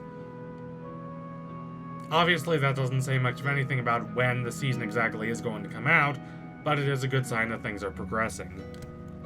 But when exactly will it be released? For months now, I've been saying it's going to be March or April, sometime in the spring of 2021, and I have thus far not lost confidence in that prediction. I'm still committed to it. However, considering that we have not yet gotten any news about when the season is going to premiere, not even any substantial rumors, it's worth considering that maybe it won't come out in spring. Maybe it'll be delayed until summer, like June or July. That's not something I want to happen, but it is a real and distinct possibility at this juncture. Considering Season 2 of this show came out a mere 6 months after Season 1, and considering Season 3 came out only 9 months after Season 2, I am very hesitant to say it'll take any longer than the summer. The show is very exceptional at releasing seasons in a very condensed amount of time, relatively speaking. Netflix as a whole is very good at doing this. Consider She-Ra or Voltron. Whatever you think of those shows, you can't deny that they produced a lot of seasons in a relatively short amount of time. She-Ra, in particular, is notable because it produced 5 seasons, each over 10 episodes long, in the span of a year and a half. That is ridiculous productivity, even by American standards. For the record, I say American standards because we have an unhealthy obsession with productivity here, but that's a topic for another day, and if it helps get the shows I love produced in a relatively short amount of time, then I'm really not going to complain as long as it doesn't result in terrible working conditions. Anyway, by the time the next season of The Dragon Prince will be released, it will perhaps have been an entire year and a half from the point Season 3 was released. You could fit an entire show like She-Ra in that time. Of course, that is not taking into account pandemic considerations, but my point stands. Netflix is very good at producing animated shows in a short amount of time, and The Dragon Prince, while sort of an exception to that, is still very good at producing seasons in less than a year. We don't have to wait months and months and months and months and months just for the next scrap of news. So I'm still optimistic about the future. It also helps that this upcoming season, like the previous seasons, will probably only be 9 episodes. Now, I'm tempted to put scare quotes around the word only, because as anyone who has worked in animation in any sufficient capacity is no doubt aware, it is a lot of work. Like, a ridiculous amount of work. Animation is very time-consuming. Between the writing and the recording and the re-recording and the sound editing and sound recording, and of course, especially the animation itself, there are a lot of moving parts and none of them are easy to navigate. But the fact remains that it is significantly easier to release 9 episodes than it is to release 13, and it is significantly easier to release 13 episodes than to release, say, 20. So I do not think we will have to wait that long. True, it certainly does not help that Wonderstorm, the production company behind The Dragon Prince, is located in Los Angeles, California, which is currently one of the epicenters of the pandemic. California right now is averaging 50,000 cases a day. 50,000! And of course, Netflix is also located in California, so just let that sink in for a bit.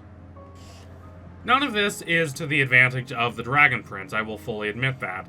However, the show has already been renewed for about 5 months, and according to what the writers of the show have said, they've been working on scripts for the season since early in the pandemic, which puts us about 9 months back. So they've been working very hard on this show for a significant amount of time. And because of this, I don't think it is overly optimistic to say that we will not have to wait as long as some people are dreading. I would be willing to bet anything that, if nothing else, we will have a 4th season of the show by November 2021. But I have to admit that even if that does happen, even if the worst does not necessarily come to pass, I will admit I'm tired. I'm tired of this waiting game. Back when I started doing these videos, contemplating the future of The Dragon Prince, which I started doing around December or January, I don't remember which, I did not think I would still be doing them by the end of the year. I thought that either A, we'd have a new season, or B, the show would be cancelled, or just continuously delayed and not renewed, so much so that it might as well be cancelled. Instead, neither of those things really happened. We're still just waiting. I'm sure a lot of y'all who have been following me since I first started making videos on The Dragon Prince have gotten kind of tired of me saying some variation of, these are the best updates I can find, but I really don't know what will happen to the future of the series every couple weeks. And I share that frustration. I'm tired of not having more definitive news to report. I'm tired of just having to scrounge for scraps. I really did not think when I started making these updates that, absent the show being cancelled, there was any scenario in which we would not be getting a season 4 by the end of 2020, but that's how it's played out. Hopefully the future is better. I think it will be. If it's not, I think 2021 is going to end up being a cold, lonely year for Dragon Prince fans. Here's hoping we get more news relatively soon. Fingers crossed. Let's try to keep our hopes up, that's all we can do. So thank you all for watching. If you liked what you saw today, don't forget to like and comment and subscribe. Donate to my Patreon if you can and you want to see more videos like this. Keep watching The Dragon Prince. It is a beautiful, exciting, poignant, empathetic television show that is only getting better with time. I can't wait to see Season 4, and I really hope we do end up getting it sooner rather than later. These are strange and unpredictable times, but let's at least hope for the best. Anyway, tune in soon for my next analysis. It will be coming soon. I promise you that. Thank y'all again. Adios, comrades.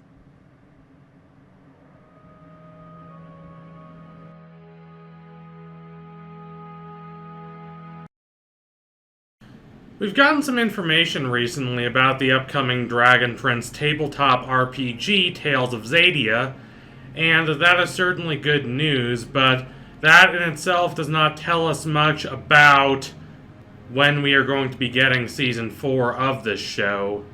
For those who don't know, Tales of Xadia is this really interesting looking tabletop RPG they made for the Dragon Prince. It's in pre-release right now, and if you want to check it out, you can. This is absolutely a note of positivity for those of us speculating about the future of the Dragon Prince. It's something solid amidst all these seedy websites trying to make money off clicks by posting fake news. Because of this, I really hate to undercut the feeling of positivity, but remember the same feeling a lot of us had 3 months ago when they released the graphic novel Through the Moon, or 3 months before that when the show was finally renewed for the rest of its run back in Comic-Con. Things were really optimistic back in those days. People thought the next season was right around the corner, and then it just never actually was. On both those occasions, in October and July, there was so much energy and there was so much optimism about the future of the show. People were saying the next season was right around the corner, and then it just never came to anything. Now, I must admit that my prediction about Season 4 coming out by April is looking shoddier with every passing day, and that is not exactly a good sign considering that this prediction was supposed to be realistic, even a little pessimistic.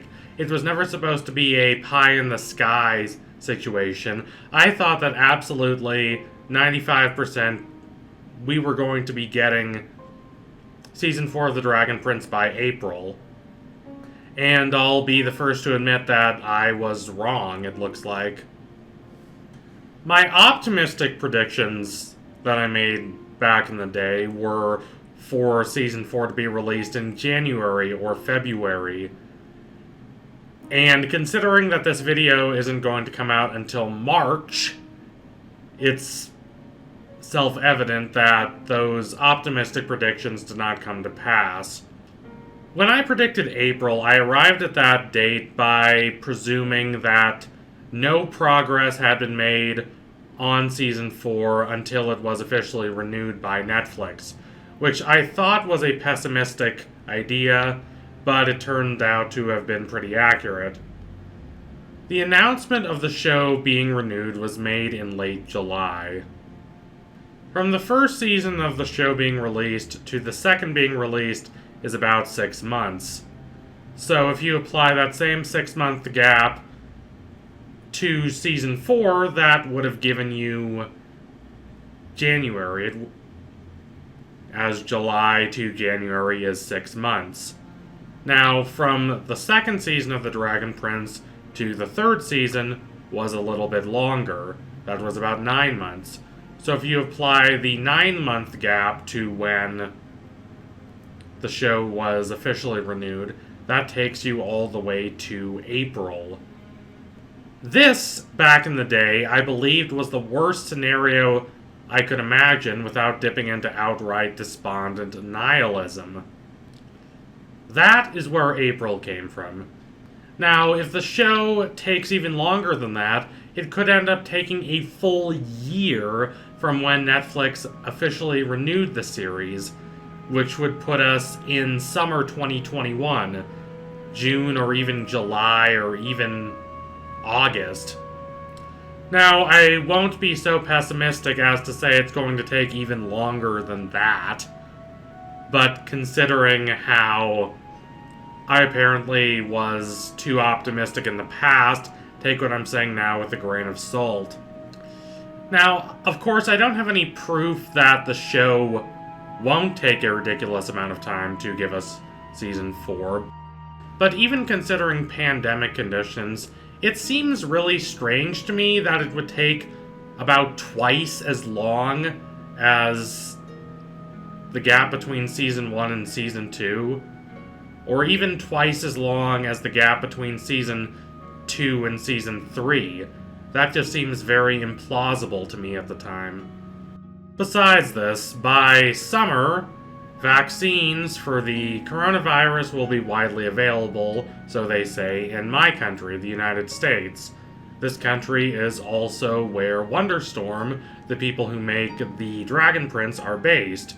So if everyone there is able to get vaccinated and everything returns to normal, they would hopefully be able to speed up production.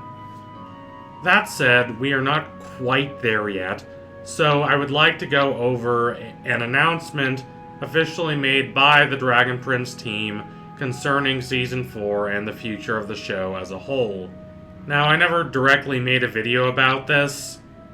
Perhaps I should have, but the timing didn't really line up for this channel, and a lot of these speculative videos tend to be planned out significantly ahead of time, unless there's some immediate announcement that ends up being so pressing that I have to go and make an update right then and there.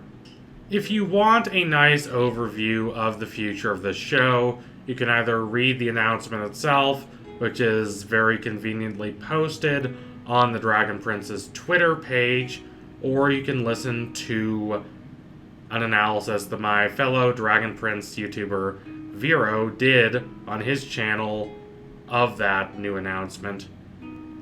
Now, if you haven't heard of this announcement, don't get too excited. The gist of it is that there's basically no new information, but that the people working on the Dragon Prince are doing everything they can to create a wonderful and thoughtful fourth season, which I don't doubt. I have no skepticism about that. They say that the new seasons will be worth the wait, so hopefully that means they're really good, because we have had to wait quite a long time.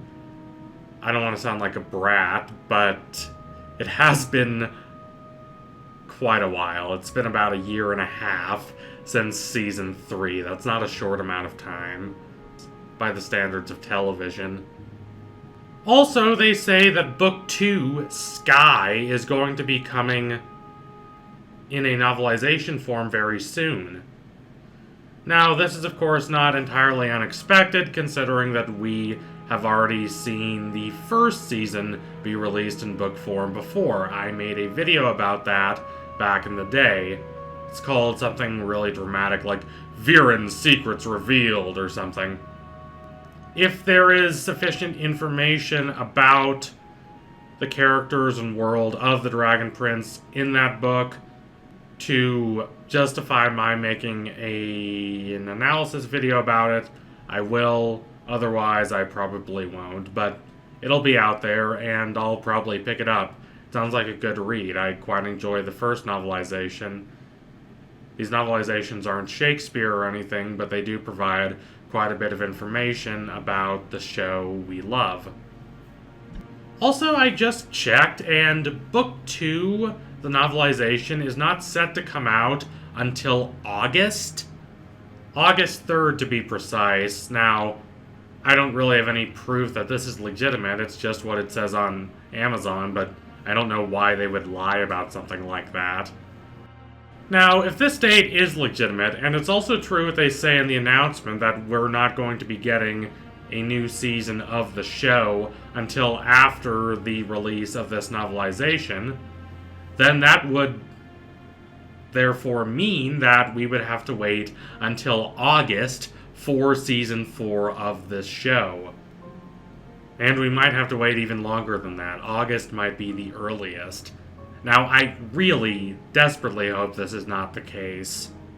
I wish I could provide some comfort and reassurance to say that this is not the case, but I have nothing to tell you. I have no comfort, no nice news to provide.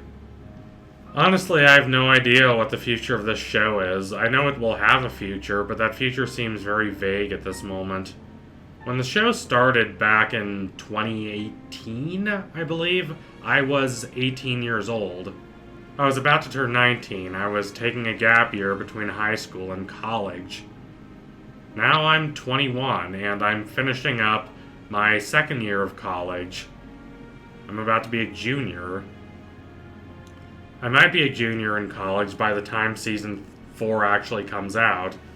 I am thus in a significantly different place in my life than I was when this show first started premiering. It's been quite a while. Still, whenever the 4th season of this show does come out, I will be there to cover it. I can guarantee all of that, whatever comes up. I'll be there. So thank you all for watching. If you liked what you saw today, don't forget to like and comment and subscribe. Donate to my Patreon if you can and you want to see more videos like this. Keep watching The Dragon Prince. It is a very smart, very clever, very evocative, and intelligent show. And it's only getting better with time.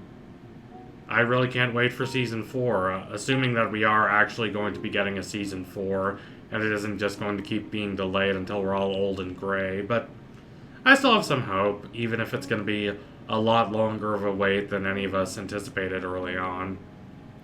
So anyway, tune in soon for my next analysis. It will be coming soon, I promise you that. Thank you all again. Adios, comrades.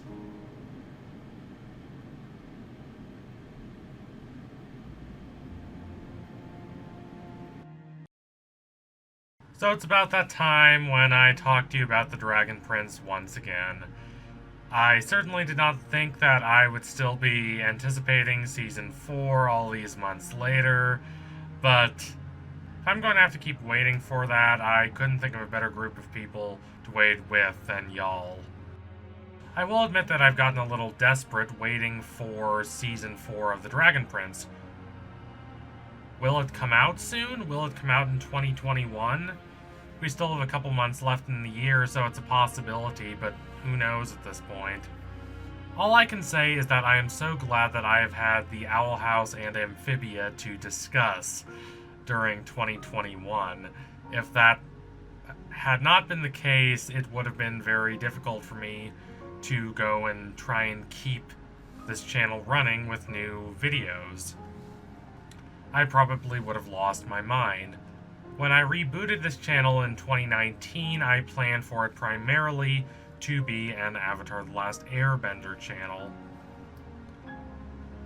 When The Dragon Prince came close to airing its 3rd season and my Dragon Prince videos started doing well, I really doubled down on my Dragon Prince analyses. And those videos carried me through difficult times for the channel, so Avatar and The Dragon Prince were the 2 main pillars of this channel for a while, and both those franchises have seen very few updates in these last several years. Now, I don't mean to complain too much. That's not my point. I'm not trying to be self-pitying. I'm not trying to elicit your sympathy. I'm just saying that it has been almost 2 years since we have gotten Season 3 of The Dragon Prince, and we have still received very little information about Season 4, just little spurts and spats of updates here and there. I remember thinking that I was kind of pessimistic when I predicted the show would air its next season in April 2021. A date that is already 4 to 5 months past at this point. So will Season 4 air at the end of 2021, or will we have to wait until 2022? And if we have to wait until 2022, how much longer will we have to wait? Who knows? It has become clear from the Dragon Prince's Comic-Con panel this year that when the show was not immediately renewed for a 4th season, production had to completely shut down, and when, and only when, the show was renewed in July 2020, the production started back up again. That is a big problem. Although the gap between July 2020 and now is longer than any of the gaps between seasons, not even counting all the months between when season 3 aired and when the show was renewed, there are different factors we need to take into account. The production of the previous seasons overlapped. That is why they were able to release these seasons in relatively quick succession. For instance, they might be writing episodes for season 3 while animation for season 1 is going on. What this means, practically, is that writing for the show and storyboarding for the show and all those preliminary steps had not been going on for a long time. Probably since early 2019, if not even earlier than that. So, when the show was finally renewed in summer 2020, they had to start back up the writing process, start back up the storyboarding process. They had to try and resurrect the franchise completely from scratch. The Dragon Prince team very much had the time to go and make more seasons of the show, but they couldn't. They were stopped because the show had not yet been renewed for a 4th season. Production on animated shows does take that long. Now that the show is back running, they have resumed the same terrorist structure that they used during the making of seasons 1 through 3. In the Comic-Con panel, they mentioned that they were writing the plots for season 6, even though, of course, season 4 is not yet aired yet. That is how spread out the process is. And because it is spread out, the gap between season 4 and season 5 will probably be significantly shorter than the gap between season 3 and season 4. But of course, all of that is little solace to all of us who have been waiting patiently or otherwise for the show over the last 2 or so years. A lot has happened in those last 2 years. Back in November 2019, if you had told me that we were going to be struck by a terrifying pandemic, I would have called you crazy. I was 20 years old back then, and now I'm about to turn 22. I'm entering my 3rd year of college at Columbia. It's been a long time. So is there any hope, any at all, that we are going to finally get season 4 of this wonderful show, The Dragon Prince, by the end of 2021? It's possible. I hope so. I don't want to be the one making these bold predictions. I've made a lot of predictions in the past that didn't turn out to be true, and while I was making those predictions in good faith, unlike some, I was not well informed enough that I had any real information about when the show was going to air its 4th season. I was just working on speculation, and speculation that perhaps looks a bit arrogant or presumptuous in hindsight. So I will just pose the question of, is a year and a half, meaning from July 2020, when production resumed, to December 2021, the end of this year, enough time for them to make an entire season of the show? And I'm not sure. Perhaps. The production process for animation is, again, I can't stress this enough, very, very long. I just got done watching The Owl House. It's gone on hiatus, and storyboarders working on The Owl House were talking about how they were storyboarding the episodes that had just come out right in the middle of 2021, back when the pandemic struck and the transition from work to work from home happened.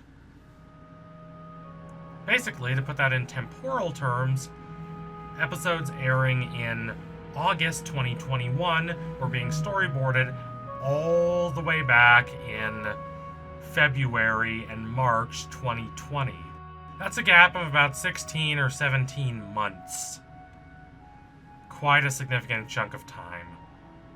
So, if the Dragon Prince, say, took 16, 17 months from the start of production to putting out a finished season 4, that would mean the 4th season of the show would air sometime around the end of the year. Now, that is perhaps being a little optimistic, and production could keep the show from being released until 2022, which would be unfortunate, but even if that does happen, I don't think the release date for Season 4 is going to be pushed back much further than the first couple months of 2022. A year and a half is fairly typical. Once you get to 2 years, that is quite long, even by animation standards, at least for television. So unless the Dragon Prince has some sort of production hiccup, which I don't presume, we will be getting Season 4 sometime before next summer. I realize that's not at all an optimistic prediction, and it is possible that we could get it before Christmas time and New Year's, but all I'm comfortable saying for practically certain is that we are going to get Season 4 of the show before summer 2022 rolls around. My official pessimistic prediction is April 2022, as I finish up the year of school I'm about to start, just a little past the vernal equinox. My neutral prediction would probably be January or February. My optimistic prediction would be November or December of this year.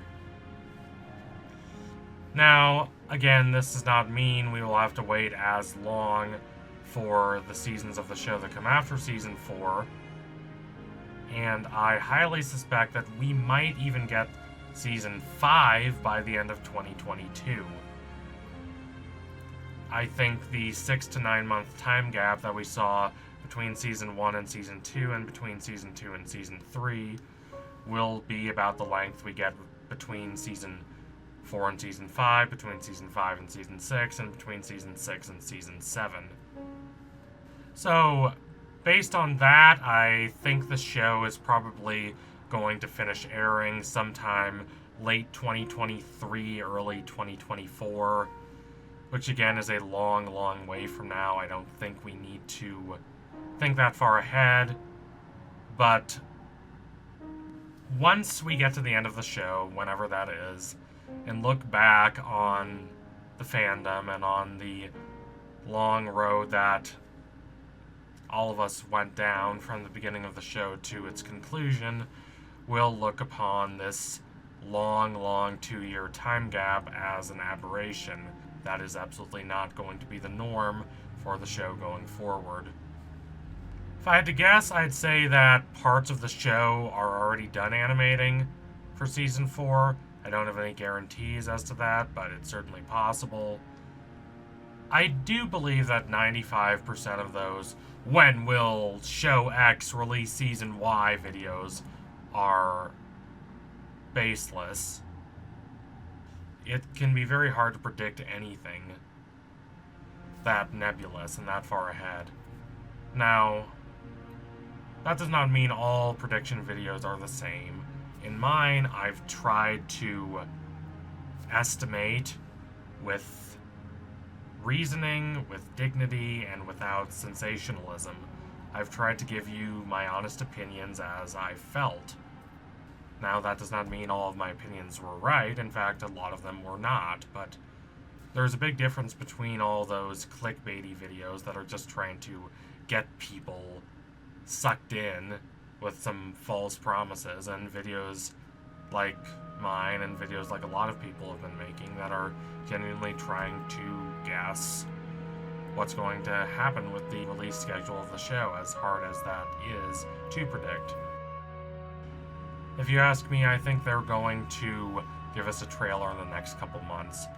So to end this video, I will ask y'all if y'all are as excited about Season 4 of The Dragon Prince as you were a couple years ago.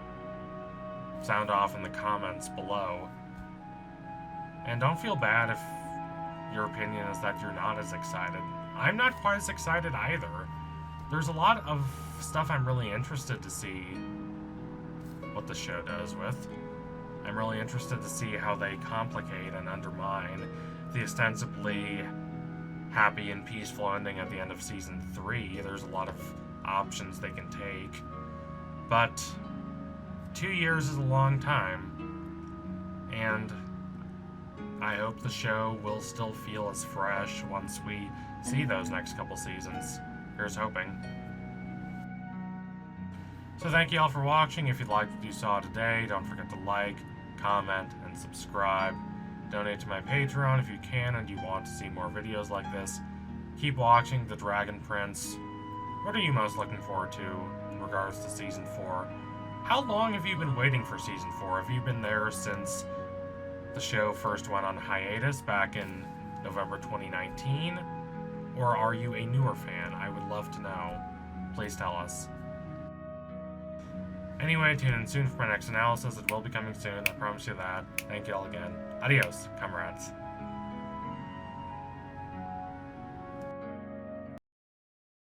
It's time for another update on The Dragon Prince, a franchise that seems to be going strong, despite the fact that there have been no new seasons of the show released since 2019, and we are now heading into 2022.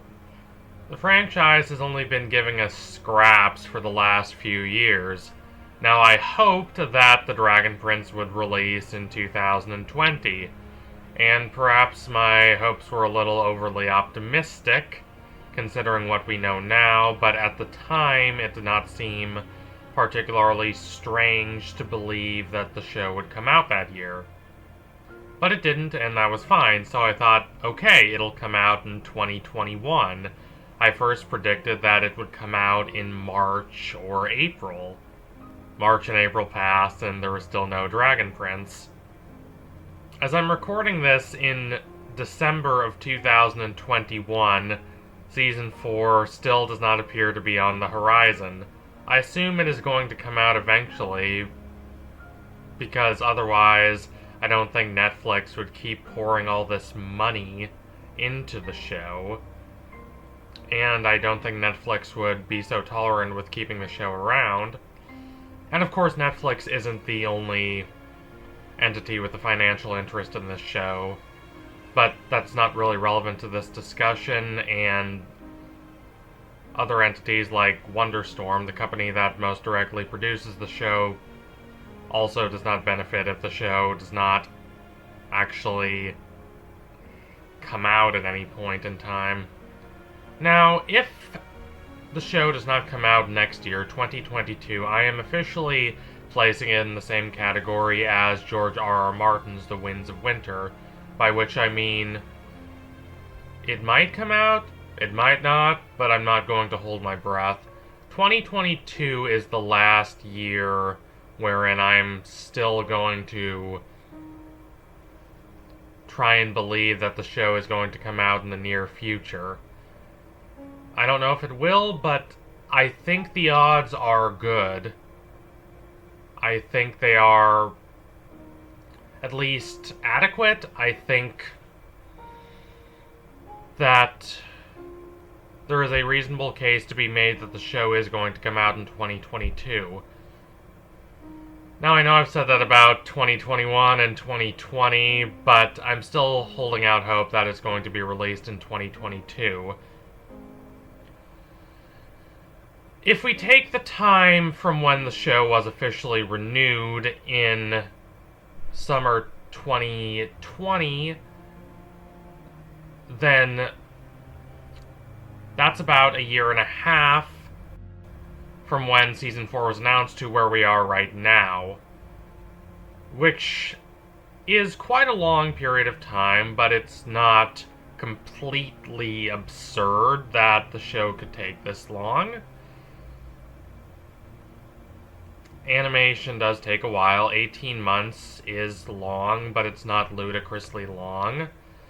Ahas has, if nothing else, said that the writing and recording of Season 4 has been finished for a while. But if the show does not come out at all in 2022, if we're having this exact same conversation in December of next year, that would be 2.5 years since the show was renewed back in summer 2020. And at that point, you would have to think that something has gone wrong. But at this point, though, the show seems to be taking quite a long time. A year and a half from the show's official renewal is not completely absurd, especially since it seems like the people associated with the Dragon Prince, with the exception of Ahas and Richmond, as in the actors and writers and storyboarders, found out the show was being renewed the same time we all did. But I do think that my patience, and the patience of a lot of people, is running a little thin. I'm not saying I want the show to be rushed, but if the other option is for the show to be delayed indefinitely, then maybe just putting the finishing touches on it with all due speed would not be the worst thing in the world. Now, obviously, I don't want a lot of crunch time for these hardworking employees animating the shows, scenes, and episodes. And I realize that working conditions for people like animators are not great to start with. But I am saying that perfect is the enemy of good, and the enemy of things actually being done. And I'm also saying that I was a freshman in college the last time the show aired a season, and I'm quite concerned that I might be a senior before the show is releasing its 4th season. And it's particularly baffling because there do not seem to be any reasons for the show's long production time. Usually when production keeps being drawn out like this, it's because something has gone wrong. And perhaps there are issues with the production of Season 4 that are not getting out to the public, but there is no reason to believe that is the case at this point, and I would rather not make baseless speculations. So we're left to just sit here and wait for Season 4 to come out, as we've been doing for the past going on 2 years at this point. And over 2 years if you count just the amount of time we've waited from the end of Season 3 to where we are now. And it also does not seem like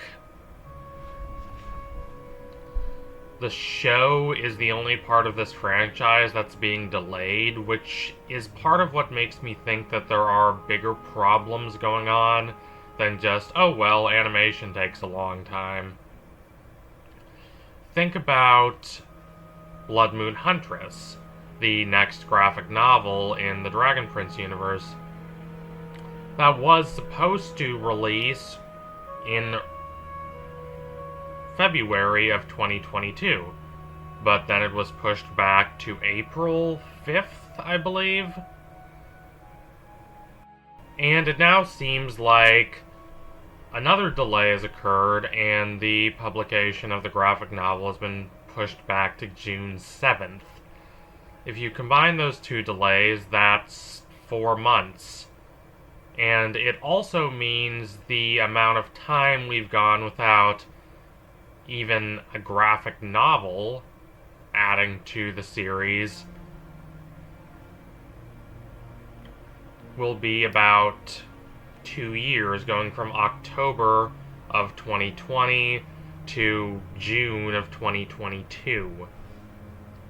That is not promising for the future of this franchise. There's also supposed to be another graphic novel coming out called Puzzle House, focusing on Viren's mentor, and possibly delving more into Viren's past, which would be fascinating. But there is no release date for that graphic novel, and no real indication that a lot of progress has been made on it. And then there's also the matter of this video game that seems to be a pretty big budget affair that takes place in the world of the Dragon Prince. And it seems like they're dedicating a lot of time and effort to this video game, which is fine, I guess, but a lot of the audience for the video game is going to come from the show, and if the show does not release more seasons, people might lose interest in it. And also with the video game, I don't know how many people are going to be picking up this Dragon Prince video game, as grandiose as it might be, if they're not at all familiar with the franchise. But who knows at this point. It also does not seem particularly promising that in an interview with CBR that was published back in October of this year, Aha said that they were still storyboarding, even though the writing and recording had been completed, which is not a promising sign. For the life of me, I have no idea why this is taking so long, but I just hope that there still are people who are fans of the show when it finally comes out. Which is not a guarantee, especially considering how young a lot of these fandoms are. I remember when I was first making my videos about the Dragon Prince, a lot of the people who were liking those videos and sharing them and following me on Twitter were pretty young, even compared to me. They were like 15, 16 or so. And those people were in high school when the Dragon Prince's first couple seasons came out, and they're probably out of high school now. They might have lost touch with the show. I don't think a delay of this length is anything but trouble for the franchise as a whole. And yes, it is true that fans of any show do seem to be very impatient these days. It's kind of a joke that as soon as season 3, for example, comes out, people are always like, oh hey, when's season 4? That they have no patience, that they're not willing to wait for the season to be developed and released. And that is true. And a lot of fans can be impatient and entitled. But after 2 years of not getting another season, I think a few feelings of bitterness and resentment are understandable. I don't think a creator has any duties to the fans. I definitely do not think the creator has any duties to give the fans what they want, or just cater to the expectations of those fans. And I think the best art is made when the basic expectations of people who just want accessible, easily digestible art are completely subverted. I do think a creator does have a duty to at least provide some measure of proper communication channel with the fans. If the show is going to take another year or so, just say that. I wouldn't be happy about that. I would be very disappointed, but I would at least understand, and I would not be constantly wondering, when's the show going to be released? I would not be left hanging like this. Just give us the truth, whether it's pretty or not. Don't keep leaving us in this limbo area like this. Aha says we're going to get more news pretty soon. I hope he's right. Let's keep our fingers crossed. So anyway, thank you all for watching. If you liked what you saw today, don't forget to like, comment, and subscribe. Donate to my Patreon if you can and you want to see more videos like this. Keep watching The Dragon Prince's first 3 seasons, and let's hope Season 4 comes out eventually. I'm not an angry person, and I'm sorry if I sound so angry when I'm talking about this. I'm really not. I'm just disappointed is all. And quite frustrated, and I think understandably so. I was making quite a few videos that were getting quite a bit of traction when Season 3 was released, and to just have more or less complete silence on Season 4, except for a little few hints and vague indications, is kind of alienating. So let's all hope Season 4 comes out relatively soon, or at least at all. Anyway, tune in soon for my next analysis. It will be coming soon. Thank you all again. Adios, comrades.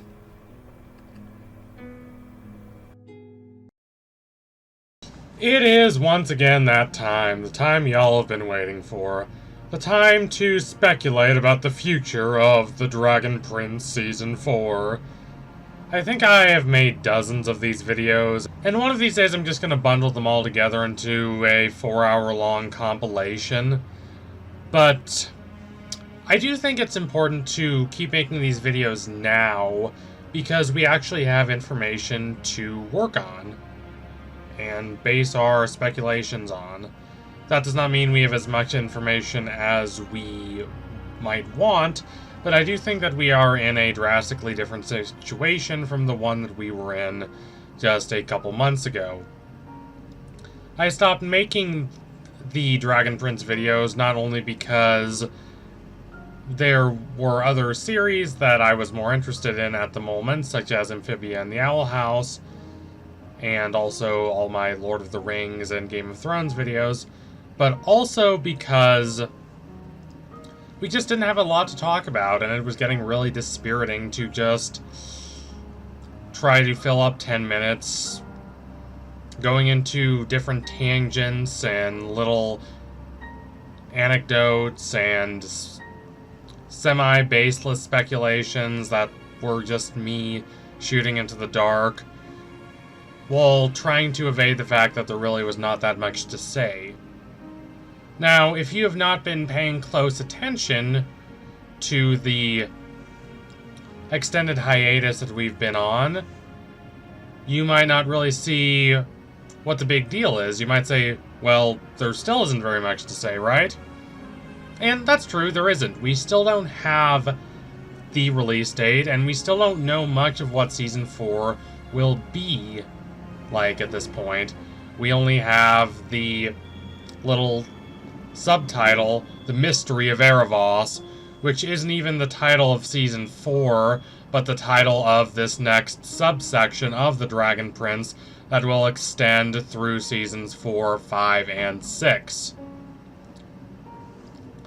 But still, where we are is drastically different from where we were just a few months ago. I want to keep saying that because I think it's an important point to keep in mind. If you've been someone who hasn't been keeping in super close touch with the fandom, or you just were not along with the fandom for the entirety of the hiatus, you have no idea how bad it got. The Dragon Prince subreddit got really loopy, just because there was not much to say. Yes, I must say I have always felt at a distance from Zoomer humor, despite being in that age bracket myself, but even by those standards, the stuff the Dragon Prince subreddit was coming up with got very strange, and I could not begin to unravel the weird network of memes and in-jokes for someone who did not already have experience with that space. It's been a long time since we've gotten Season 3 of The Dragon Prince, and the fandom has understandably flagged a bit since then. And I think it's worth keeping in mind that a lot of fans of the show are teenagers, and you change a lot in 2 years as a teenager. Heck, I've changed a lot as a young adult just out of adolescence. When I look at myself in 2019 compared to where I am now, I see a completely different person. When I look at how I saw the world back then, it's like I'm looking through a muddied glass. Everything looks a little distorted. That's not to be all triumphalist and say that I automatically have all the answers now, but I do feel that I'm in a fundamentally different place in my life than I was back then. I feel both more confused and less burdened. As for Season 4 of The Dragon Prince, I'm still excited. It is true that it is perhaps not the huge fantasy epic that everyone is coalescing around like it would have been if it had released last year, because we've got all these other stories coming out. We've got the new Lord of the Rings, we've got the new Game of Thrones, we've got the new Avatar remake that will probably be coming out sometime early 2023. All of these will have much larger fandoms than the Dragon Prince, and they've kind of taken a lot of air out of that Dragon Prince fandom, kind of suffocated it a bit. But nonetheless, I'm still excited to see where this show goes. Season 3 ended on a high note. Not just in that it had an optimistic ending, but that those last few episodes of Season 3 were some of the best in the show.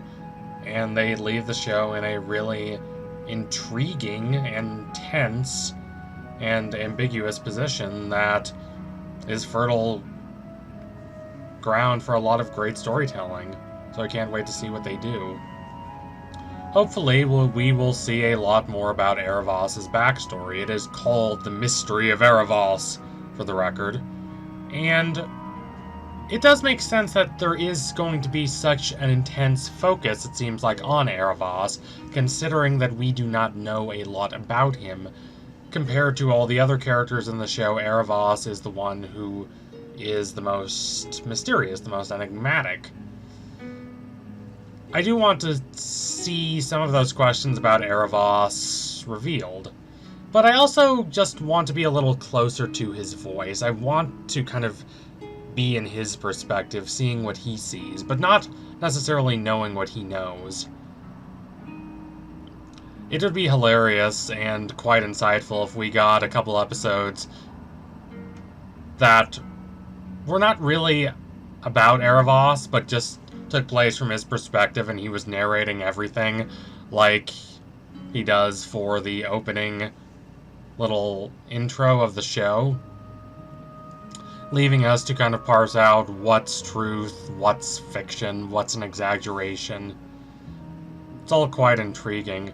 I want Aaravos to kind of be a step ahead of us. I want us to constantly be left guessing as to what he's thinking.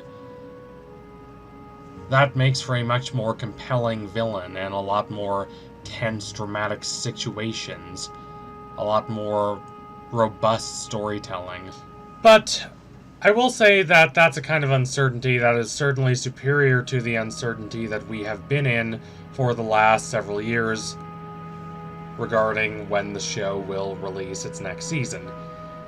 Now, I think I might have been a little hyperbolic when I was talking about how long the show has been taking. They were not able to do any production on Season 4 before the show was renewed for its final 4 seasons in summer 2020. They were throwing around ideas, but that's not the same as actually systematically working on building these seasons of the show. Production had come to a complete halt, and it needed to be restarted again. It's not quite the same as starting a show from scratch, but I do believe that the time commitment is somewhat similar in that between seasons of a normal show that has a season every year or so, you have the luxury of working on multiple seasons at the same time. So by the time season 1 airs, you're already working on season 2, so it can come out in a year or so. But since the production completely halted after season 3, they had to go and restart that process from the ground up.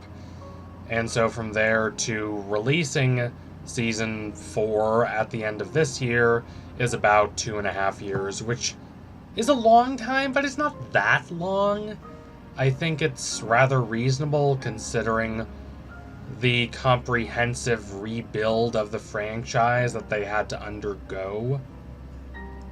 It is quite exciting, as a side note, that we do have a final general idea of when the show is going to come out.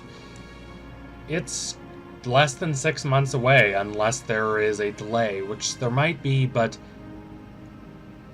I don't think there's reason to believe that there will be a delay at this point, that it will be delayed until 2023, considering what they said about it coming out at the end of this year.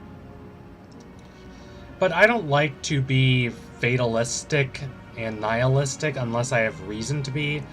I am vehemently against this cynical, whining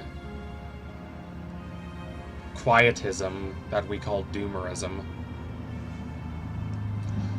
But I do think that we are steadily making progress toward the final release date of the show. I think it's going to come out sooner than a lot of us anticipate. And once it does, no one is going to remember this 2.5-year waiting period. Sure, it might annoy us for a couple years going into the future, but eventually it's not going to bother us anymore, and we're just going to celebrate having the show.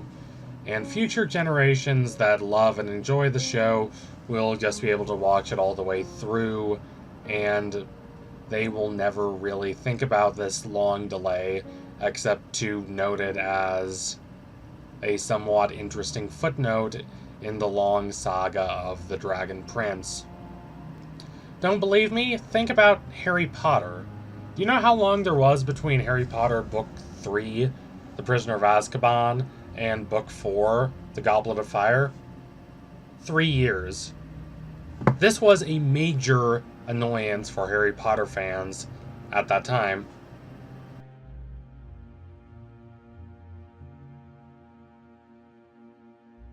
Does anyone care about that now? No, of course not. Does anyone really acknowledge that long delay now? Not really. The people who experienced it move on with their lives. The people who didn't don't really take notice of it. It's the same thing not just in film and TV, but in big construction projects. You have railways, and you have long, very complicated bridge designs that take years and years and face extremely long delays in getting built. And yet when someone looks at that bridge or that railway system or some enormous skyline-defining tower 10-15 years in the future, do you think they will care about that delay? Not really. So take heart, the delay will end soon, the hiatus will come to a conclusion, and a lot of us will feel a little silly that we allowed the paranoia and anxiety of that hiatus to occupy us to such an extent. Now, that doesn't mean I don't think that the showrunners could have made some better decisions. I definitely think that sprawling out into all of these different media video games and board games was kind of a mistake. It might not have directly impacted the amount of time Season 4 took, but it did demonstrate a set of priorities that was rather diffuse and meandering. And I think it speaks to a general lack of precise focus that is perhaps understandable coming out of the wild times of pandemic summer 2020, all those restrictions, and also suddenly having the show renewed and having to scramble to come up with something to fill in the gap between Season 3 and Season 4. But there is still a lot that the show could have done better. There are a lot more efficient decisions that they could have made. And I think that this whole tiered process of making the first 3 seasons and then the next 3 seasons, and presumably there will be another gap before Season 7, is kind of a mistake, and I'd rather have just a season than a year than another season. But we will have the Dragon Prince soon enough, and all of these concerns will fade into distant memories. I'm looking forward to that.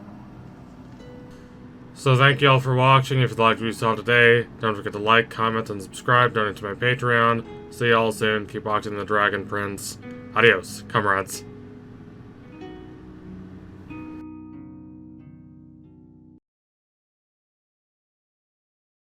Rayla is set against herself at the start of The Dragon Prince.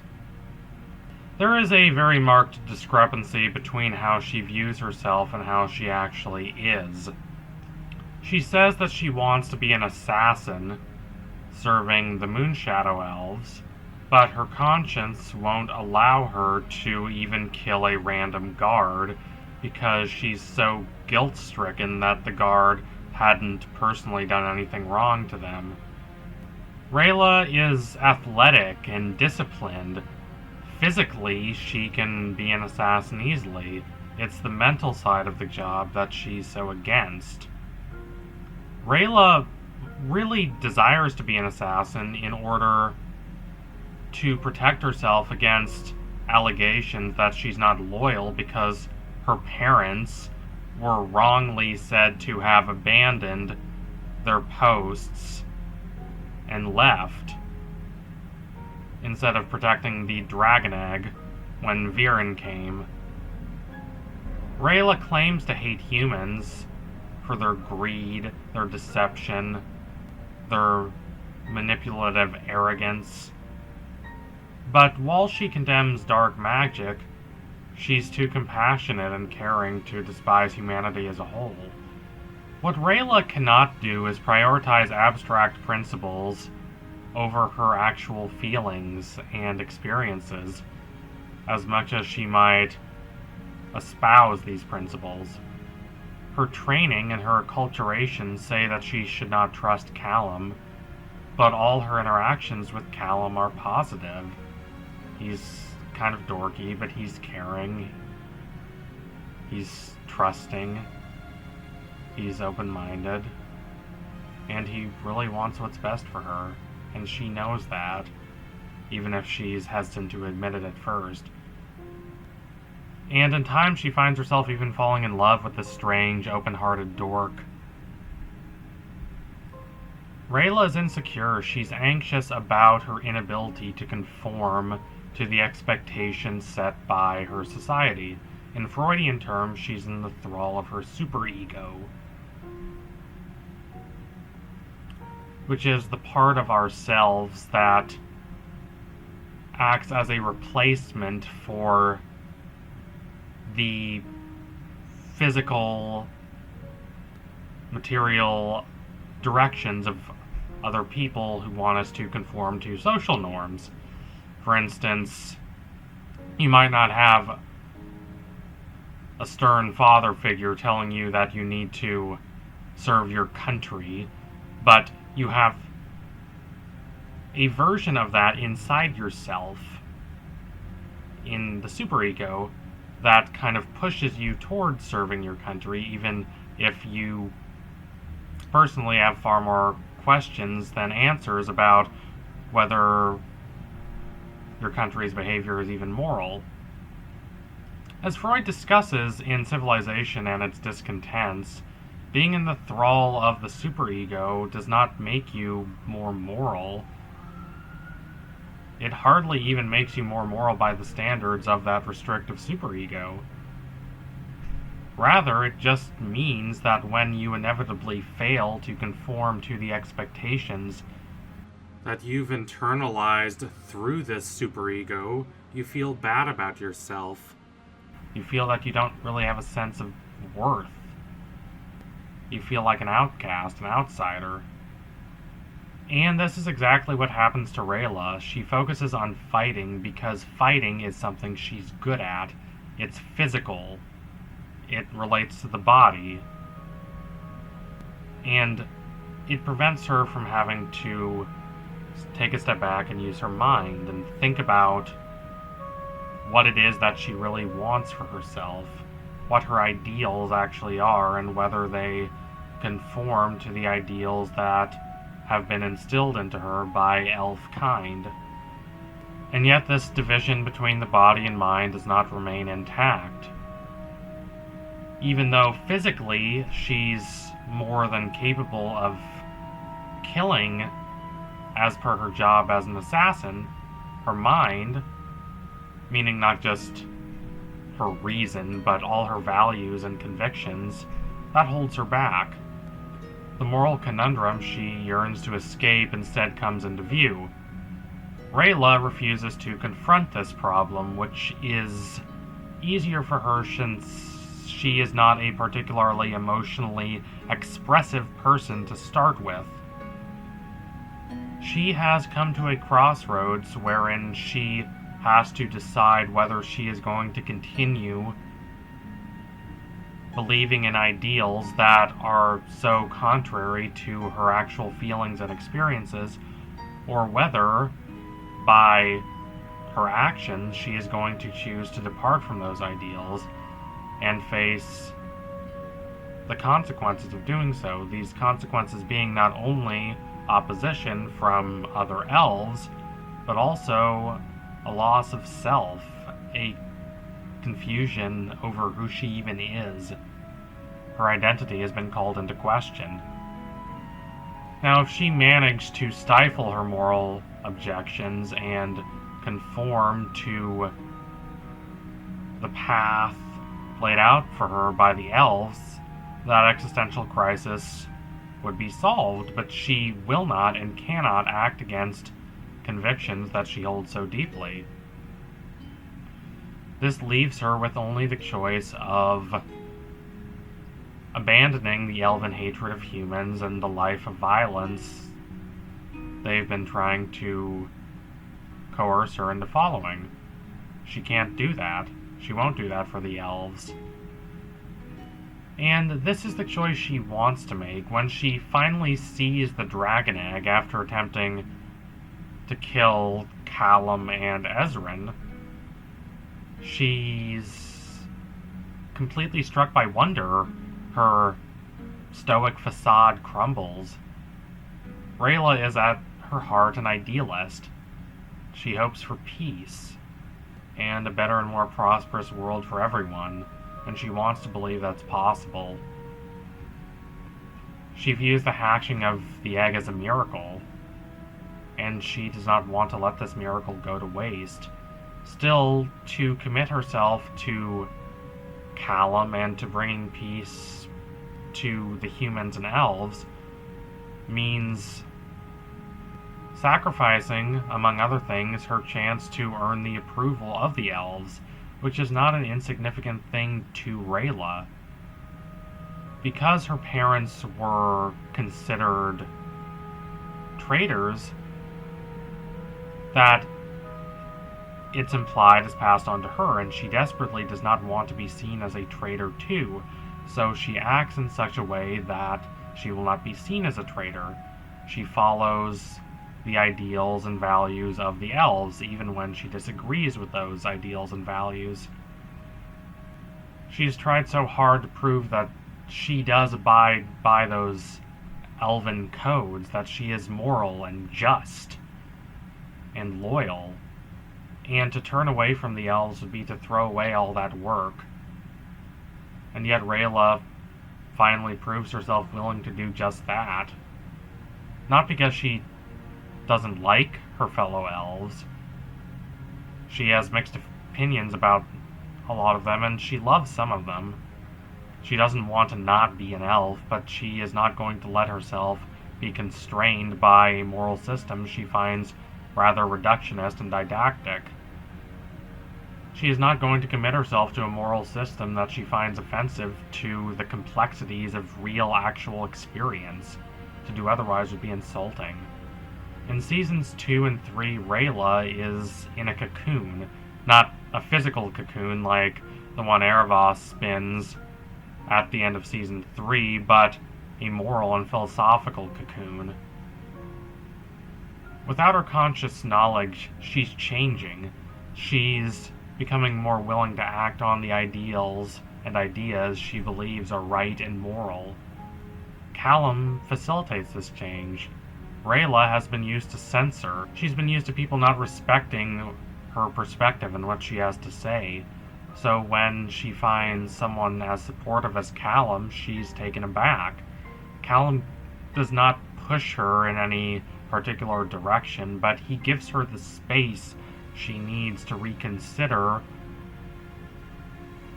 why she believes what she believes and whether the ideals she professes line up with her actual personal convictions. She does not sever herself from her past, but she does abandon restrictive moral codes that she finds antagonistic toward her dreams of a brighter future, and this, I would say, is progress. She's able to set herself free. So thank you all for watching. If you liked what you saw today, don't forget to like, comment, and subscribe. Donate to my Patreon if you can and you want to see more videos like this. Keep watching The Dragon Prince, or at least the first 3 seasons. Hopefully season 4 will come one of these days, but who knows. I'm not going to hold my breath. Anyway, tune in soon for my next analysis. It will be coming soon, promise you that. Thank you all again so much. Adios, comrades.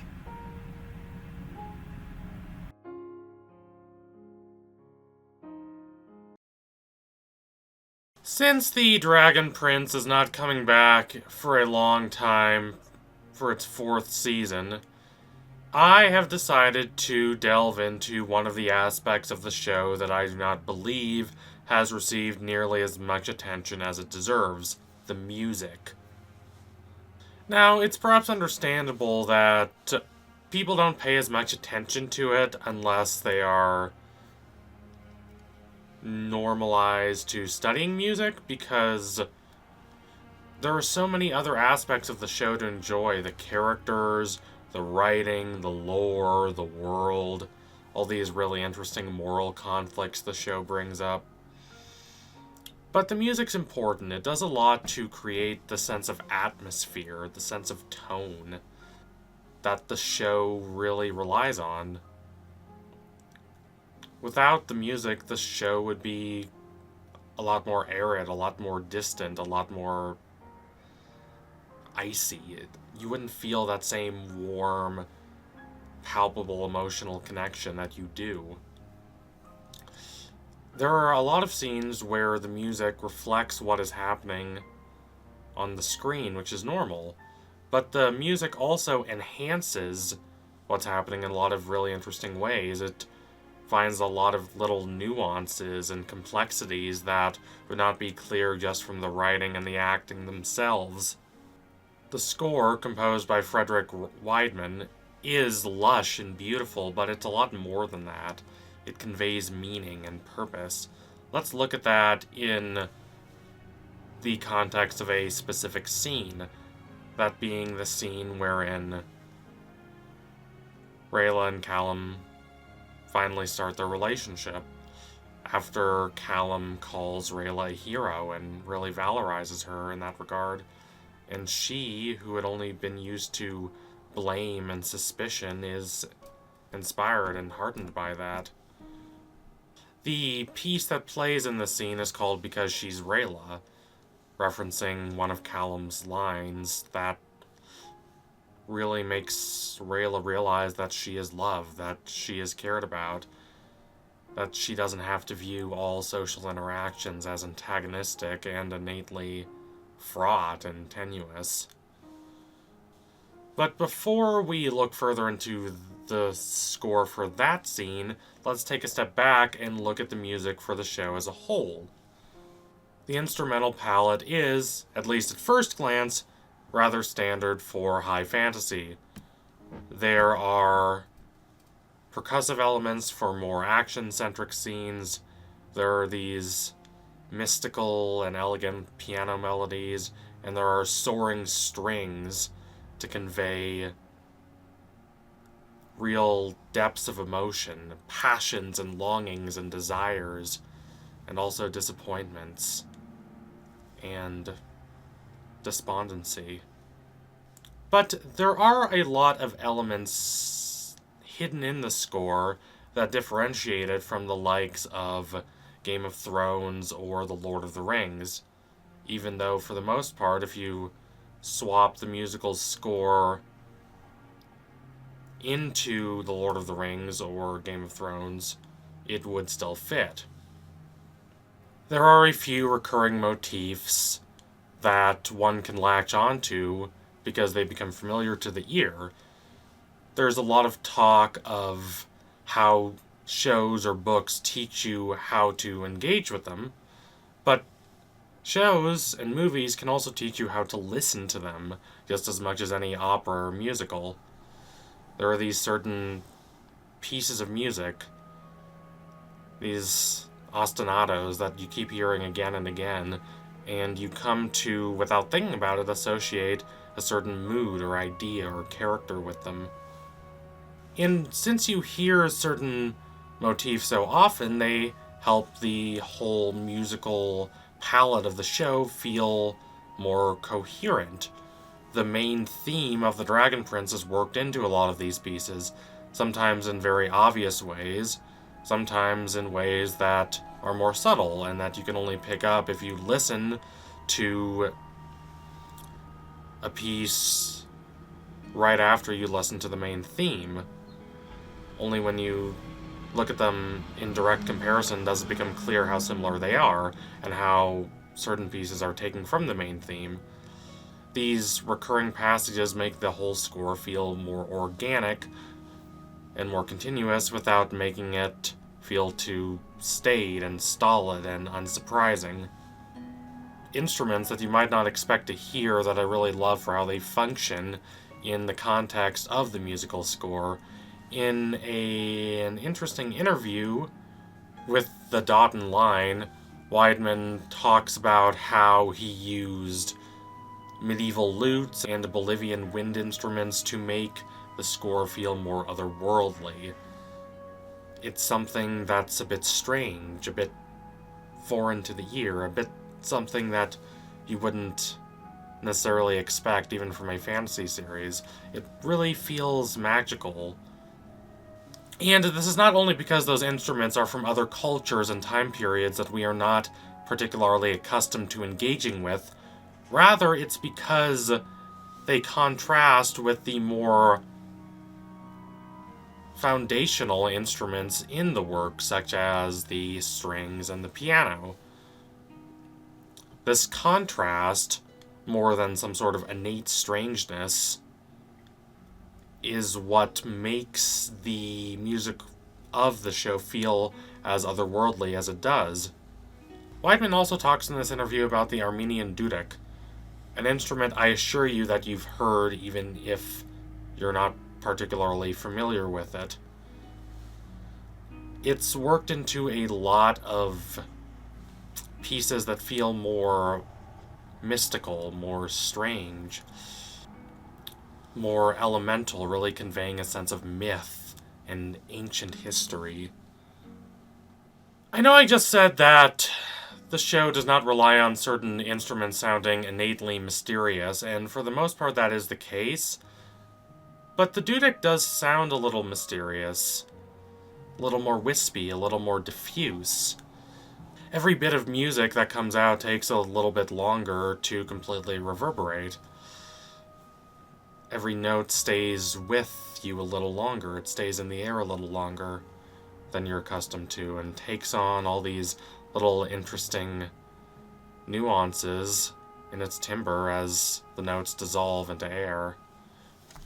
But I must say that the pieces that stand out the most for me personally are the quiet pieces.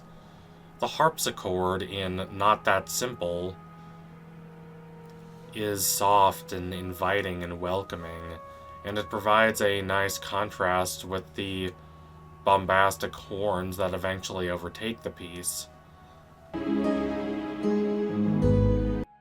One of my favorites is Last Sunset, which is built around a particular and striking piano melody.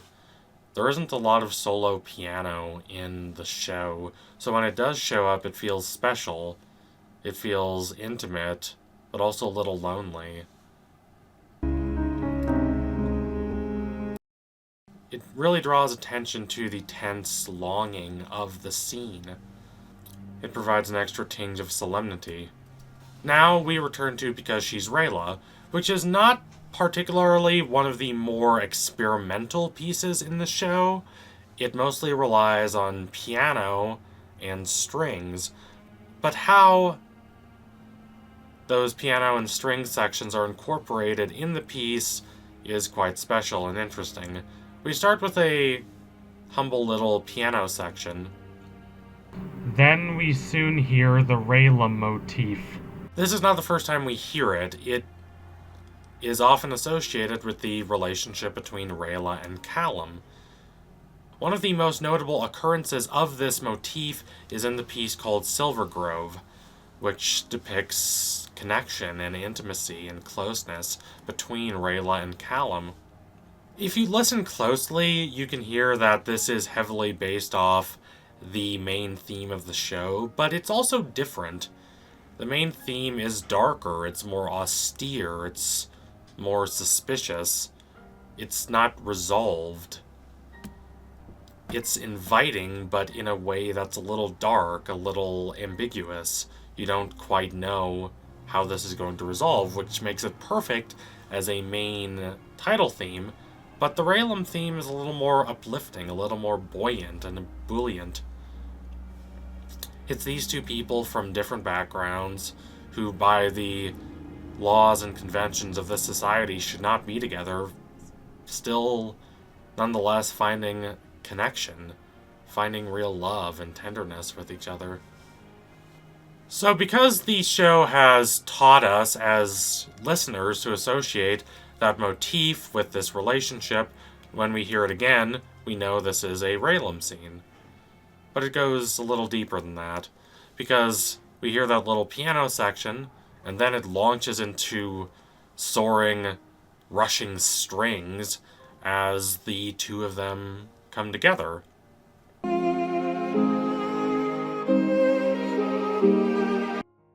They have that kiss, and unlike the kiss in the previous episode, this one actually locks in the relationship. They realize that they should be together, that they're good for each other, that they want to be together.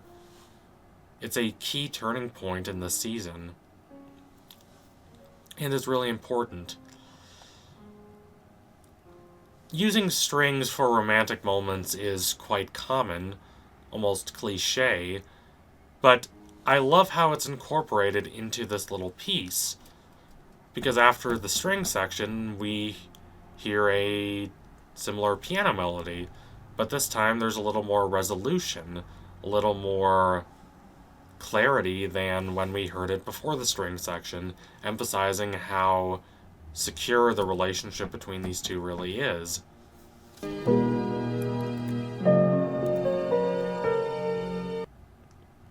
And because Rayllum as a relationship is often used as metonymy for the show's depictions of elves and humans trying to live in peace and stop the warring that has consumed these two races for so long, hearing the Rayllum motif here signifies directly two teenagers moving from icy awkwardness to warmth, tenderness, and intimacy, but it indirectly also signifies the hopes and dreams and yearnings of two peoples trying to find some sort of peace and unity. So thank you all for watching. If you liked what you saw today, don't forget to like, comment, and subscribe. Donate to my Patreon if you can, and you want to see more videos like this. It was nice to be able to go off the beaten path a little bit and talk about an aspect of the show that I don't think has gotten enough attention. I am not a skilled musician, so I'm sorry if my musical analysis didn't go as in-depth as it could have, but I do really love how shows can use little musical motifs that recur and repeat to tell a broader story. You come to associate that motif with more than just some notes, but with ideas, concepts, characters. It's really fascinating how shows can use music like that, and I love pointing it out whenever I see it. So anyway, tune in soon for my next analysis. It will be coming soon. Promise you that. Thank you all again. Adios, comrades.